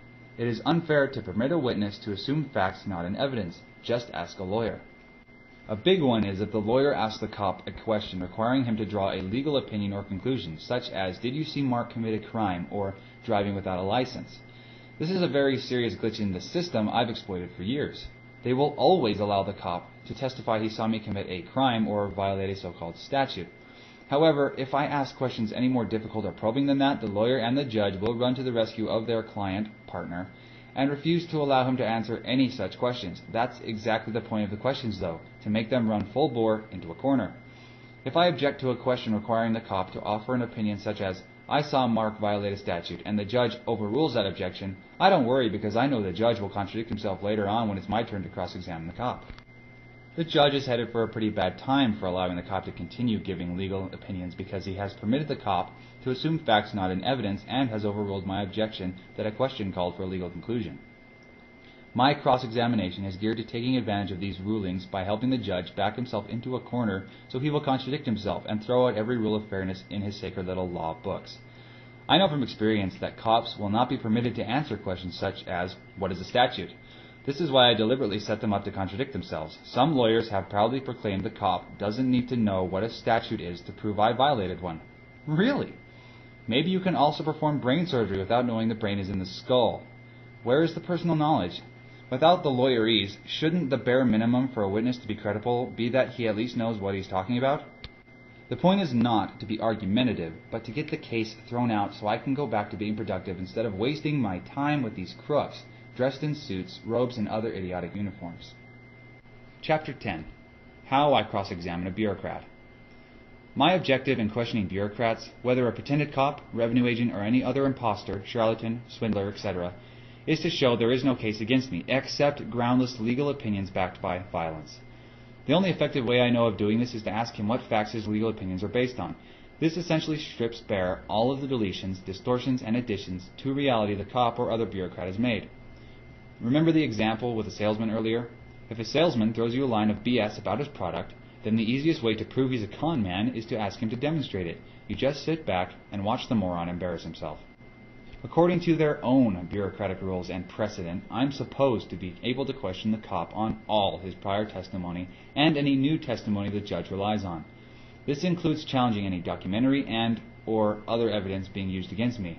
Refusal to permit this is supposed to be one of the worst errors judges can make. Quote, undue restrictions on the right to cross-examine strikes at the very heart of the adversary system. A denial of cross-examination without waiver would be a constitutional error of the first magnitude, and no amount of showing of want of prejudice would cure it. End quote. Quoted in Burkhart v. Janus, quoted in Smith v. Illinois, quoted in State v. Hanley. Before any lawyers protest, this is only for so-called criminal cases, please reference the following precedent. Quote, this court has been zealous to protect these confrontation rights from erosion. It has spoken out not only in criminal cases, e.g. Maddox v. United States, Kirby v. United States, or Moats v. United States, but also in all types of cases where administrative and regulatory actions were under scrutiny, e.g. Southern R Company v. Virginia, Ohio Bell Telephone Company v. Public Utilities Commission, Morgan v. United States, Carter v. Kubler, and Raleigh v. Pincus, quoted in a decision from Green v. McElroy in 1959. This Supreme Court then quoted the following in regards to confrontation. Quote, for 2 centuries past, the policy of the Anglo-American system of evidence has been to regard the necessity of testing by cross-examination as a vital feature of the law. The belief that no safeguard for testing the value of human statements is comparable to that furnished by cross-examination, and the conviction that no statement should be used as testimony until it has been probed and sublimated by that test has found increasing strength in lengthening experience. Close quote. That is, more truthfully, no statement, unless by special exception, should be used as testimony. Even without these opinions, it's common sense and self-evident that using evidence not subject to challenge is unfair and a mockery of justice, if there is such a thing in these lawyer-made and lawyer-run courts. The whole point of a trial is to give you an opportunity to defend yourself, to essentially test the evidence being used against you. As previously stated, calling it a trial is itself a lie. If one cannot challenge the pretended evidence, then what's the point, and why require my presence at the barrel of a gun? Public relations. I want the lawyer and the judge to say the cop cannot testify because my question calls for a legal conclusion. That is my opportunity to ask the judge if the cop's entire testimony, including the ticket, should be stricken from the record. In other words, treat it as though it never existed and the complaint was never made. I also want to point out the judge's previous ruling where he did not allow the cop's legal opinions to become a permanent part of the record. Always expect contradictions. This is accomplished by purposely asking the cop if he witnessed me commit a crime or a civil violation. I can ask the same question the prosecutor asked earlier, which is, of course, what started this mess in the first place. Chances are there will be no objection to this question, and that is precisely what I want, just one more inconsistency.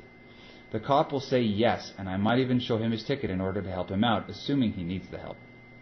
I then ask, was that an arbitrary opinion?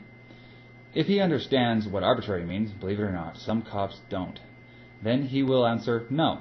Then I ask, so that opinion was based upon facts currently within your knowledge? He will probably answer, yes.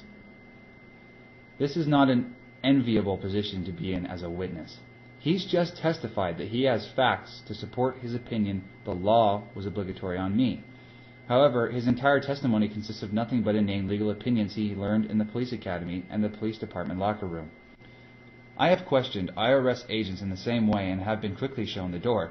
In some cases, men and women doing business as the IRS have refused to permit hearings and settlement conferences because they just can't support their barrage of legal gibberish. If they do not or cannot tell me the facts, then both their pretended case and pretense of good faith are gone. They are either concealing evidence or they lied about having it in the first place. Refusing to answer questions is also grounds to get testimony stricken. That is why there is no need to fight or argue. I had a supervisor at the Arizona Department of Revenue tell me his subordinate had every right not to answer questions in regard to a subpoena he served on someone. I then reminded him that I didn't care whether the question was answered or not because the judge then had every right to quash his beloved subpoena. So go right ahead and refuse to answer questions. I then asked the cop, what are those facts? This usually causes the persecutor to immediately stand up, objecting on the grounds the witness may not testify because it calls for a legal conclusion. The same objection I previously made. The judge then obediently sustains the objection, oblivious to the fact I asked for the facts and not another nonsensical legal opinion. At this point, I don't argue with them or say they are wrong, other than to point out I only asked for the facts, so the legal conclusion has already been drawn, again without objection. The judge, as well as the other two bureaucrats in the courtroom, is now in a particularly difficult spot. He may have previously overruled my objection. The witness, the cop, could not draw legal conclusions and has already permitted the cop to testify that he witnessed me commit a crime or civil violation, which is itself a legal conclusion. He has now sustained the exact same objection with the same witness. The judge's actions are now plainly inconsistent and to my obvious prejudice, so much so that even a non-lawyer can tell it isn't fair. To make the judge even more uncomfortable, I then ask, okay, since the witness may not draw legal opinions, then shouldn't his testimony, including the ticket, be stricken from the record? This is a checkmate for the judge. If he refuses to strike the testimony and ticket, then he may not deny cross-examination. If so, this is supposed to be a huge incurable error on the part of the judge and should be reversed on appeal. I would then ask, are you going to rely on the witness's testimony? He may not answer this question, but his actions will establish whether he is or he is not.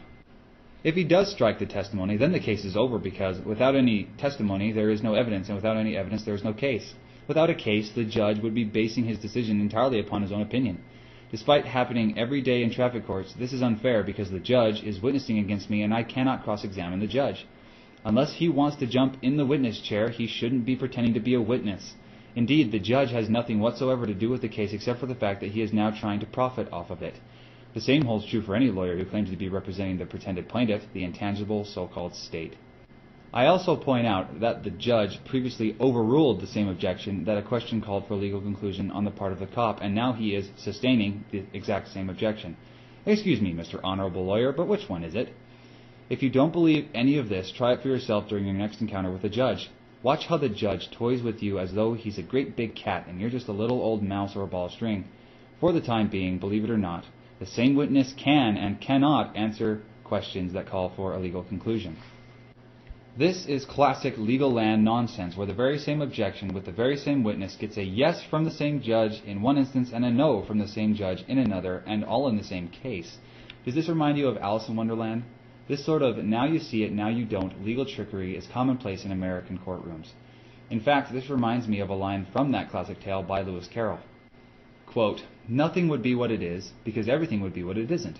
And contrariwise, what it is, it wouldn't be. And what it wouldn't be, it would. You see? End quote. That's how bureaucrats really talk. Can you imagine if your doctor did his job with the same degree of precision? You need heart surgery. Then again, you don't. You're going to die in 6 months. Well, there's really nothing wrong with you. How about a plumber? How long would he be in business if he acted like these judges? That pipe's busted pretty bad, and, well, it's just not. It is, and, well, it isn't. A plumber couldn't get away with such lunacy because he can't hold his customers in contempt. Imagine going to a store, and you go to the checkout counter with a box of raisins marked $2.99. The cashier tells you the raisins are $150, plus administrative costs for his having to ring you up. You tell him the raisins are marked $2.99, and that's how you're going to pay for them, and only an imbecile would pay $150 for a little box of raisins. The cashier gets angry and says, "It's my register, you're in my line, it's my store, and you're going to pay $150. You tell him, "That's not how you understand it. The box is clearly marked $2.99. He says, "That's your interpretation. It costs what he says it costs, and if you don't like it, hire another grocer to explain it to you." You refuse, give the raisins back, and start leaving so you can buy raisins from a normal person. The cashier then snaps at you that you're now in contempt of store, and you have to pay not only the $150 to be released from the store, but you must also pay the costs of keeping you there. If you don't like it, you can appeal it to the store's managers after you've paid this new bill. If you somehow manage to get away from this nutcase, he might then issue a warrant and give it to store security, who would then be authorized to use deadly force to arrest you and bring you back to his store. And if that's not bad enough, the cashier has no personal liability for his actions because cashiers must be free and independent. Would anyone accept such behavior from a cashier? If not, then why do they accept it from a pack of lawyers? What separates cashiers from lawyers? Why are lawyers able to foist this madness on others while cashiers cannot? Cashiers do not provide their services at the barrel of a gun. Getting back to my cross-examination of the cop. Other questions I may ask have to do with the other legal opinions the cop has already made. Good examples are, I was driving without a license, and that I am within a city or a state. It's always a good idea to ask the cop to repeat his prior testimony. For example, is it your testimony that I was driving without a license? This question tends to upset judges and prosecutors. Another is your testimony I was driving while my privilege to do so was suspended? Why get upset? All I am doing is having the cop repeat his prior testimony. After all, he has already claimed it on the ticket, and I am supposed to have the right to confront all witnesses against me. However, judges appear to know the cop cannot provide any facts the opinion was based upon because there are no facts. A great question is to explain what a privilege is factually and do so without using the word license. The judge and the cop's other lawyer will not permit the cop to even attempt to answer such a question. I was once in the Phoenix Superior Court on a new trial for a traffic ticket. The client had impeached the cop in the trial in the Scottsdale Justice Court, and yet the judge said the cop's testimony was irrelevant. How's that for a big surprise? This judge was actually saying a man was guilty of a crime while the judge himself was admitting there was no evidence. Not surprisingly, after this case was lost and appealed, the judge just happened to lose the entire record of the case. That is why the Superior Court had to order a new trial. The charge was driving on a suspended license, whatever that's supposed to mean. All my client did was ask the cop sitting on the witness stand if that was his testimony. The persecutor, pretending to represent the state, jumped to his feet, objecting on the grounds that answering this question called for a legal conclusion. Apparently, this lawyer failed to recognize this legal conclusion was already on the ticket he so desperately relied on for an ostensible conviction. Just feed their opinions back in the form of a question. The judge refused to permit the cop to answer the question. The client asked why the cop could not verify his own prior testimony, and the judge got furious and started yelling. I stood up and said this was only the charge on the ticket in question, so what was the big deal? Per the judge's order, I was then escorted out of the courtroom by two armed men called deputies. The deputies were stunned at what the judge had just done. They asked me to explain what just happened. They could not understand why the judge refused to permit the cop to answer what the charge was.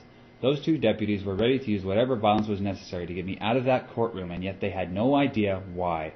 We was just following orders. The reason why the judge did not want the cop to verify his own prior written testimony presented on his own traffic ticket, or to even discuss it, was simple. It was an arbitrary legal opinion. It was pure fantasy, and those two lawyers knew it. I testified at this trial as an expert witness in Arizona criminal and traffic law without challenge. The judge was not happy at all about this. Based on my testimony, the cop was thoroughly impeached as a witness. The cop's legal opinion was supposed to have been stricken and not considered by the judge. The only way it can be considered, consistent with fairness and with the rules of court when they are actually being applied, is to permit cross-examination of the witness. This was not permitted, which, in and of itself, proves there was no case. It's one or the other. By using this approach, the judge puts himself in a serious bind and has to choose between either exposing the true nature of the trial, that being the taking of property by means of physical violence and nothing more, or maintaining a pretense of fairness. Remember, this is a pretense of fairness. Nothing based on violence is fair. In my experience, one of these two will always be sacrificed in these situations. Which one depends on who the judge is on that particular day. If he sacrifices the perception of fairness and chooses physical violence or threats of violence, then nothing will change his mind, not even having the cop testify on my behalf, which has happened before. The principle at work in such a case is this, quote, contra negantem principia non est disputandum. It is useless to dispute with one who denies principles. End quote. Ballantyne's Law Dictionary, page 265. Such a person cannot and should not be reasoned with because they only understand physical violence.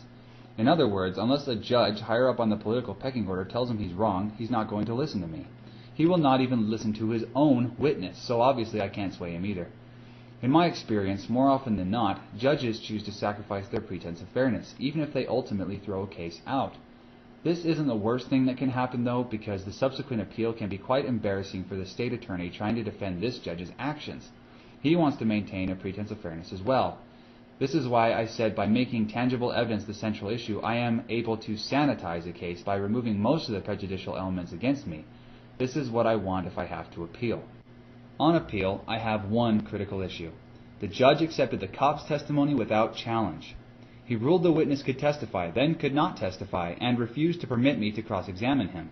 He then relied on that same unchallenged testimony which consisted of nothing more than arbitrary and incomprehensible legal jargon. You don't have to go to law school to see that it's unfair to accept testimony from a witness not competent to testify. If I cannot win on this issue, then this issue alone, then anything else probably doesn't stand a chance because so-called appellate courts are also a joke. This is why my last appeal memorandum was only a page and a half long. On appeal, the lawyer for the pretended state has to somehow justify what the judge has done. Now put yourself in his shoes. What in the world would you say to justify these contradictory acts on the part of the judge? How do you justify the taking of unchallenged legal opinions? Do you see now why the word judge, cop, and trial are always in quotes? I can't think of any justification for all of this, and that is probably why, in all except one traffic case, the lawyer for the state did not even bother to file a reply brief. In the one recent case where a lawyer from Arizona did file a reply memorandum, he lied by intentionally deleting part of reality. He claimed I never asked the witness about the facts, even though at least 7 witnesses would disagree. In fact, this lawyer also disagreed when I questioned him outside a courtroom. He admitted I had asked the cops about the facts. This and other cases taught me that in legal land, the facts and truth are irrelevant. This also helped me to reinforce my belief there is no way out of a situation like this except for the bureaucrat to lie or just be non-responsive. That's when I know I caught them with their pants down. They either fall silent or start spewing forth verbal diarrhea. Another example is a tax case I helped someone out with in California. There was an administrative hearing before 4 individuals doing business as the Board of Equalization, and the subject was so-called tax assessment. I made an application for subpoenas so the alleged witnesses would appear at the hearing for cross-examination. The application was denied, not once, but 3 times, on the grounds the witnesses lacked personal knowledge of the facts. The first 2 times this decision was made by staff lawyers, so any claim the decision was legally defective and a nullity are without merit and frivolous, according to their own rhetoric, not mine. So what did I do? I didn't argue. I agreed. There can be no personal knowledge of facts that don't exist. In their enthusiasm to steal property, these politicians impeached the very witnesses they relied on. I pointed out that Section 702 of the California Evidence Code made the testimony inadmissible, and I asked for that testimony, which consisted of the so-called tax assessment, to be stricken, thrown out. In classic bureaucratic style, these 4 individuals refused, keeping in mind the opinion the witnesses lacked personal knowledge was theirs and not mine. Why would 4 allegedly neutral individuals all accept opinions they knew were arbitrary? Consider the disregard these 4 men and women had for the divine law they are allegedly sworn to preserve, protect, and defend. These bureaucrats were so eager to rob this man they ignored their very own rulings. Once in court, their lawyer wanted the videotape of that tragic comedy thrown out and stricken from the record. Why? Because it proves this lawyer had no admissible evidence to base her opinions on, and no amount of gyrating and screaming about taxes, liabilities, laws, and whatever else was relevant, because she was not a party or a witness. Think of it this way. Imagine if O.J. Simpson were put on trial with no more evidence than the mere opinions of Marcia Clark and her fellow lawyers pretending to represent a state. There is no Cato and no forensics. In fact, there is absolutely nothing but the opinions of some lawyers who profit from such proceedings. No rational adult would accept this as fair, and yet this is standard and happens every single day in traffic and tax cases, among other bureaucratic attacks. Where are all the public demonstrations? Where is the ACLU? To clarify even further, I will give you several examples of mere legal opinions that somehow pass as tangible evidence in traffic courts and other parts of legal land. I am within the state. I am within the city. I am a resident of the state. I am subject to the jurisdiction of. I violated a law. I violated a statute. I must appear in court. This or that other statute applies. Just the words state and city represent nothing tangible and are only political jargon. In lay terms, they are in and of themselves lies. In regards to traffic cases, these would be the legal opinions of a cop. They are opinions, not facts. They do not qualify as facts any more than my opinions qualify as facts. Think about this because it's important. Very important. The words state and city represent or symbolize nothing more than abstractions with no tangible existence outside of the cop's mind and the minds of his victims, you for example. And keep in mind that what a cop purports to do in place of a licensed attorney is supposed to be a nullity. In the above tax case, the witnesses claimed the person I was helping was within the state. By the Board of Equalization's own admission, the witnesses lacked personal knowledge of the facts. Are you starting to see just how similar Alice's Wonderland and Legal Land really are? If so, is it possible that what you think is real is just a public relations scheme? Are your perceptions and reality one and the same? What if your life is nothing more than a lie rammed down your throat since you were a child?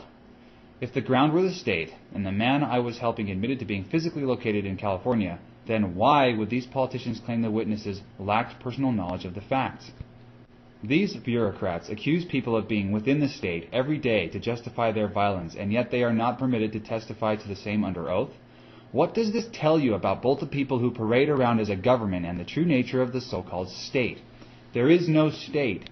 Despite being physically in California, these bureaucrats could not testify the man was within the state because in their opinion they lacked personal knowledge of the facts.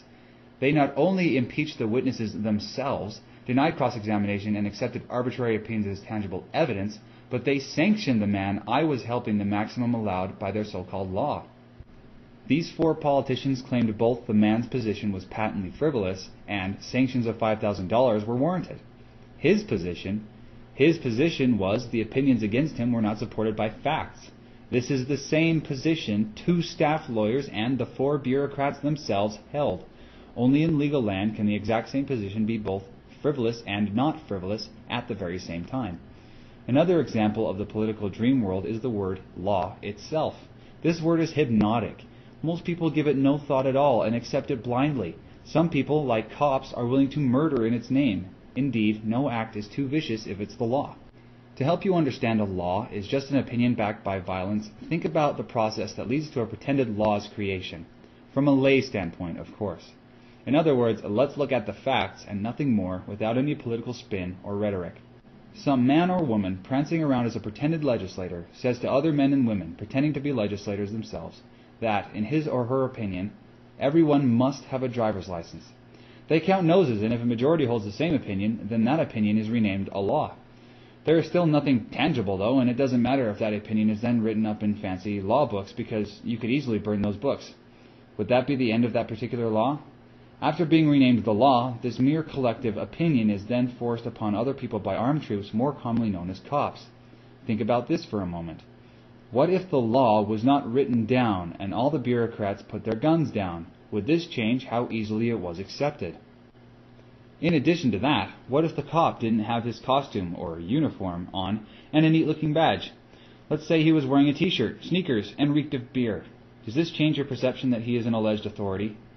Because I know from experience some people will have a problem with the above example and throw up the murder argument, I will provide the following. Some people may think we need laws for things like murder and rape.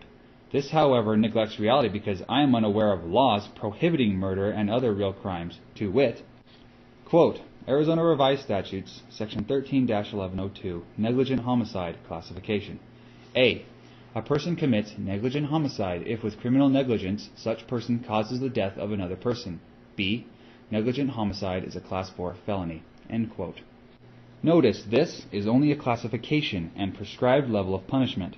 This appears to be consistent. See also 76-5-201 Utah, 782.04 of Florida as well as others. There is no attempt by a gang of faceless, unproductive men and women, politicians, bureaucrats, to criminalize the above act because it would be redundant. I want to make one last point in regards to the law and its hypnotic power on people because I think this power is lost when it is seen for what it really is. Let's say the men and women who parade around as congressmen pass a law, there would be no more gravity. The legislature finds that without gravity, the cost of shipping would be reduced, thereby helping the economy of the state. Would you happily waltz off the top of Sears Tower? If not, then why? What if they passed a law that rocks were now apples? Would you take a big bite of a block of granite? Shouldn't we respect and comply with all laws, at least until they are declared unconstitutional by the courts or repealed by the legislature? Before you think these are absurd examples, consider the fact that a legislature in the South, I believe it was Alabama, passed a law forbidding a river from rising past a certain level. When you just look at the facts, the law starts to lose its hypnotic dreamlike power. What is important here is a group of men and women are forcing other men and women to accept, or at least act on, their mental conception. What the mental conception is irrelevant and beside the point. The important thing here is the coercion and violence used to get people to accept or at least act on mental conception. To use another example, the alphabet is invaluable to communication and needs no explanation to show why it is valuable to learn it. Now just imagine using violence to teach the alphabet to children. In that instance, the children would not actually learn anything. Instead, they would be conditioned to respond in a certain way to avoid violence. That is how some animals are trained. Choice is taken away and replaced with fear of violence. In my experience, there is a common misconception that a city or a state is a natural phenomenon like an ocean, a mountain, or another part of the earth. As previously discussed, many think it's a geographic area or landmass such as a continent or island. According to lawyers with and without black robes, nothing could be further from the truth. I say that because, in their own words, a state is not a geographic area. There is Arizona, and then there is the state of Arizona. As stated earlier, if the state was the ground and only the ground, then the lawyer playing prosecutor represents the ground. Am I the only one who thinks such a premise is crazy? Fairness requires consistency. The cop has an opinion that I am within the state, subject to his jurisdiction, and I broke the law. These are just opinions or labels and not a statement of facts. The cruelest labels I'm aware of are the words legal and lawful. The following is critical to remember. The words legal and lawful have no real meaning, only a purpose. That purpose is to justify some of the most heinous acts you could think of by men and women pretending to be a state, sort of linguistic subterfuge. Any moral or ethical conviction a man may have is thrown out the window if an act is deemed legal. A good example is slavery. The opposite is also true. Just as people who currently take or sell certain drugs are seen as criminals against whom the government must wage a war on, if the drug laws were repealed tomorrow, those very same people would be instantly converted to honest, law-abiding citizens. There are people who sell drugs every day of the week, and instead of being considered criminals, they are called doctors and pharmacists. Why no war on doctors and pharmacists? The phrase war on drugs itself is a lie, because it's not a war on drugs. It's a war against the people who sell or use them without a state license. I don't use drugs, and I do not advocate their use. However, being a non-violent and peaceful man, I choose not to force my personal beliefs on others. I have to laugh when I drive down the street and see signs such as drug-free school zone. If that were true, the teachers wouldn't be taking Prozac and none of the children taking Ritalin. Both are mood-altering drugs. Someone please tell me what the substantive difference is between taking mood-altering drugs such as Prozac and recreational drugs besides the political mantra, one is legal, the other is not. What's the difference between a teacher who uses cocaine as opposed to a teacher who uses Prozac? Drink a six-pack in your living room while smoking cigarettes and watching a baseball game, and you're an all-American guy and good citizen. However, smoke a joint while watching the same game, one house over from the beer-chugging smoker, and you're a felon who belongs in prison. Only in legal land is such nonsense taken seriously. If you accept the premise another person has the right to control what you ingest, such as heroin, then you must accept the premise that another person has the right to force you to eat only certain kinds of foods. If your neighbor has no right to force you not to eat pork rinds, then guess what? That's right. If your neighbor doesn't have such right, then the men and women valiantly representing him don't either. Could you imagine a war on pork rinds? 60 machine-gun-toting pork rind warriors raided an underground convenience store. The only important issue with drugs is that another person is using violence to control what you ingest. For goodness sake, it's very easy for little children to choke on bread and pizza crust. Should there be a war on bread also? It's not a matter of what you are forced to ingest or not. It's being forced that's the issue. Such rank hypocrisy is also demonstrated with the so-called lotteries. When non-bureaucrats ran the numbers, it was a vicious crime against humanity. But have a politician do the exact same act under a new label such as the lottery, and now it's a great benefit for mankind. A little political voodoo magically transforms a heinous crime into a harmless beneficial service. Yeah, what wonderful magic. And what about overturned convictions? A man is put on trial and then convicted. His conviction is deemed legal. If it is overturned on appeal, then the conviction is no longer legal. Magic! Nothing has changed except the label attached. An opinion is just a label attached to the facts. How is an opinion merely a label? Let's say I scream, "I'm going to kill you." I then pick up a chair and break it over your back. Those are the facts. When a lawyer calls that assault and battery, that is an opinion. However, regardless of the opinion or label attached, the facts will not change. Like it or not, facts will not change to fit an opinion. Label it rape if you like. Who cares? The facts are still the same. I screamed I was going to kill you and broke a chair over your back. You can call an orange a diamond, but that doesn't make it any less an orange. No amount of human deletion, distortion, and or adding to reality is ever going to change reality. So the cop formed a legal conclusion I was within the state, or a so-called city, and subject to his jurisdiction. Fine.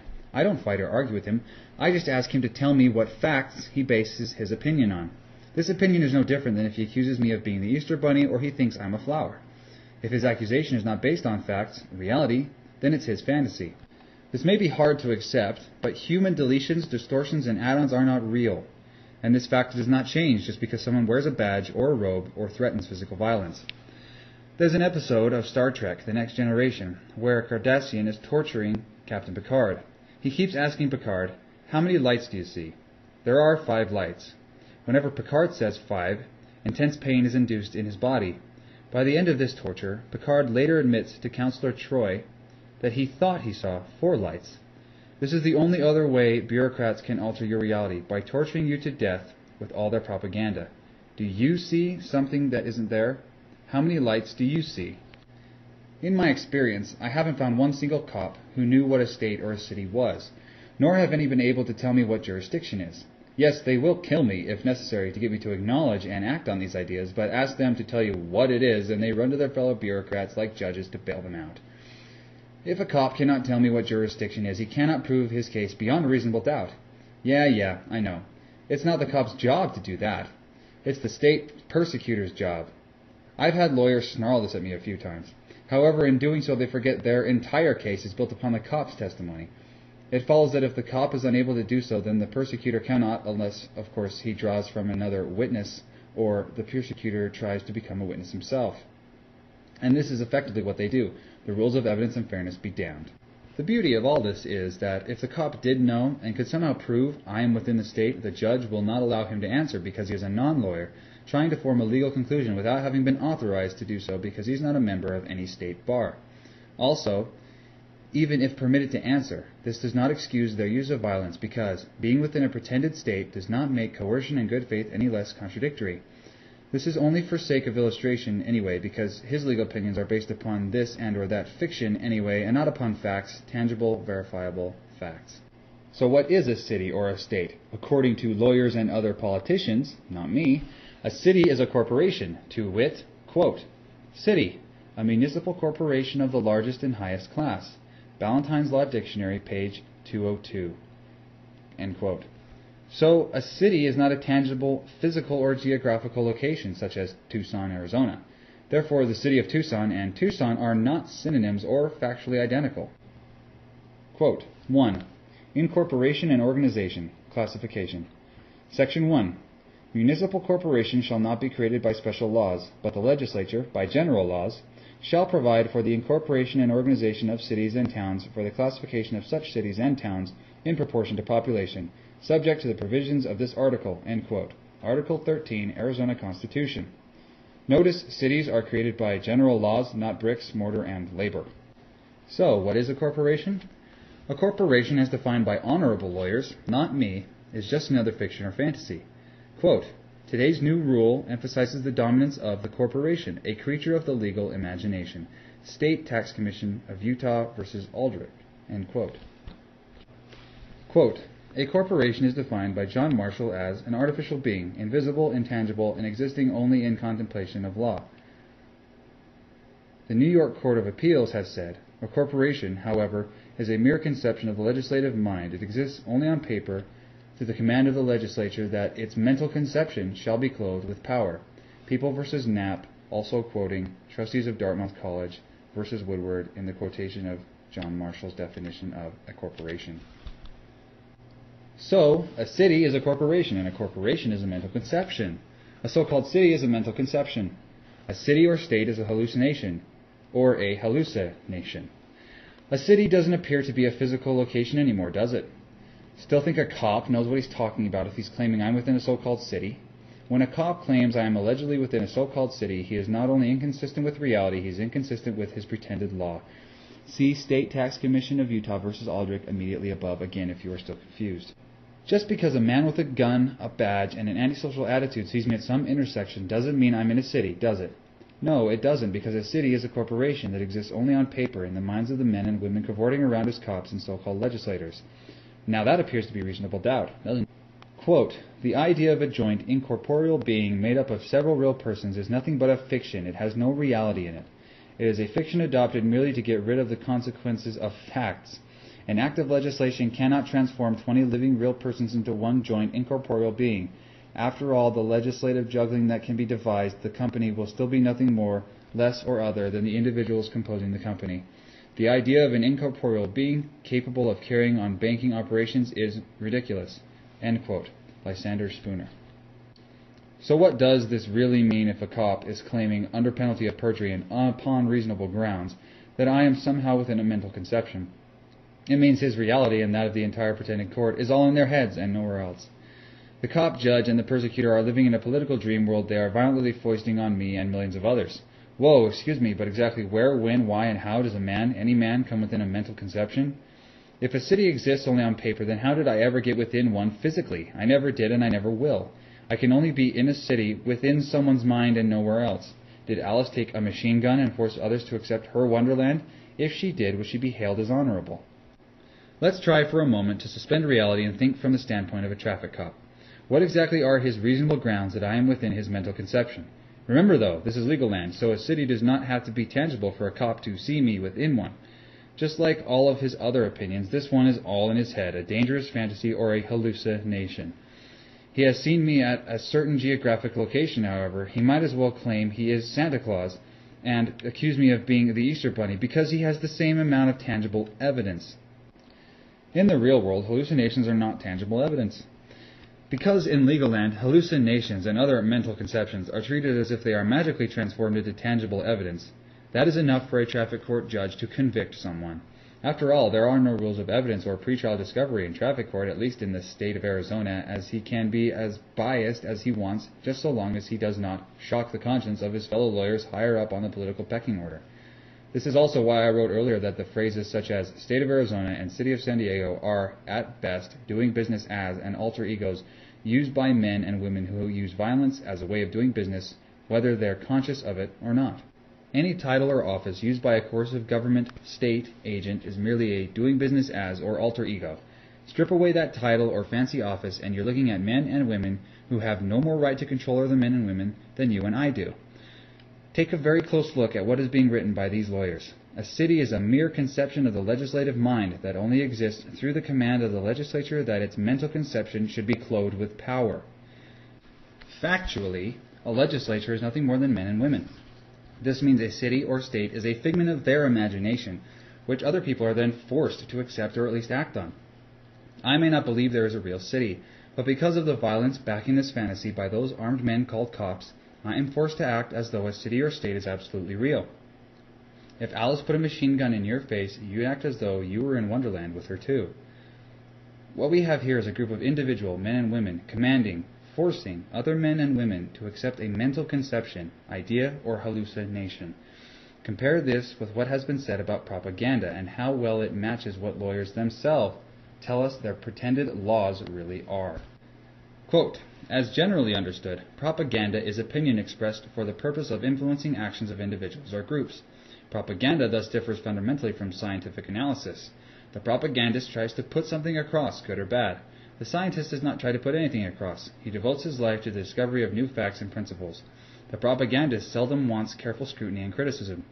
His object is to bring about a specific action. The scientist, on the other hand, is always prepared for and wants the most careful scrutiny and criticism of his facts and ideas. Science flourishes on criticism. Dangerous propaganda crumbles before it. End quote. Alfred McLung Lee and Elizabeth Bryant Lee, The Fine Art of Propaganda, 1939. Could you imagine using the same tactics as bureaucrats to sell lemonade as a kid? Come to think of it, if you sold it the same way, you wouldn't really have to have any actual lemonade to sell, would you? You would just command the other children to accept your mental conception there was some refreshing lemonade they had to buy from you, whether they wanted to or not, because it was for the good of the whole neighborhood. If you were really enterprising, then you could allow other kids to do the same by setting up a licensing scheme franchise, like state bar associations, whereby you could sit back and just collect a cut from each licensee in exchange for your protection of their exclusive license to sell real lemonade. The kids could also be told they had to buy lemonade from licensed vendors approved by you, or they might get cheated because you always maintain strict standards of lemonade purity to protect them. This analogy has more similarities to state-run protection rackets than you may care to know. Commanding me to believe in any mental conception, whether it be a city or a corporation, is really no different than commanding me to believe in Santa Claus, the Tooth Fairy, or the Easter Bunny. In fact, this is what I see whenever I read the law quoted above and notice it does not change the flow of the quote. Today's new rule emphasizes the dominance of the Easter Bunny, a creature of the legal imagination. The Easter Bunny is defined by John Marshall as an artificial being, invisible, intangible, and existing only in contemplation of the law. The New York Court of Appeals has said the Easter Bunny, however, is a mere conception of the legislative mind that exists only on paper through the command of the legislature that its mental conception shall be clothed with power. How do you clothe an idea with power anyway? It's not the particular mental conception I'm being forced to accept. It's being forced to accept a mental conception that's the issue. Change your perception for a moment. Do you want to be forced to believe in a religion? Would you personally force someone else to believe in your chosen religion? Does your neighbor have the right to force you to believe in a certain religion? To help understand this, just like in politics to a religion. It doesn't matter if it's a city, state, nation, the Easter Bunny, Santa Claus, Vishnu, Zeus, Horus, or Muhammad. I don't want to be forced or commanded to believe in anything. If likening politics to religion is too uncomfortable for you, then think of politics as a mythology because it is a mythology. If you ever wonder if a bureaucrat has the right to do something, then just ask yourself this question. Does my next-door neighbor have a right to do this to me? If he doesn't, then his pretended delegates, deputies, agents, commissioners, governors, presidents, kings, princes, czars, ministers, secretaries, and servants don't either. It's that simple. An obvious question here is why would an idea, religion, myth, or hallucination have to be imposed by force? Maybe because that's the only way rational people will not only accept the idea but also act on the ideas if they actually believe it. Violence is the means by which the irrational get the rational to act. What if, like the mental conception called the Easter Bunny, I choose not to accept the idea that I'm within a state or a city? What are the implications? First, it would be safe to assume that no one is willing to murder me because I don't believe in the Easter Bunny. The very opposite is true when it comes to bureaucrats. Bureaucrats actually believe they have a right to kill you if you refuse to accept their mental conceptions, be it a city or the Tooth Fairy. It really doesn't matter. If you don't believe this, read Article 1, Section 2 of the Nevada Constitution directly below. This is such a gem of political doublespeak and statist nonsense that I have to include it in this book about political myths. Quote, all political power is inherent in the people. Government is instituted for the protection, security, and benefit of the people, and they have the right to alter or reform the same whenever the public good may require it. But the paramount allegiance of every citizen is due to the federal government in the exercise of all its constitutional powers, as the same have been or may be defined by the Supreme Court of the United States. And no power exists in the people of this or any other state of the federal union to dissolve their connection therewith, or perform any act tending to impair, subvert, or resist the supreme authority of the government of the United States. The Constitution of the United States confers all power on the federal government to maintain and perpetuate its existence, and whensoever any portion of the states or people thereof attempt to secede from the federal union or forcibly resist the execution of its laws, the federal government may, by warrant of the Constitution, employ armed force in compelling obedience to its authority. Close quote. This is a declaration of war, for goodness sake. Here the government is said to serve the people who are of allegedly the power, and yet the people cannot peacefully withdraw their support without armed forces compelling obedience. Which one is it? Both cannot be true. How many people do you know that are willing to kill their boss just to keep their jobs? Is your job so important you feel it's necessary to kill your boss to stay employed? I think normal people just go get other jobs. Instead of a going out of business sale, politicians start a war against unemployment. Can you imagine a political party that might use the following speeches and campaign slogans? Yes, sir, vote for me, and once in office, if you dare withdraw your support, we'll kill every last one of you if we have to. But vote for me anyway because the other guy will kill you for a lot less. Or, vote for me, Joe Bureaucrat, cause Bob Bureaucrat will kill you for doing a lot less. Politicians are not only willing to kill their alleged bosses to keep their jobs, some shamelessly advertise their murderous intent in their own constitutions, like above. This type of content is not hidden. You can go into most libraries or look online. It's one thing for a slave to kill the slavemonger, but it's quite another for the public servant, bureaucrats, to kill their so-called sovereigns. Just how many are they willing to kill to stay employed anyway? 50%? 75%? 90%? And keep in mind that Pol Pot probably didn't write that section of the Nevada Constitution. Think about this. If men, women, and children do not want to participate in politics, i.e. forcing their opinions on others, any longer, some bureaucrats will murder as many of them as they have to in order to keep their jobs. Is that fair?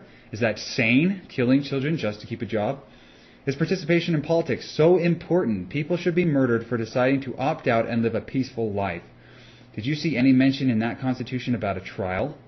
Peacefully withdrawing support is treated as worse than being a terrorist, for goodness sake. At least accused terrorists get a mock trial before they're shot. Did you catch the contradiction here? What about the Fifth Amendment and due process? Isn't that by warrant of the Constitution? Armed force without the nuisance of a trial. That's why I write it's not about protection, it's about obedience. And what about the part about protection? Doesn't that sound familiar? You're going to be protected whether you want it or not. And let's not overlook the offer you can't refuse. Employ armed forces in compelling obedience to its authority. Apparently, Luca Brasi didn't sleep with the fishes after all. Maybe the above Constitution should read, all political power is inherent in the people, as long as the people means bureaucrats. Government is instituted by bureaucrats for the protection, security, and benefit of the people, whether they want it or not. And they have the right to alter or reform the same whenever the public good may require it, just as long as no bureaucrat is put out of a job. But the paramount, real allegiance of every citizen, i.e. slave, serf, peon, is due to the men and women pretending to be a so-called federal government, in the exercise of all its constitutional powers as the same have been or may be defined by the Supreme Court of the United States. And no power exists in the people of this or any other state of the Federal Union to dissolve their connection therewith or perform any act tending to impair, subvert, or resist the supreme authority of the government of the United States.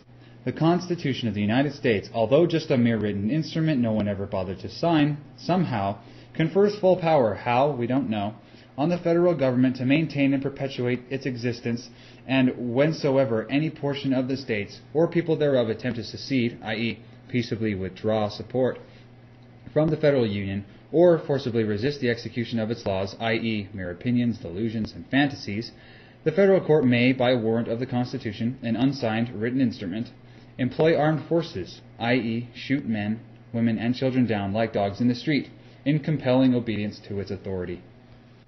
If it's true that all political power is inherent in the people and they choose to peaceably withdraw their support, would they not at the same time be withdrawing their alleged political powers from the so-called government? If so, then under what pretense or authority would the federal government be exercising?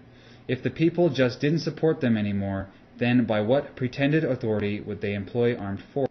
Getting back to the mental conception and its application in my traffic cases, let's say, for example, I am traveling safely down the street without a so-called license plate on my car. I am not speeding or causing any danger to anyone, and a cop gets behind me and puts his emergency lights on. The cop certainly accepts the mental conception or opinion that when his lights are turned on, the person in front of him is supposed to stop. However, like the idea of an Easter bunny, I don't accept this mental conception and continue minding my own business. What will the cop do? More than likely, he is going to either threaten me somehow with physical violence, or he'll just start using physical violence to stop me on his own. Either way, if I don't stop, he will probably increase the physical violence until I am stopped, including calling additional armed troops, more commonly known as backup. Some of their cars may even ram my car. Once stopped, I will more than likely be approached by several cops, each pointing a loaded firearm directly at my head. Once their firearms are drawn, they are fully prepared to murder, kill me where I sit. Just ask a cop and he'll confirm this. At this point, it no longer matters that I didn't have a seatbelt on. No, I have done far, far worse. I failed to accept a bureaucrat's mental conceptions by stopping. This is usually taken as a personal affront to their rights to dominate me. Now they're really pissed off. Failing to accept a mental conception certainly warrants the use of violence, doesn't it? After all, isn't violence an acceptable way to get people to believe the same as you? Isn't it legal? It is in legal land. Let's put this in another context. Obviously, no one can really force me to believe in the Easter Bunny, but I can be forced to act on this belief by coloring and hiding eggs at gunpoint, can't I? There is a world of difference between believing something and acting as if you do. Compare this to a traffic trial, because that's how bureaucrats operate. You don't have to believe there is a state, but you will perform as though there is one by getting a license, filing a tax return, putting your children in state-run propaganda mills called public schools, etc. For example, a cop accuses me or anyone else of being within a city and failing to provide ID. This cop might as well accuse me of being in Bunnyland and failing to color and hide eggs. In both cases, mental conceptions are being used. How should such an accusation, opinion, be responded to, if at all? If there were no physical violence to back it up, I would just walk away laughing from this delusional antisocial individual. On the other hand, if I responded at all, I might say, "I'm sorry, but I don't believe in the Easter Bunny." The cop would probably respond that that doesn't matter. Only his belief matters because of his gun and his willingness to use it to get me to act as if his fantasy were real.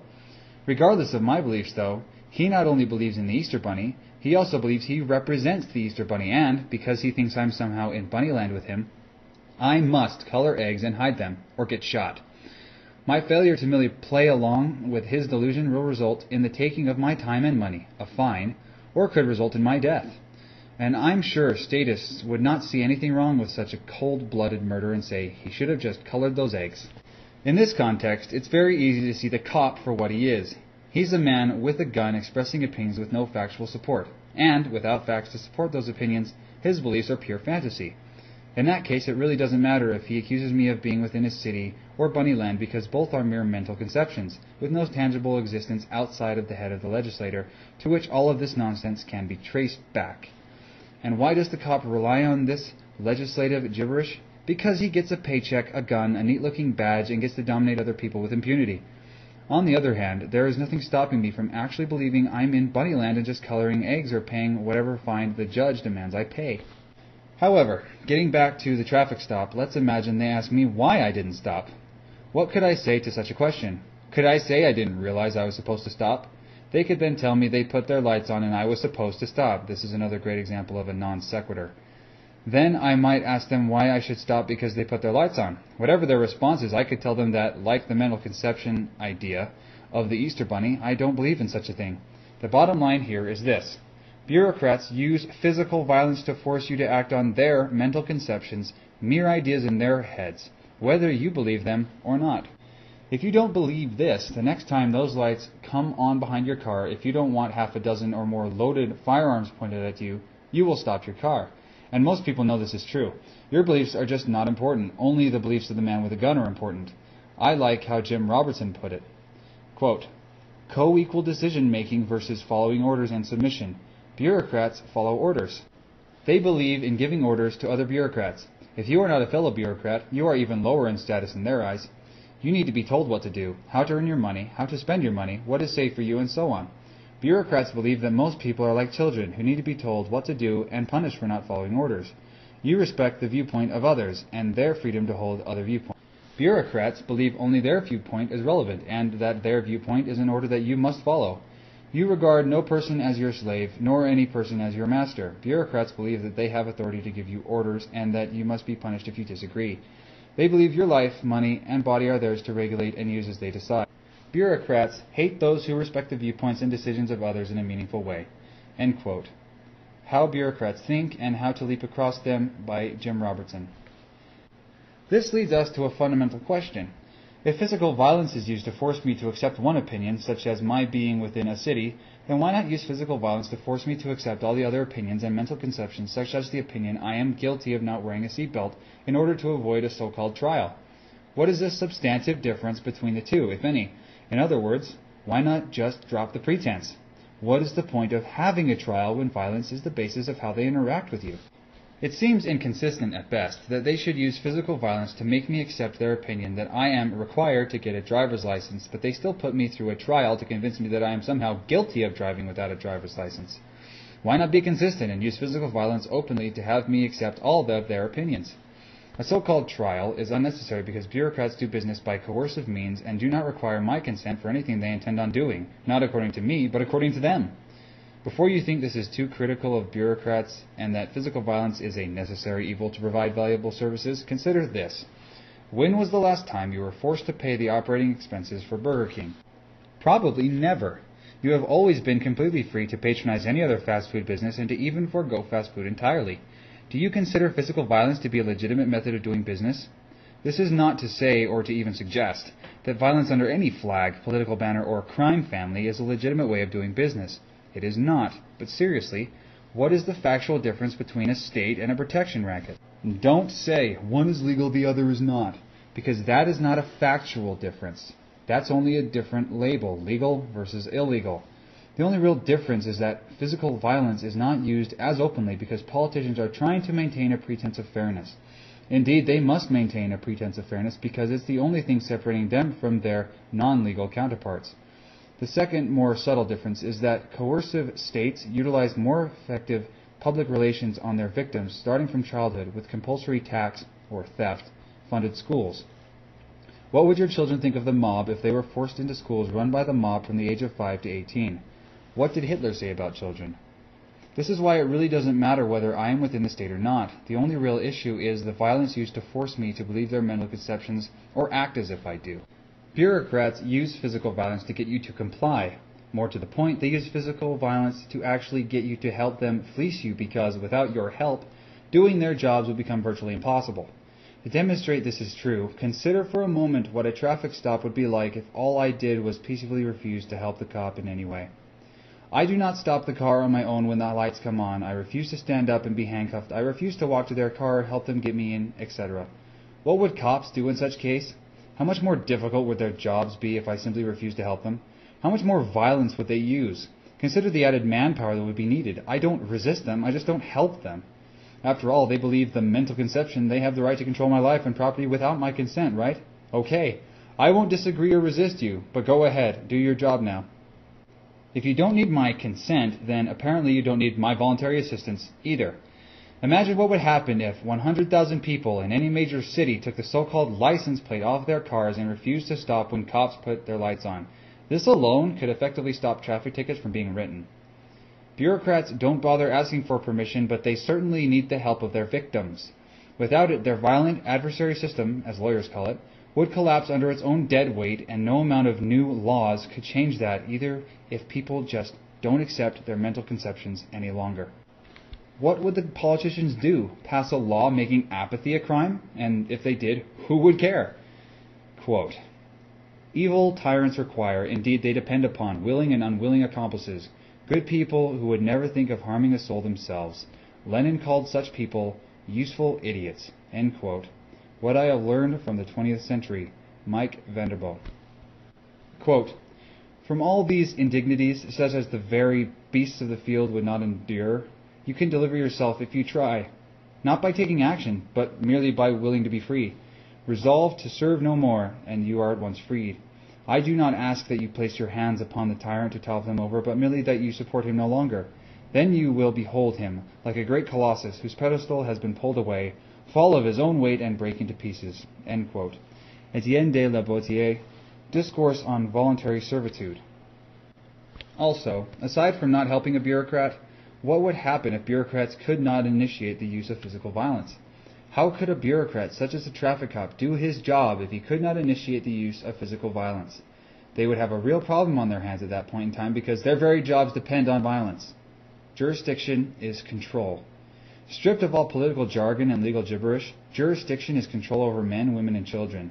It's what groups of men and women pretending to be governments do. They govern, and govern is control. Quote, "Govern, to direct and control, to regulate, to restrain, to manage." End quote. Ballantyne's Law Dictionary, page 530. They violently regulate, control, and dominate other men, women, and children. This can be observed even by us uneducated laymen. Think about this for a moment. Have you ever seen a government? Can you hit a government with a rock? What exactly is government? The lay answer is just the facts. A government is one man controlling another without the latter's freely given consent.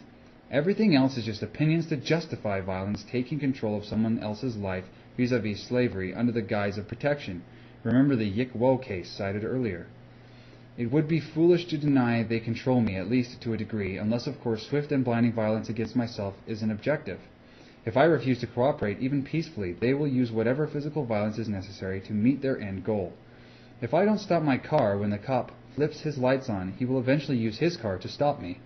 Having done so, he'll run up to my car, screaming at me to get out, with his firearm pointed directly at my head, ready to murder not a peaceful human being, but what he now believes is a criminal or a perp. See the sick irony in such a situation? The cop is the violent one, and the guy minding his own business, not harming a soul, is somehow the criminal. Yeah, I can hear it now. He should have stopped his car. That's right, blame the victim.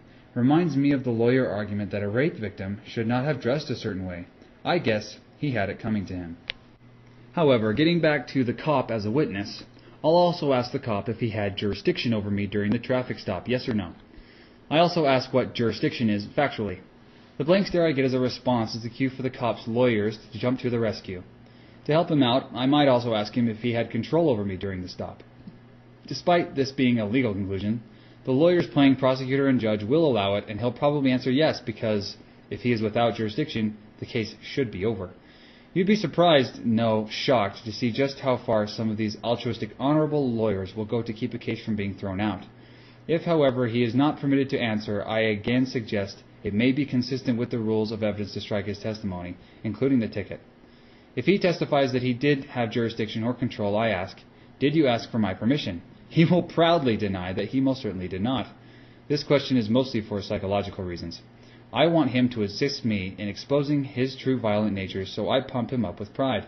In fact, I want him to snarl back at me with contempt. I'm a cop, you little punk. I don't need your permission to do anything. I want his true nature exposed because it contradicts any pretense of fairness and good faith. If what is being done to me is based upon violence, then it's not being done in good faith and is certainly not fair. Anyone who equates physical violence with good faith has serious psychological problems and is not a stable person anyone should try and reason with, even if they are residents in legal land. No one can get a fair trial from such a person. Once it is out in the open that it was not with my permission, nor was this required, I ask him, okay, other than physical violence, please tell me, factually, the nature and basis of this jurisdiction and exactly where, when, why, and how you acquired it. This is not going to be answered, and with good reason. One in particular is that he was just beating his chest because he doesn't need my permission to do anything. If he even offers a responsive answer, he won't. Then he is looking at being impeached as a witness for his inconsistent testimony. At this point, the cross-examination is over, and it hasn't lasted more than a couple of minutes. It is always interesting to ask them at what particular point in time this jurisdiction was acquired, because this will really make the cop and two lawyers protecting him start to think. Was it before he saw me, 100 yards away, etc.? These questions are very difficult to get out of, so the judge will probably not permit his sidekick, the cop, to answer. That's fine because, quote, a denial of cross-examination without waiver would be constitutional error of the first magnitude, and no amount of showing of want of prejudice would cure it, end quote. Brookhart versus Janus. I once had a cop in a pretrial deposition tell me his badge was his authority over me. I said, really, is that piece of metal magic? Can I put your badge on and have jurisdiction over you? What is ironic is that he accused me of mocking him. I wonder if he also believes a crown would make him a king, or a scalpel makes him a brain surgeon. I may help the cop out by asking, is your jurisdiction over me based upon your coercion or based upon my freely given consent? If he says coercion, I can then ask him, do you equate coercion with good faith and fairness? This is a great question I have never had answered because they realize answering would open up too big a can of worms for them. For example, I worked with someone in Phoenix with regards to a Department of Revenue hearing. The woman representing the director testified to being qualified to draw legal conclusions and having jurisdiction over a friend I was helping. The hearing officer, a lawyer, agreed. My friend asked the woman if this alleged jurisdiction was acquired by his consent, and she answered no. He then asked her if she equated coercion with good faith, and the hearing officer, who also represented the director, would not allow her to answer because it called for a legal conclusion. Huh? I can always count on a bureaucrat to contradict themselves. This is because the outcome is always determined in advance, so their actions must conform to that predetermined outcome. Remember the magic bullet theory of the so-called Warren Commission? Another good question is, since this jurisdiction is not based on my consent, does it extend to the Cayman Islands? Think about this for a minute. If his control over me is not based upon my consent, then why can't he follow me to the Cayman Islands and control me over there too? Another good point, that you may want to consider is this. If the cop's so-called jurisdiction is really just coercion and physical violence, then it has nothing to do with any so-called constitution, a mere written instrument no one ever bothered to sign anyway. If I don't accept his opinion he has jurisdiction over me, then this doesn't matter, does it? He'll just use whatever physical violence is necessary to reach his objective. He doesn't need me to agree with him or even believe him. This has nothing to do with consent and good faith, the way rational people interact with each other. Given that fact, why is a so-called trial necessary? My input is irrelevant and not required, and he has probably told me this already. What has changed after the traffic stop? This applies equally to the judge's opinions. He controls my life without my freely given consent. In other words, his so-called jurisdiction is not based on coercion, it is coercion. I may not believe his opinion that he has any jurisdiction over me, but because the cops at his disposal blindly accept that he does, I have to act as if he does or else get shot. Because he uses violence and threats of violence, e.g. a so-called warrant for my arrest to ensure my presence in his building, then why doesn't he use the same level of open violence to ensure I just pay the fine he wants to impose and just skip the whole damn trial? What is fair and just about violence? It's bad public relations. As previously stated, bureaucrats must maintain a false perception of fairness and good faith, because if they don't, they will be seen for who and what they really are. They don't want their true nature to be seen because people would withdraw their support, and no amount of threats from the Nevada Constitution or otherwise would keep those politicians in power. This is why there are even more lawyers doing business as appellate courts who review a judge's actions to ensure that a pretense of fairness is maintained by the lower court judge. That is to say, the trial judge used good PR. If not, the case could be sent back to that judge or remanded. Not to administer justice, however, but to make the theft of my time and property look good. This is why I put bureaucrats on the spot. If none of this has to do with my consent, then why is a so-called trial even necessary? What is a trial supposed to accomplish when they can always force or command me to accept their opinions, mental conceptions, anyway? Look at the inconsistency here. The following opinions, lies, are not subject to my challenge or consent. I must have a license plate on my car. I must stop my car for a cop. I must comply with the cop's orders. I must appear within their building. I am within their state. I am within their city. I am subject to their jurisdiction. Then, at trial, only one opinion appears under their pretense to be subject to challenge. I am guilty of not having a license plate on my car. But if I cannot challenge the opinion I need the plate on my car, then you can't see this cruel game is rigged from the start. Can you see the difference between this and a case of rape? In a rape case, they are proving a certain act was committed as opposed to proving whether I was obedient to the written will of individuals I have never met. What makes this particular opinion any different from the other opinions I was forced to accept? One thing, the pretense of a fair trial necessary to maintain good public relations. My challenge is superficial at best and for appearances only. That is why the cop can throw out opinion after opinion ad nauseum, and when I ask him to provide the facts those opinions are based on, both of his lawyers, the prosecutor and the judge, will not permit him to testify. If I can be forced to accept one mental conception, then I can be forced to accept any mental conception whatsoever.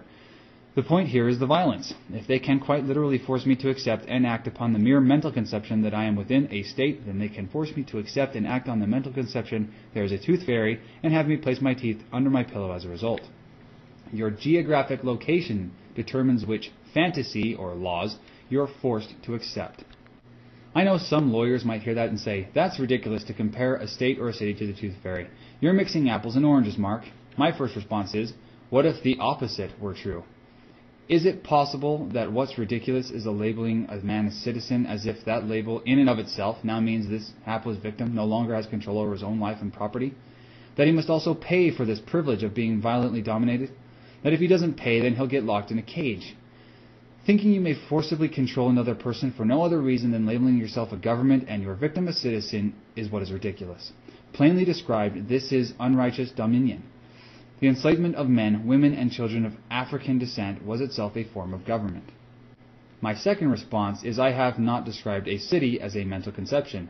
No, as shown previously, that was a gang of honorable lawyers when I cited a Supreme Court opinion called State Tax Commission of Utah versus Aldrich. Who would deny the tooth fairy is a creature of the imagination? The tooth fairy and a city are both mental conceptions, whether lawyers agree or not.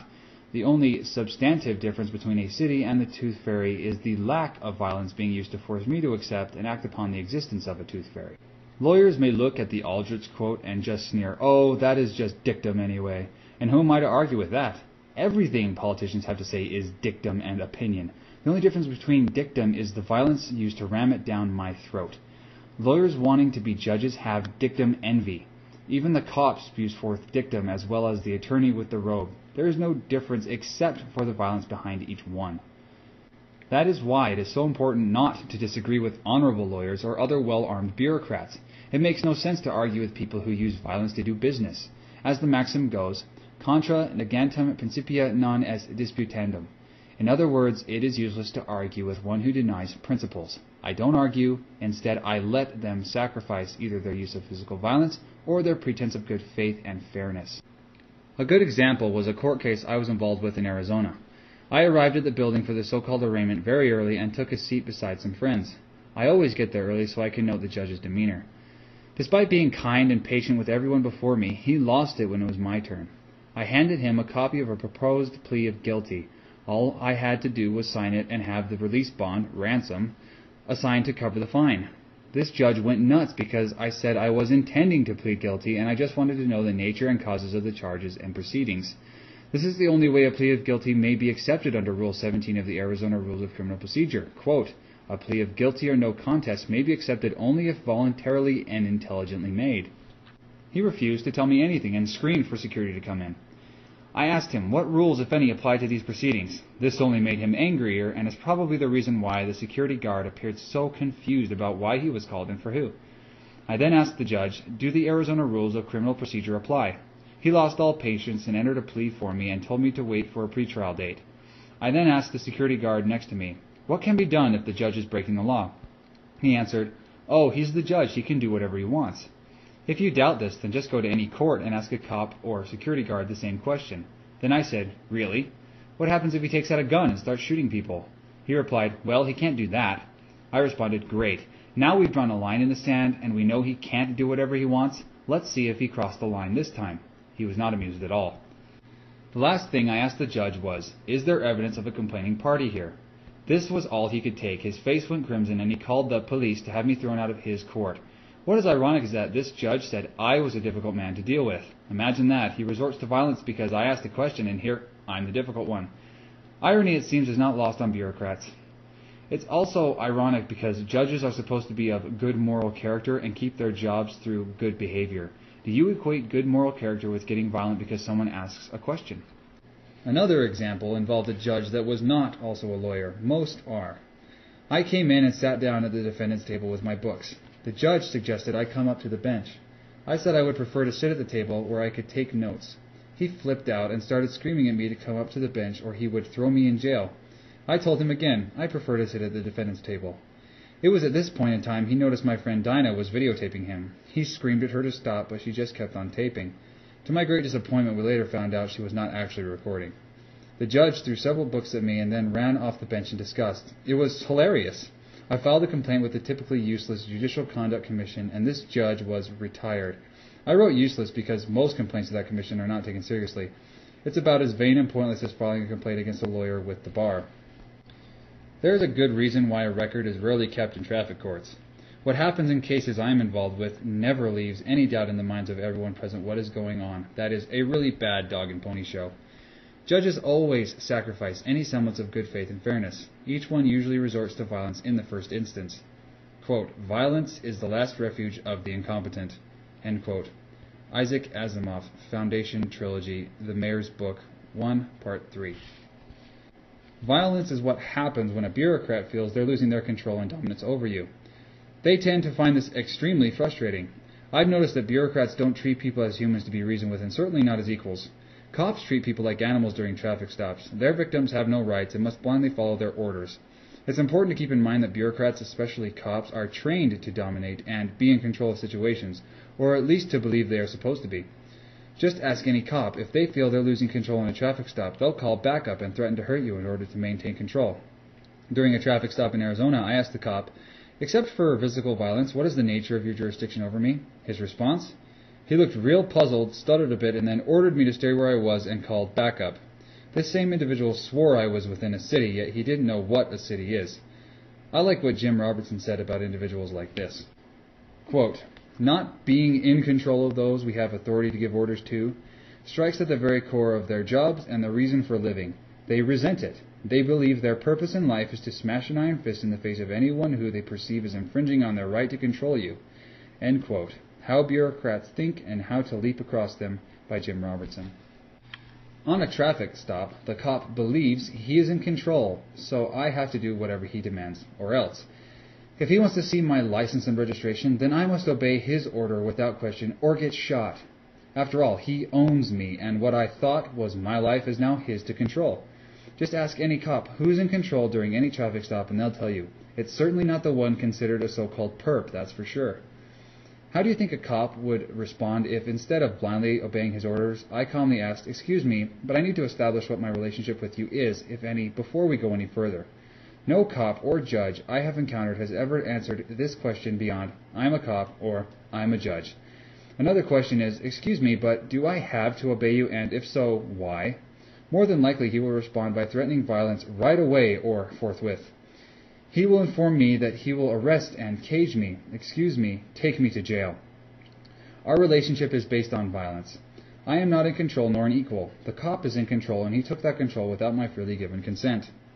Seeing how he doesn't need and never asked for my consent, what are the limitations on the cop's actions and why? The cop can do whatever he wants with impunity. The only fly in his ointment is his pretense of good faith. His public relations scheme must be maintained. So what you have here is a relationship based on violence that is commonly accepted as legitimate. If it's legitimate for a cop to control me without my consent, then can a cop ever go too far? Apparently I have no rights at all if he may control me against my will. The question about the relationship is great to ask cops while cross-examining them because it'll seem strange to them and will probably confuse them a great deal. It will not be answered. It cannot be answered without exposing how they go about their business. Their charade of fairness cannot be maintained with their violent nature. This question exposes the sham whether the question is answered or not. That is the beauty of not arguing with them. I don't even need the question answered. Some may argue that cops don't need to know such things. I agree. Cops don't need to know what they are talking about, unless of course they are being relied on as witnesses. I find it incredible that cops use violence to stop your car, violence to search your vehicle, violence to take your property, and violence to put you in a cage. But if they fail to read you your rights before putting you in that cage, then they've done something wrong. Your Honor, I was violently ripped from my car, forced to the ground, hogtied, thrown into a patrol car, taken out, and beaten within an inch of my life, and then put into a cell. Officer, when you arrested this punk for not having a seatbelt on, did you read him his rights? Yes, Your Honor, I did. Looks good to me. Maybe it's just me, but it appears to be rank hypocrisy to read someone their rights while callously disregarding every one of them, using violence to stop their car, violence to search their car, violence to take their property, and put them in a cage. Actually, it's cruel. It's tantamount to putting a knife in someone's back while kissing them. To make matters worse, these same violent individuals then promise you a fair trial.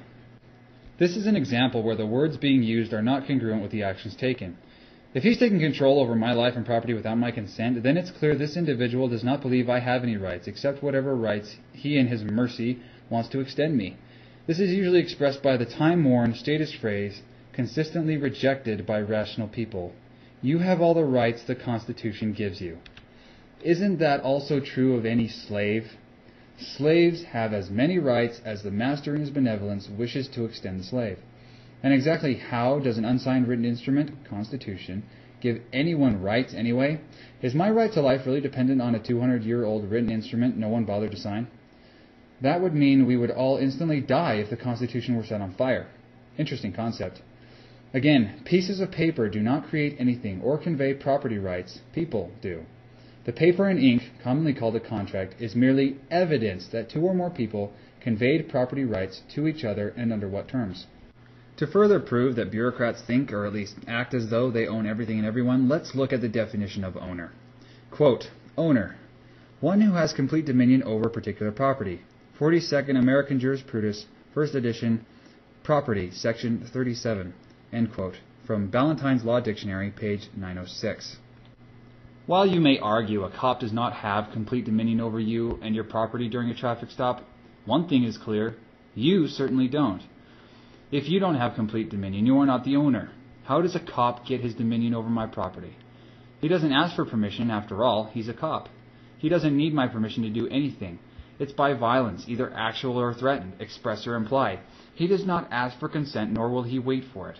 If you read legal opinions on searches conducted by cops, lawyers, and other bureaucrats claim the officer was fully within his rights to search the vehicle. How bizarre. The legal definition of owner is one who has complete dominion. If a cop has a right to search my car, then he has dominion, and I'm no longer the owner. Maybe I'll get lucky and he'll give me my car back, or maybe it'll be forfeited in the interests of justice. This is an example of statist nonsense where you own the property but you don't own the property. If the cop has dominion, then he owns it, so let him make the car payments from now on and not me. Here, take it, it's yours. Just stop screaming and put the damn gun down. Exactly how did this cop acquire his dominion or his right to search my vehicle? Let's see. Was it violence or an obscure written instrument neither one of us has signed? Another example is a so-called grand jury subpoena, let's say for my books and records. If I own the books and records, then I have complete dominion over that particular property. This means for someone else to use my property, I have to give my freely given consent because I have complete dominion. Remember, if it's not recognized that I am the owner, then a so-called subpoena would not be in my name requiring me to bring in the property. Instead, some bureaucrat would just come by and take what he felt was his.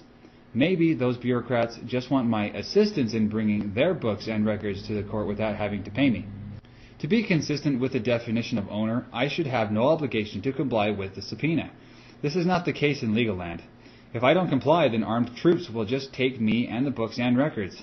Now if they have the right to use violence and just take what they feel they are entitled to, then why the facade of a so-called subpoena? In other words, I own the property and don't own the property at the same time. Maybe the grand jury owns the books and records. I guess they could just sell them, couldn't they? Why give them back? Some may argue the grand jury needed my private records for trial out of necessity, as if their need somehow terminated my property rights, that is, my complete dominion. I hope a grand jury doesn't need 5 pints of my blood. There are many people in need of a new kidney. Do they just cut a potential donor open and take what they feel they need? After all, necessitas non habet legem. Necessity has no law, from Ballantyne's Law Dictionary, page 837. If charged with mutilation, can that person laugh as a defense? Necessitas vincit legem. Legum vincula iridit. Necessity supersedes law. It laughs at the fetters of law. Ballantyne's Law Dictionary, page 837. What if my friendly neighbor needs a ride to work? Can he just then steal my car out of necessity? We have a 2003 Lexus here, and we have 3 ways to get you into this car. You can buy, lease, or just take it if you think it's necessary. Lawyers would write, by decisional law, the rule of necessity may override the rule of property rights. Maybe the definition of owner should be amended. Owner, one who has complete dominion over a particular property, unless a bureaucrat thinks he needs it. However, if property rights are not acquired by need or necessity privately, then it follows there is no authority to then delegate to such an alleged public body. A grand jury is just 18 or more individuals who gain no more right to my property only by appending a silly label to themselves. You see, in legal land, it's not just 18 men and women with the same rights as you and I. No, it's a grand jury with a collective right to steal. Just delete, distort, and add to reality to justify the violent taking of property.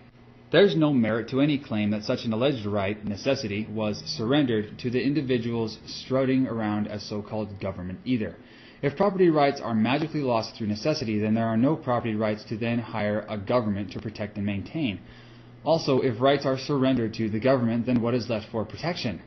What an inane premise. In order to have your rights protected, you must surrender them first. In order for you to enjoy those pork rinds, you have to give them to me.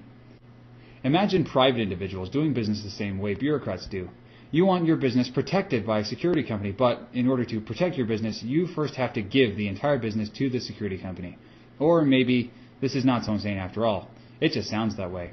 If you have no property rights, then you have no rights to be violated. And if you don't own property, then you can't legally have anything stolen from you, can you? You see?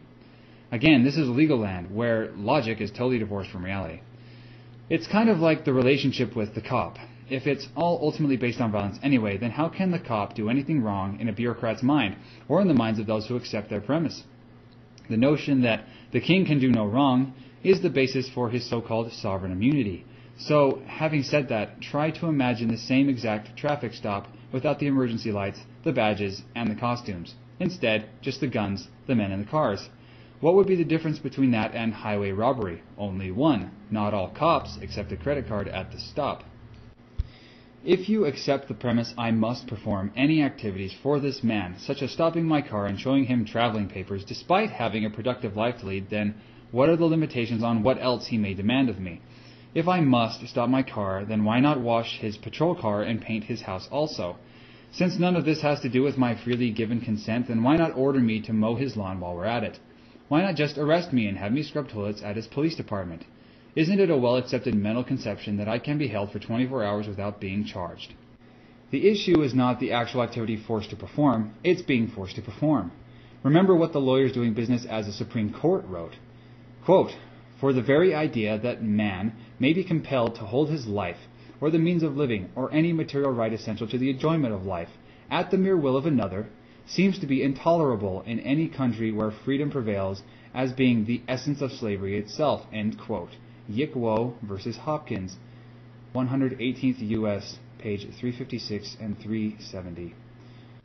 Doesn't this describe every situation with a bureaucrat, especially on so-called traffic stops? Maybe the lawyers who wrote this silently exempted themselves? Maybe slavery is slavery only if done without lawful authority. The point is, because the relationship is based on violence, there isn't a limitation on what he can do to me except maintaining an illusion of legitimacy. If you accept the premise a cop has a right to control you without your freely given consent, then you are in no position to complain if he orders you to shine his shoes. If cops started going too far beyond the accepted norm on a regular basis, their illusion of legitimacy would suffer and then disappear as more and more people withdraw their pretended or actual support. A case in point is what happened to a Haitian immigrant, Abner Louima, in Brooklyn, New York, in 1997. A cop stuck a wooden stick in this man's rectum, causing severe internal injuries for no other reason than being suspected of a crime. Where were the state lawyers crying sovereign immunity over that one? The king can do no wrong, right? After all, this king was working on the job at the time, and didn't he have every right to hold Abner against his will? Maybe that cop should have hired the U.S. attorneys who defended Lon Horiuchi, the FBI sniper who killed Vicki Weaver in 1992 by shooting her in the head while she stood in the doorway of her cabin holding her nursing baby in her arms. Horiuchi was on a government payroll at the time, and he got away with murder, lay sense. So why complain about having a wooden stick rammed in your butt? Bureaucrats go through a lot of trouble trying to convince people what they do is legitimate. A good example is compulsory attendance in a bureaucrat's propaganda mill, commonly referred to as public schools. From the time we are 5, we have this nonsense forced on us. We learn to be a good citizen starting at age 5. How many 5-year-olds know what allegiance is? Is it any wonder that so-called schools bought and paid for through violence end up having such violent episodes such as the one that happened at Columbine High School? This BS public relations scheme is why they give you a trial, whether you want one or not. It's political sleight of hand that distracts you this way and that while they perform their magic, concealing the true basis of their so-called authority. Like a magician, bureaucrats give you a trial to distract you from the truth, while they conceal the violence underlying it all, the truth and sole basis of their pretended authority. Then they can say, you had your day in court, your equal protection, and your due process. Cops don't know this, of course. Most cops I've met don't know more than what they've been told. But the higher up on the political pecking order you go, the more state agents seem to know. From my experience, many lawyers know the system is a sham, especially the honorable ones wearing black robes. The majority won't tell you this because it means losing their jobs and all that goes with it: money, power, dominance, prestige, circle of friends, irresponsibility, etc. The beauty, the Achilles heel of this entire scam is that because these phony trials are so idiotic and contradictory, they can very easily be exposed for what they are. A judge always sacrifices one of the two ways by which he operates, either the physical violence behind all their actions or their pretense of fairness and good faith. It is one or the other. While my questions don't always result in a pretended case getting thrown out, it's the most effective method I've seen for exposing these phony proceedings for what they are: public relations propaganda concealing violence. Once it is openly revealed the underlying jurisdiction is violence, then the entire trial is seen as a mere pretense and sadistic sham. And this may be the reason why lawyers and judges refuse to permit a cop to answer most questions. That's fine, whatever, be non-responsive. One of their methods of operation is being sacrificed, the pretense of fairness. That's because although the entire so-called case is based upon this cop's legal opinions, the judge will not permit me to question him about the supporting facts. Not being permitted to question the sole witness against me sounds like a really fair trial. As stated previously, the refusal to permit a cross-examination is about the worst error the black-robed lawyers can commit, even in legal land. Isn't it interesting that if a judge refuses to permit cross-examination and cages me in any way, it's just considered an error, but if I did the same thing, it would be a crime?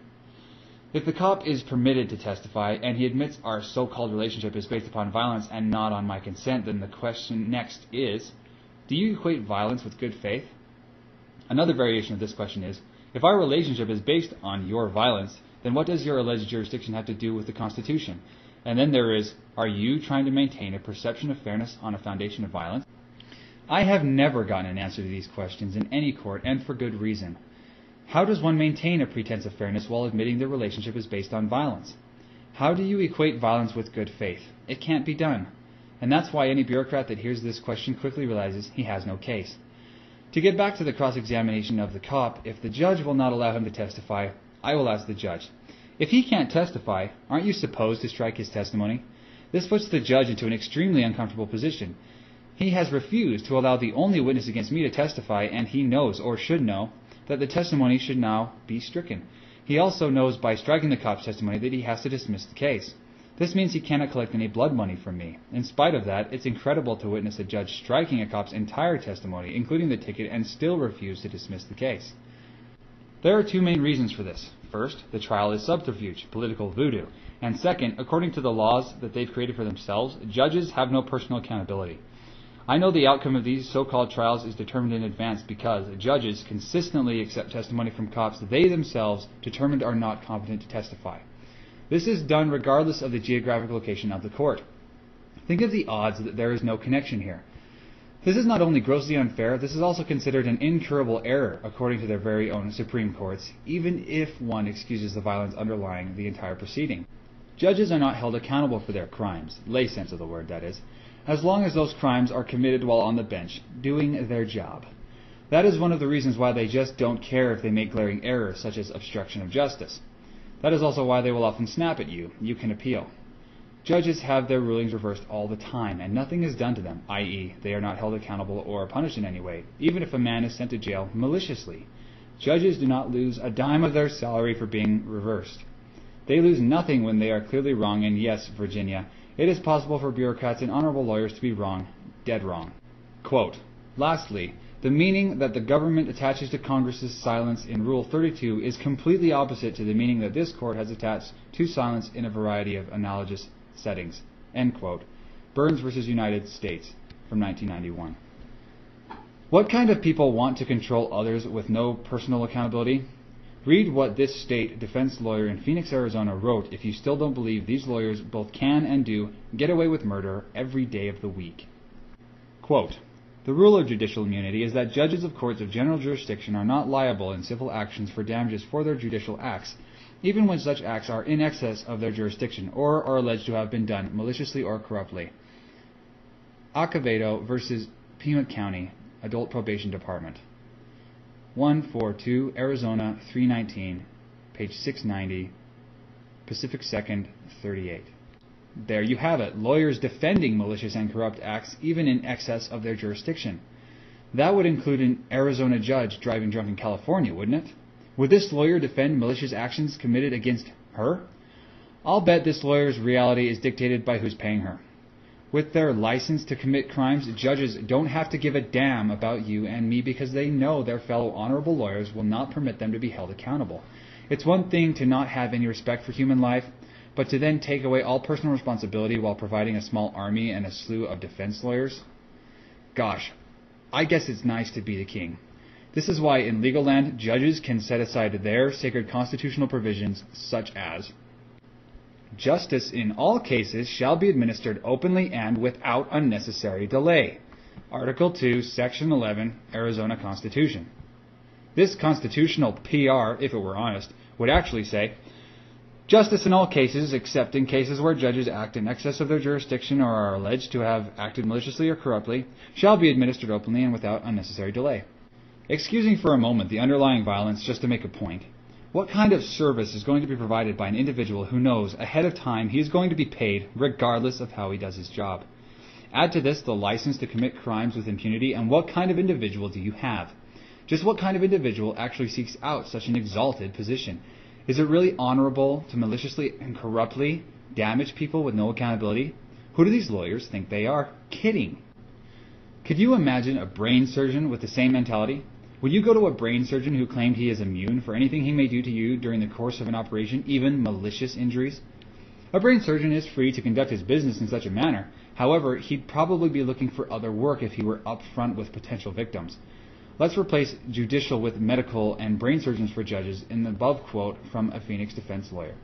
The rule of medical immunity is that brain surgeons are not liable in civil actions for damages for their medical acts, even when such acts are in excess of their jurisdiction, such as injuries to the foot, or are alleged to have been done maliciously or corruptly. Crazy, isn't it? Especially when you consider how valuable a service brain surgeons provide. If you are familiar with the deposition scene from the movie Malice with Alec Baldwin, then you'll really understand what I mean. I know lawyers and other bureaucrats in defense of their cash cow may argue judges must be immune to ensure judicial independence, neutrality, and so forth. However, such an argument is patently frivolous for at least 3 reasons. 1. There is no judicial independence to begin with. 2. To have such alleged immunity, the power had to be delegated to them from the people. And 3. How does independence excuse anyone from committing crimes against the very people they are supposed to be protecting? Judicial independence or neutrality is a myth. This is because in a traffic case, the judge represents the alleged plaintiff, the so-called state, and is also paid by the state. That itself destroys any claim of independence. The judge is also on the same team as the cop who filed the ticket in the first place. They call their team the state. Yeah, I know. Lawyers would gyrate and genuflect in defense of honorable lawyers arguing necessity, necessity. But that doesn't make it any less of a conflict of interest and an unfair trial. I'm sure in his mind, David Chapman felt it was necessary to gun down John Lennon. This only proves a fair trial is impossible and bureaucrats know it. But they neither respect the rights of others nor their own laws. And why should they? They're sovereign, remember? They are the new kings. The very same people who impose the law violently on others refuse to subject themselves to it. Why? Because they would be the first ones they would have to throw in prison if they had to follow their own so-called laws. Violent people not complying with their own rules. Scandalous, isn't it? Shocking. On the other hand, if the judge were truly independent, then he's only an individual violently taking control, so-called jurisdiction, over my life and property. Remember, no judge asks for permission. He has no legal sanction for his violence because he's allegedly independent and not exercising a delegated authority. By definition, someone exercising a delegated authority is not independent. What utter nonsense, an independent servant. This doesn't mean I believe the BS that judges are public servants. It just proves it's a transparent lie. What is amazing is this monstrous lie can be told with a straight face. A servant is defined as follows. Quote, servant, a person employed to perform personal service for another in his affairs and who, in respect of his physical movements in the performance of the service, is subject to the other's control or right to control, definitely one who is not an independent contractor. 27th American Jurisprudence, First Contracts, Section 2, quoted from Ballantyne's Law Dictionary, page 1163. Let's not forget the claims by the lawyers doing business as the Arizona Supreme Court, to wit, quote, an independent and honorable judiciary is indispensable to justice in our society. End quote. Canon 1, Rule 81, Rules of the Supreme Court. I agree. Independence is indispensable to justice. But how is that squared with the claim judges are public servants exercising an alleged delegated authority? It's not. They're bald-faced lies from a group of men and women incapable of or unwilling to tell the truth. Judges are neither independent nor are they servants of the people they lie about protecting. What does all this mean? With the pretended legal sanction, he's not independent, and without the legal sanction, he's a base criminal. This is a problem for the bureaucrats. There's no way to resolve this issue. It's a catch-22. The solution? In legal land, it's intimidation, violence, and the time-worn political snarl. If you don't like it, just appeal it. This is a great line to hear, especially when review by appellate courts is discretionary. In litigation, without an overt government litigant, independence is a joke. The judge has a political oath of allegiance, just as the plaintiff's attorney and the defendant's attorney. How can there be any true independence when the judge shares the same exact allegiance with the very same system that's attacking you in the first place, or supporting and facilitating the process of that attack? Also, if there is any such judicial immunity in force, then where on earth did it come from? It was either a delegated authority, as they call it in legal land, or it was usurped, that is, hallucinated into the real world. The political theory is that all of the powers exercised by bureaucrats have been delegated to them by the people. That's where that massive political lie, government of, by, and for the people, comes from. This means that all so-called judicial power was delegated by, from, and for the people. The question is, how many individuals, collectively known as we the people, are considered immune from the consequences of their own malicious and corrupt acts? This does not mean I think anyone should be immune. This just proves this isn't a delegated power. On the other hand, there is no immunity for so-called traffic violations, because the immunity that was allegedly delegated to these independent judges was only for malicious and corrupt acts, whereas traffic is inherently harmless and innocent. This is an example of what lawyers call mala prohibita, wrong only as forbidden by positive law. 21st American Jurisprudence, 2nd, Crime, Section 25, Ballantyne's Law Dictionary, page 767. This is a legalese way of saying, it's wrong because I said it's wrong. Not surprisingly, because bureaucrats regard citizens as retarded children, parents patriae, this closely resembles what parents often say, yell, usually, at their children. Why? Because I said so. Because I'm telling you, that's why. Think about this inconsistency. You look at the Declaration of Independence and the Arizona Constitution, and we see the bureaucrats' claim as to why the government was created. They claim, quote, governments derive their just powers from the consent of the governed and are established to protect and maintain individual rights. Arizona Constitution, Article 2, Section 2. Well, how do you square that with mala prohibita laws? If something isn't wrong in the first place, then how can making a law against it be consistent with the alleged purpose of a so-called government, at least according to bureaucrats? What about the so-called crime of not having ID on you? Whose rights are violated if you walk around without ID? This so-called law is not consistent with the alleged purpose of the so-called government. This is just one more contradiction, another political lie rammed down our throats at the barrel of a gun. I've asked politicians if their claim of jurisdiction is factually consistent with this section, Article 2, Section 2, of their Constitution, and have never gotten an answer except what I call the three-monkey defense. The reason is obvious. They don't want to admit they have no valid case on the record or anywhere for that matter. This is probably why judges threaten violence whenever such questions are asked, as if by being violent they cover up the fact the proceedings are not fair or it's a responsive answer to the question. The last point in regards to the myth of judicial independence is the justification for violence. Why should a judge be immune from liability if he maliciously and corruptly damages the very people he is ostensibly protecting? Who wants to go to court if that's the case? I think they really mean that a judge cannot do his job without maliciously and corruptly damaging the unfortunate people in his courtroom. How would you sell such a service? Imagine a mobster using the immunity defense. I'm protecting the neighborhood, and to do so effectively, I have to be immune from any personal liability. I guess that's part of the offer I can't refuse. During a July 2001 trial, a judge in Arizona sustained an objection a witness could not draw legal conclusions. I walked the judge, the prosecutor, and the cop through to this point. Prior to this moment, I told the judge I only asked for the facts the cop's legal opinion were based on, and Paula sustained it anyway. Great, this is exactly where I wanted things. I then put the ticket on the bench and told the judge if the witness was not competent to testify, then all his legal opinions, including the ticket, should be stricken from the record. I also suggested the entire case should be dismissed so I could go home unmolested. The judge denied the request and said the witness was now competent to testify.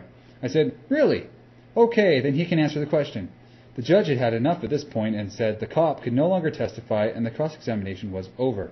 Big surprise there. It was no less a surprise that she didn't care or denial of cross-examination is considered an incurable error, at least in some parts of legal land. Here was a classic comedy of errors unfolding in this courtroom, because the cop was going from being considered competent to incompetent, back to competent, and then incompetent once again. This is to be expected when the opinions of total strangers are supported by nothing but violence. Contradiction after contradiction is exposed until the judge finally breaks down and sacrifices either 1, the use of physical violence, or 2, the pretense of fairness. One or the other has to go. The two cannot coexist no matter how hard the honorable lawyer sitting 4 feet off the floor may try. This is why bureaucrats, like the state's lawyer or the judge, continually try to get me off point by arguing whether I did or did not do the act complained of, or just threatening me with contempt for doing anything else that deviates from their asinine program.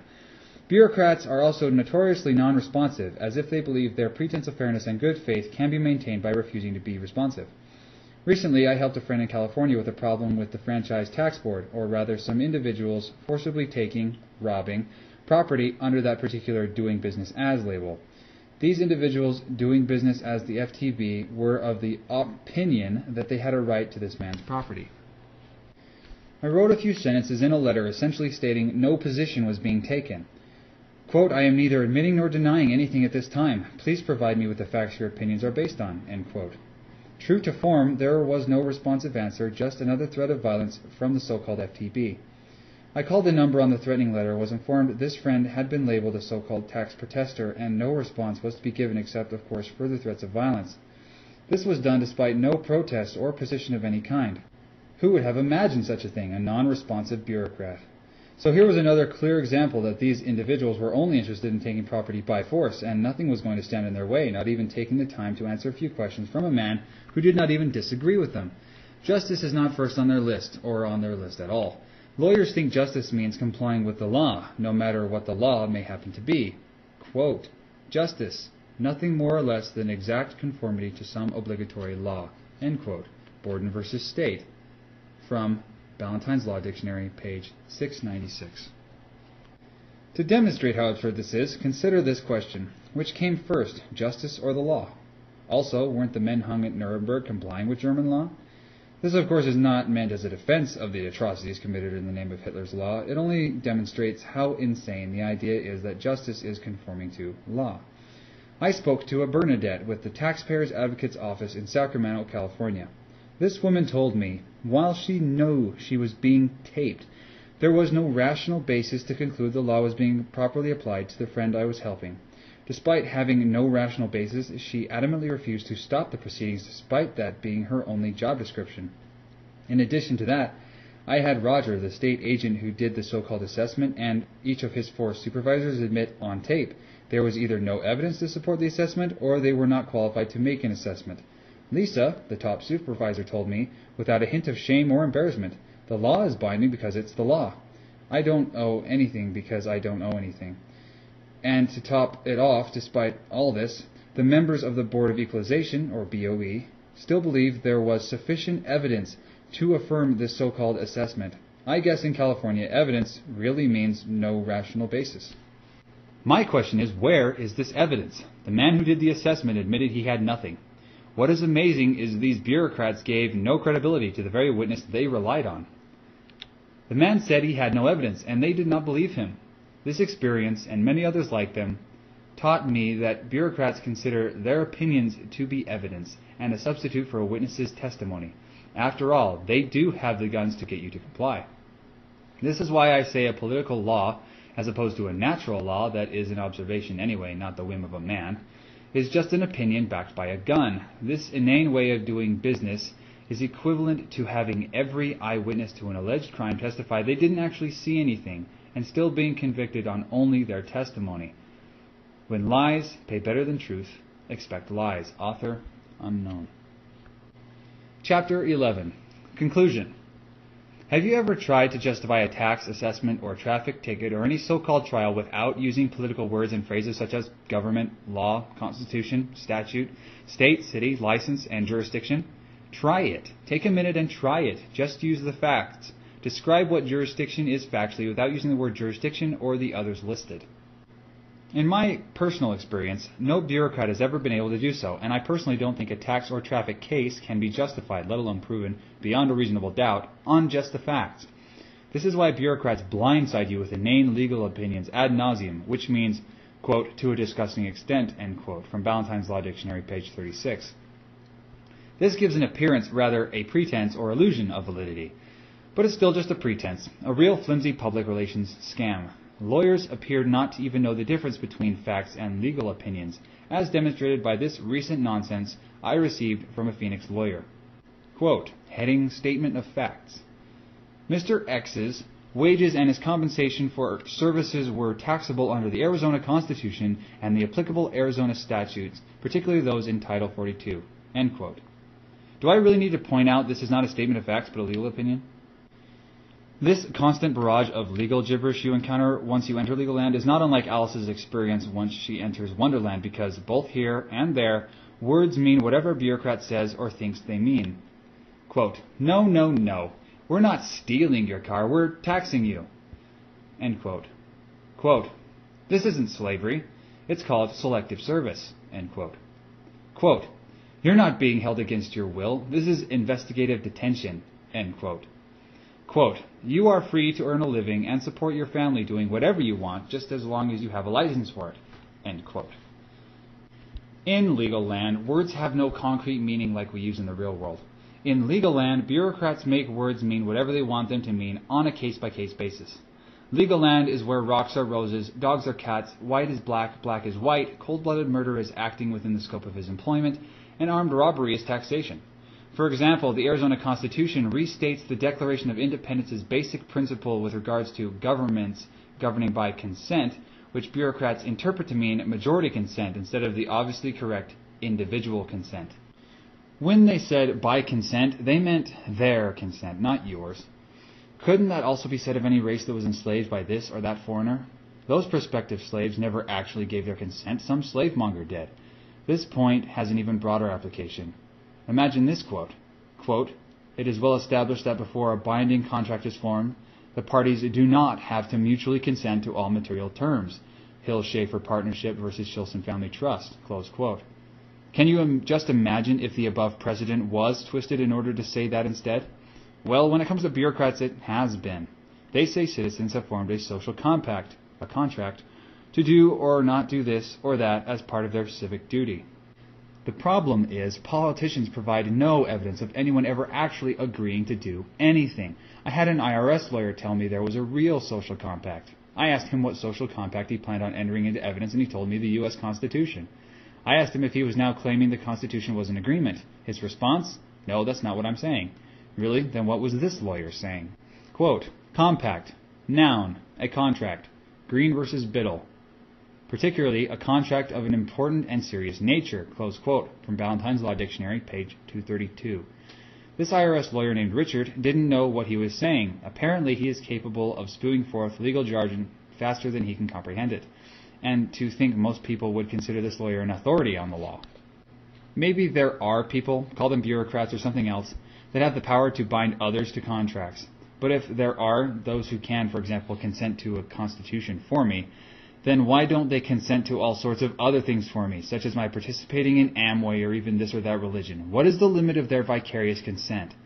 Another example of how bureaucrats use legalese and political language in an effort to bring about a different or alternate reality is with the act of stealing. The lay meaning of stealing is, quote, "Steal, to take another person's property without right or permission, to take dishonestly." End quote. Oxford American Dictionary, page 897. Now, compare that with the legal land meaning. A person commits theft if, without lawful authority, such person knowingly, 1. Controls property of another with the intent to deprive him of such property. Close quote. Arizona Revised Statute, section 13-1802. Maybe it's just me, but doesn't it look as though this so-called lawful authority grants bureaucrats a license to steal? In the lay sense, theft is theft, but not in the legal sense. In the legal sense, if you do have lawful authority, you can control the property of another with the intent to deprive them of that property. In other words, theft with lawful authority is magically not theft. What complete and utter nonsense. In the lay sense, it's a dog, but legally it's a diaper. If it isn't theft, then what is it? Politicians are coming right out and saying lawful authority is their license to steal. That is what a license is, the permission to do something that, without the license, would be considered a crime. Sometimes it really pays off to just pay attention to what lawyers and bureaucrats are telling you. Pay close attention to what politicians themselves say. Quote, "License, the privilege conferred by a public body on a person for doing of something which otherwise he would not have the right to do." 33rd American Jurisprudence License, section 2. Close quote from Ballantyne's Law Dictionary, page 736. So, to them, theft is wrong unless you have a license to do it, which they call lawful authority. Read again to how Lysander Spooner put it. Quote, "If taxation without consent is not robbery, then any band of robbers have only to declare themselves a government, and all their robberies are legalized." Close quote. Lysander Spooner, letter to Grover Cleveland. To demonstrate further this same exact type of legal gibberish, I have placed the following two statutes from the Arizona Revised Statutes side by side for comparison. Read them very carefully. Quote, Section 13-1405, Sexual Conduct with a Minor Classification. A person commits sexual conduct with a minor by intentionally or knowing engaging in sexual intercourse or oral sexual contact with any person who is under 18 years of age. Close quote. Quote, Section 13-1407, Defenses. A. It is a defense to a prosecution pursuant to Section 13-1404 and 13-1405 involving a minor, if the act was done in furtherance of a lawful medical practice. A lawful medical practice? To have sexual intercourse with a minor? What are they saying? That it's okay if a doctor does it? Did you notice that word lawful again? Before anyone accuses me of taking this out of context or somehow misinterpreting this to mean something other than it's not a crime to have sexual intercourse with a minor if the perpetrator is a doctor, please reference the following. Quote, A. A person commits unlawful imprisonment by knowingly restraining another person. B. In any prosecution for unlawful imprisonment, it is a defense that 1. The restraint was accomplished by a peace officer acting in good faith in the lawful performance of his duty. Close quote. Arizona Revised Statutes, Section 13-1303. Notice this is also a state-granted license to falsely imprison someone. Apparently these legislators believed there are lawful medical practices involving adult male doctors having sexual intercourse with children. Quote, 3. Sexual intercourse means penetration into the penis, vulva, or anus by any part of the body or by any object, or masturbatory contact with the penis or vulva. Close quote. Arizona Revised Statutes, Section 13-1401. The issue of lawful authority to do this, that, or the other thing presents yet another contradiction. If a person has no inherent right to do something, such as theft, the forcible taking of another's property, then it stands to reason that he gains no right to do so by getting together with some of his neighbors who don't have such a right either. It is self-evident there is no collective right to steal. If the whole body of people in a given geographical area were to get together and agree on any issue, they still wouldn't have any collective right to steal because each person only brings with him his individual rights. It's a basic mathematical principle that the whole is equal to the sum of its parts, except in legal land. In legal land, 2 plus 2 is whatever a legislator commands you to believe. Without an individual right to steal, there is no so-called collective right to steal. Without a collective right to steal, there is no right to then delegate to another body, whether that body is labeled public or private. Because no such body has any right to steal, no license may then be conferred by that body to any so-called state agent. It also follows there is no alleged lawful authority to steal. Now, having said all that, let's take another look at that statute where bureaucrats in fact succeed at legalizing theft.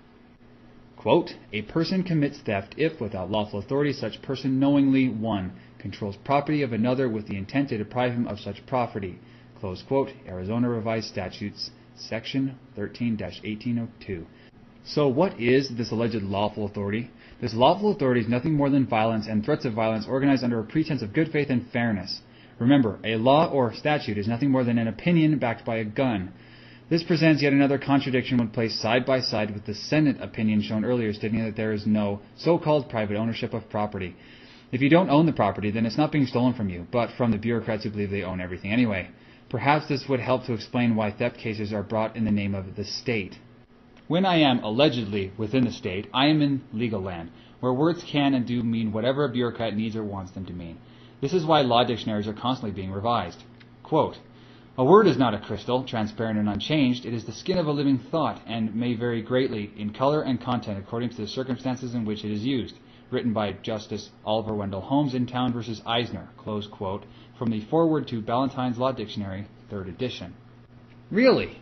Maybe it's just me, but if a person uses the word raisin to describe a cat, he's not hailed as a scholar, but is called an idiot. Yes, the jury technically found you not guilty, but in the legal sense, you're still guilty. If I accept what Mr. Holmes wrote above, then how could I enter into a contract? How could there possibly be a meeting of the minds? How about certainty with the law? What's the point of having any precedent when words mean whatever they want them to mean?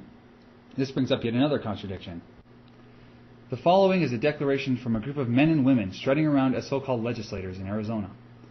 Quote, "It is the declared public policy of this state and the general purpose of the provisions of this criminal title are 1. To prescribe conduct that unjustifiably and inexcusably causes or threatens substantial harm to individual or public interest. 2. To give fair warning of the nature of the conduct prescribed and of the sentences authorized upon conviction." Close quote. Arizona Revised Statute, Section 13-101. How can there be fair warning when the words used are the skin of a living thought and may vary greatly in color and content depending on the context? Remember what lawyers have declared. Quote, "By decisional law, the rule of necessity may override the rule of disqualification." Close quote. Rule 81, Code of Judicial Conduct, Commentary for Canon 3E1. In other words, the written word ultimately means nothing to bureaucrats and lawyers unless it is being used as a justification for stealing property in the name of a non-existent state.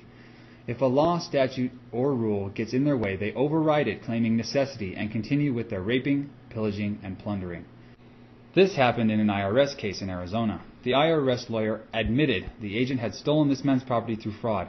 In addition, they admitted that none of the so-called statutes governing assessments and collections were followed. This U.S. attorney argued the IRS was not required to follow the assessment and collection statutes laid out in Title 26 of the United States Code and yet enjoyed absolute immunity for crimes committed while on the job. What happened to 26 U.S.C. 7414, the statute making it a felony for revenue agents to oppress, extort, and not comply with the so-called revenue laws? That's right, by decisional law. Another lawyer, this one pretending to be a federal district court judge in Arizona, agreed with this nonsense, so an appeal was made to other lawyers doing business as the Ninth Circuit Court of Appeals. True to form, those lawyers also agreed the IRS is not required to follow the assessment and collection statutes of Title 26 of the USC. Is it any wonder this opinion was then labeled by these same lawyers as not to be published, not to be cited as precedent? Welcome to legal land. Another bureaucrat, this one from California, vehemently claimed, "We have a valid assessment against Joe Schmo, Mark." I responded, "Okay, how many elements are there in a valid assessment?" This not only took the wind completely out of her sails, but it abruptly ended the conversation because she couldn't answer this easy question. Instead, she refused to try and answer and asked me to put the question in writing. She also promised she would be responsive, and so I sent her the letter. She then sent me a form letter 4 months later containing nothing but inane ramblings about the constitutionality of the tax laws and other non-responsive legal mumbo-jumbo. So I called her and asked why she was not responsive to my questions, and she said, "Because your arguments were frivolous and completely lacking in merit. They're ridiculous." I responded, "Susan, there were no arguments, just a few questions you asked me to put in writing which you promised you'd be responsive to." She stuttered and finally said, "Well, your questions were frivolous." I had to ask her, "Susan, how can a question be frivolous?" For some reason, Susan couldn't or wouldn't answer me. It didn't matter that she had asked me to send them to her. To a bureaucrat, anything other than a complete surrender to their professed authority is considered frivolous. Frivolous means so lacking in merit as to require no demonstration. So why would she feel compelled to send me a form letter at all? Susan claimed there was a valid assessment, so I didn't argue or disagree. Instead, I asked her how many elements there were to a valid assessment. If she is so confident there is a valid assessment, then she should have been able to tell me how many elements there were. I hardly think such a question was frivolous. I don't think any relevant question is frivolous given its definition. It's not the question that's frivolous. It's the nonsensical bureaucratic answers, if any answers at all. However, this was legal land where the bureaucrats are always correct and the non-violent productive people they are fleecing are always wrong. And because of that, if I ever want to make a bureaucrat uneasy, I ask them if it's possible their opinion could be wrong. Not that it is wrong, just the possibility it could be wrong. This typically produces an emphatic no on their part. However, it sets up a contradiction in a situation like the one above with Susan. They are super confident they cannot be wrong ever, and yet they adamantly refuse to discuss the facts to support their legal opinions, which is classic legal land. Let's just do away with those pesky little facts now, shall we? I called another California bureaucrat recently and told her I was not admitting or denying anything at this time. I only wanted to know the facts her legal opinions were based on. She said, "Well, Mark, the law says..." I cut her off and told her I was not interested in what the law says. I just wanted to know the facts her opinions were based on. She said again, "The law says..." I had to cut her off yet again, and repeated I was not interested in any more legal opinions, just the facts. This comedy routine continued another 2 times until she finally gave up and said she had no idea what you're talking about, Mark. I would say she was really admitting she had no idea what she was talking about. The good news is, at least in that case, she had enough sense to drop her pretended claim. In my experience, most bureaucrats don't drop groundless cases even when they admit they have no evidence. This is because bureaucrats have plenty of heavily armed troops on the payroll and are always long on opinion and short on facts, and they don't like to be questioned. They especially hate being questioned on their phony authority, their alleged right to dominate other men, women, and children. In legal land, the opinions and mental conceptions held by bureaucrats are the law, and those opinions are never incorrect. If you don't believe me, then ask a bureaucrat who intends on taking your property and time. That's why any challenge from any productive person is labeled patently frivolous, specious, or spurious. Only in legal land can a question be a groundless legal argument and frivolous. I've wondered if there is a certain school for U.S. attorneys where they are actually taught to respond to IRS challenges each and every time with just, "The petition contains nothing but frivolous legal arguments," no matter what a petition actually says. I write this because I've seen this so many times. Only in legal land can you own property and not own property at the same time. Only in legal land can you be forcibly taken out of your car, forcibly handcuffed, taken away against your will, and caged for a ransom while simultaneously being read your rights as if you had any they gave a damn about. Only in legal land is it possible to have a so-called fair trial based entirely upon violence where the so-called independent and impartial judge not only represents both the very same party bringing the charge and the defendant, but also testifies against the defendant as if he were a real witness. Only in legal land would children be mercilessly gunned down for doing absolutely nothing except peacefully withdrawing their actual or pretended support of the mythology known as politics. And last but not least, only in legal land is violence equated with good faith and fairness, where violently taking control of another human being does not offend traditional notions of fair play if you label such violence as jurisdiction. Lawyers and other bureaucrats whose very jobs depend entirely upon violence, they do call it the adversary system, will probably defend their jobs tooth and nail, but that is to be expected. After having spoken to so many bureaucrats and researched their laws and court opinions, I'm probably familiar with most political justifications for organized violence. It is very rare for me to hear or read about a justification for the violence that surprises me, although I did get a new one recently, in the summer of 2002. This was in the same opinion mentioned earlier where 3 California Court of Appeals lawyers justified a denial of cross-examination by presuming there were even more witnesses the man I was helping could not cross-examine. These lawyers justified the refusal of the trial court judge to take mandatory judicial notice of facts. To do so, they really pulled out the legal absurdities all over again. First, they mislabeled the facts as legal opinions and stated the trial judge had no obligation to take notice of legal opinions. Then, in a footnote to this dementia, they claimed that based on this reasoning, there was no obligation to take notice of these facts. Try and follow their Alice in Wonderland-like gibberish here again. 1. A judge is asked to take judicial notice of certain facts. 2. Lawyers label these facts legal opinions. 3. Judicial notice does not need to be taken of legal opinions. 4. Because of this, judicial notice of these facts is not required. Only in legal land can facts become legal opinions and then go back to being facts all over again within the same opinion. This is so a host of lawyers acting as judges can ignore the truth and contradict their own rules and sacred laws. In the real world, such actions can get you committed in a mental institution as insane, but in legal land, you are hailed as an officer of the court, a scholar, and honorable. It's not surprising these 3 lawyers pretending to be judges didn't want their written legal opinion published so that it might be cited as so-called precedent. That, however, will not stop me from making it available for others to read and expose it for what it is, legalistic gibberish. Speaking of legalistic gibberish, the lawyer I mentioned earlier recently wrote, quote, "Examples of the irrational legal theories and requests of petitioner may be found in all documents sent to the respondent, one of which, the petitioner's request for admissions, was attached to the motion to dismiss and is also attached hereto as Respondent's Exhibit 1. See, for example, Request 14. The United States government is just a group of men and women." Close quote. Irrational. Then what is the United States government? Reptiles? Sharks? Leeches? Obediently surrender 40% of the money you earn and don't you dare question who or what you are paying it to. This same lawyer who thinks it's irrational to consider the United States government as a men and women is so worried about having to make such an admission or denial, he'll seek a protective order instead of making a simple objection. And what does this lawyer mean by irrational? My law dictionary defines rational as capable of reasoning, sane. Ballantyne's Law Dictionary, page 1057. I would guess that insane was what he probably had in mind. He thinks it's insane to believe the United States government is a group of men and women. Let's not consider simple, everyday observation here for a moment. Let's look at what politicians call organic law, to wit. Quote, "We hold these truths to be self-evident, that all men are created equal, that they are endowed by their Creator with certain unalienable rights, that among these are life, liberty, and the pursuit of happiness. That to secure these rights, governments are instituted among men, deriving their just powers from the consent of the governed." Close quote. Declaration of Independence of July 4th, 1776. I'll let you decide who the irrational one is. To help make this decision easier, let me give another example.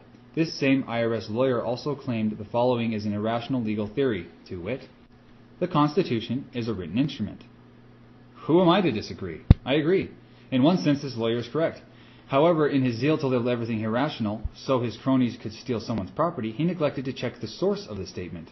Again, forget about common everyday observation to prove the Constitution is a written instrument, and consider I didn't write the statement. I only quoted it, without the source, which just happens to be the honorable lawyers doing business as the United States Supreme Court, to wit. Quote, "The Constitution is a written instrument." Close quote. South Carolina versus United States, 199 U.S. 437 at page 448. Think about what this lawyer is really saying. Bureaucrats consider these opinions to be the supreme law of the land. This lawyer wrote, "The supreme law of the land is an irrational legal theory." Why would I disagree with a lawyer who's starting to see eye to eye with me?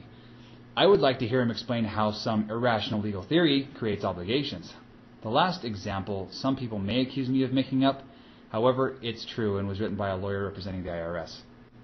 This is also part of a request for admissions that was directed to several IRS employees who are material witnesses in a court case. Quote, "I have a duty to correctly apply the IRC," close quote, the IRC being the Internal Revenue Code. They were to either admit or deny this. As stated previously, their lawyer claimed that this was an irrational legal theory. Why does this experienced lawyer think this? Who knows, maybe he thought I, a mere layman, wrote it. However, all I did was paraphrase the following. Quote, "The function of the Internal Revenue Service is to administer the Internal Revenue Code.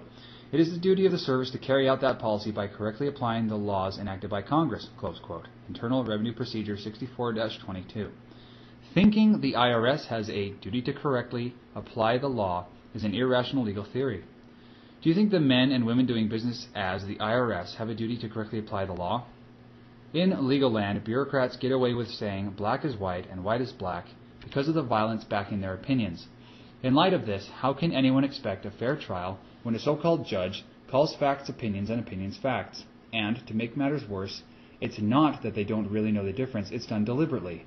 The bottom line here is this. Don't expect fairness and good faith from individuals doing business at the barrel of a gun.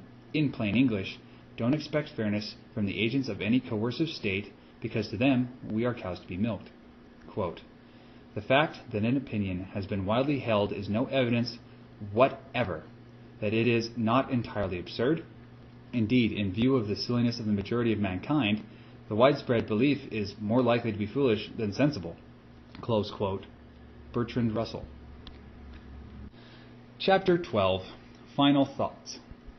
This book shouldn't end without some explanation of an alternative to a coercive state and the mythology supporting it.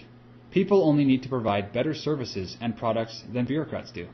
This, in a sense, could put them out of business, to finally and forever put to rest the nonsense that services need to be provided on a compulsory basis. It doesn't take violence to put this dinosaur called politics to rest. Apathy and better services provided on a mutually voluntary basis would. As you can tell, I'm no fan of coercive business practices. I am sure you would agree that no service or product needs to be administered at the barrel of a gun. However, I do not need to reinvent the wheel. There are many books already out dealing with this subject, and I highly recommend the writings of Murray Rothbard, and in particular, Sic Iter ad Astra by Andrew J. Galambos. Maybe you've never looked at what a so-called government does as a service or product before. Isn't that all these men and women are supposed to be doing? They weren't hired to be self-appointed gods, were they? What else is meant by the Declaration of Independence? Quote, "We hold these truths to be self-evident, that all men are created equal, that they are endowed by their Creator with certain unalienable rights, that among these are life, liberty, and the pursuit of happiness, that to secure these rights, governments are instituted among men, deriving their just powers from the consent of the governed." Close quote. Protecting, quote, life, liberty, and the pursuit of happiness, close quote, is a service provided by men and women like you and me. There's nothing magical or special about it, and there is nothing indicating this type of service should be canonized and administered at the barrel of a gun. Lysander Spooner put it this way, quote, if A were to go to B, a merchant, and say to him, Sir, I am a night watchman, and I insist upon your employing me as such in protecting your property against burglars, and, to enable me to do so more effectively, I insist upon your letting me tie your own hands and feet, so that you cannot interfere with me, and also upon your delivering up to me all your keys to your store, your safe, and to all your valuables, and that you authorize me to act solely and fully according to my own will, pleasure, and discretion in the matter. And I demand still further that you shall give me an absolute guarantee that you will not hold me to any accountability whatever for anything I may do, or for anything that may happen to your goods while they are under my protection. And unless you comply with this proposal, I will now kill you on the spot. If A were to say all this to B, B would naturally conclude that A himself was the most impudent and dangerous burglar that he, B, had to fear, and that if he, B, wished to secure his property against burglars, his best way would be to kill A in the first place, and then take his chances against all such other burglars as might come forward. Close quote. Lysander Spooner, Letter to Grover Cleveland. Consent means individual consent. If the Declaration did not mean individual consent, then the Declaration is nothing more than political rhetoric and not worth the paper it is written on. Consent means you are free to accept the service or not, without conditions attached or coercion of any kind. Some may argue there must be compulsory payments, or people would not pay for valuable services and products. I'll bet you pay for many valuable services without having to be threatened first. Such bureaucratic jargon is used to perpetuate a coercive protection racket ran by individuals who refuse to or are incapable of interacting with other people on a mutually voluntary basis. It also demonstrates a lack of understanding of economics and human relations. There are many successful and profitable businesses offering services and products on a purely voluntary basis. They are still profitable even if a percentage of their customers do not pay. It is a part of business. Get over it. Just because a few people may not pay is no reason the service should become provided at the barrel of a gun. Some may argue there would be additional chaos if there were no compulsory political laws. This myth is laughable and really needs no explanation. Do you have any idea how many millions of political laws there are? Neither do I, and I really don't care. But let's use California as an example. If you live in Los Angeles, you have the Los Angeles City Code, the State Code, and the Federal Code you are allegedly required to know and comply with. Each is accompanied by a set of regulations. Have you ever read them all? Then consider the millions of court opinions interpreting and reinterpreting all those laws. If that were not enough, politicians are constantly making new laws and new interpretations every day. No one could keep up with that. The point is that no one knows or could know the law. If there is chaos, it's in the courtrooms when someone is seeking the truth. As I've shown, if I am accused of violating one statute, a lawyer pretending to be a judge has to break at least 8 of his own laws to put me on trial. And don't forget, judges can suspend their rules any time they want. The bottom line is that protecting life, liberty, and property is a service as any other. There's nothing special about this particular service. It's provided by men and women just like other services are provided. What makes this all the more worse is the plain truth that politicians do not acknowledge any obligation to protect anyone anyway. There are many opinions to prove this. The following is just one. Quote, the Constitution is a charter of negative liberties. It tells the state to let the people alone. It does not require the federal government or the state to provide services, even so elementary a service as maintaining law and order. Close quote. Bowers v. DeVito, 686 Federal 2nd, 616. There you have it, politicians, bureaucrats, or whatever you call them, openly admitting they have no duty to protect anyone. Reread the last part again about maintaining law and order being a service. I'll place the following laws together to see which politicians are lying. Quote, governments derive their just powers from the consent of the governed and are established to protect and maintain individual rights. Close quote. Arizona Constitution, Article 2, Section 2. Quote, the Constitution is a charter of negative liberties. It tells the state to let the people alone. It does not require the federal government or the states to provide services, even so elementary a service as maintaining law and order. Close quote. Bowers v. DeVito, 686 Federal 2nd, 616. Notwithstanding the lies inherent in all politics, the protection of life, liberty, and property is a service.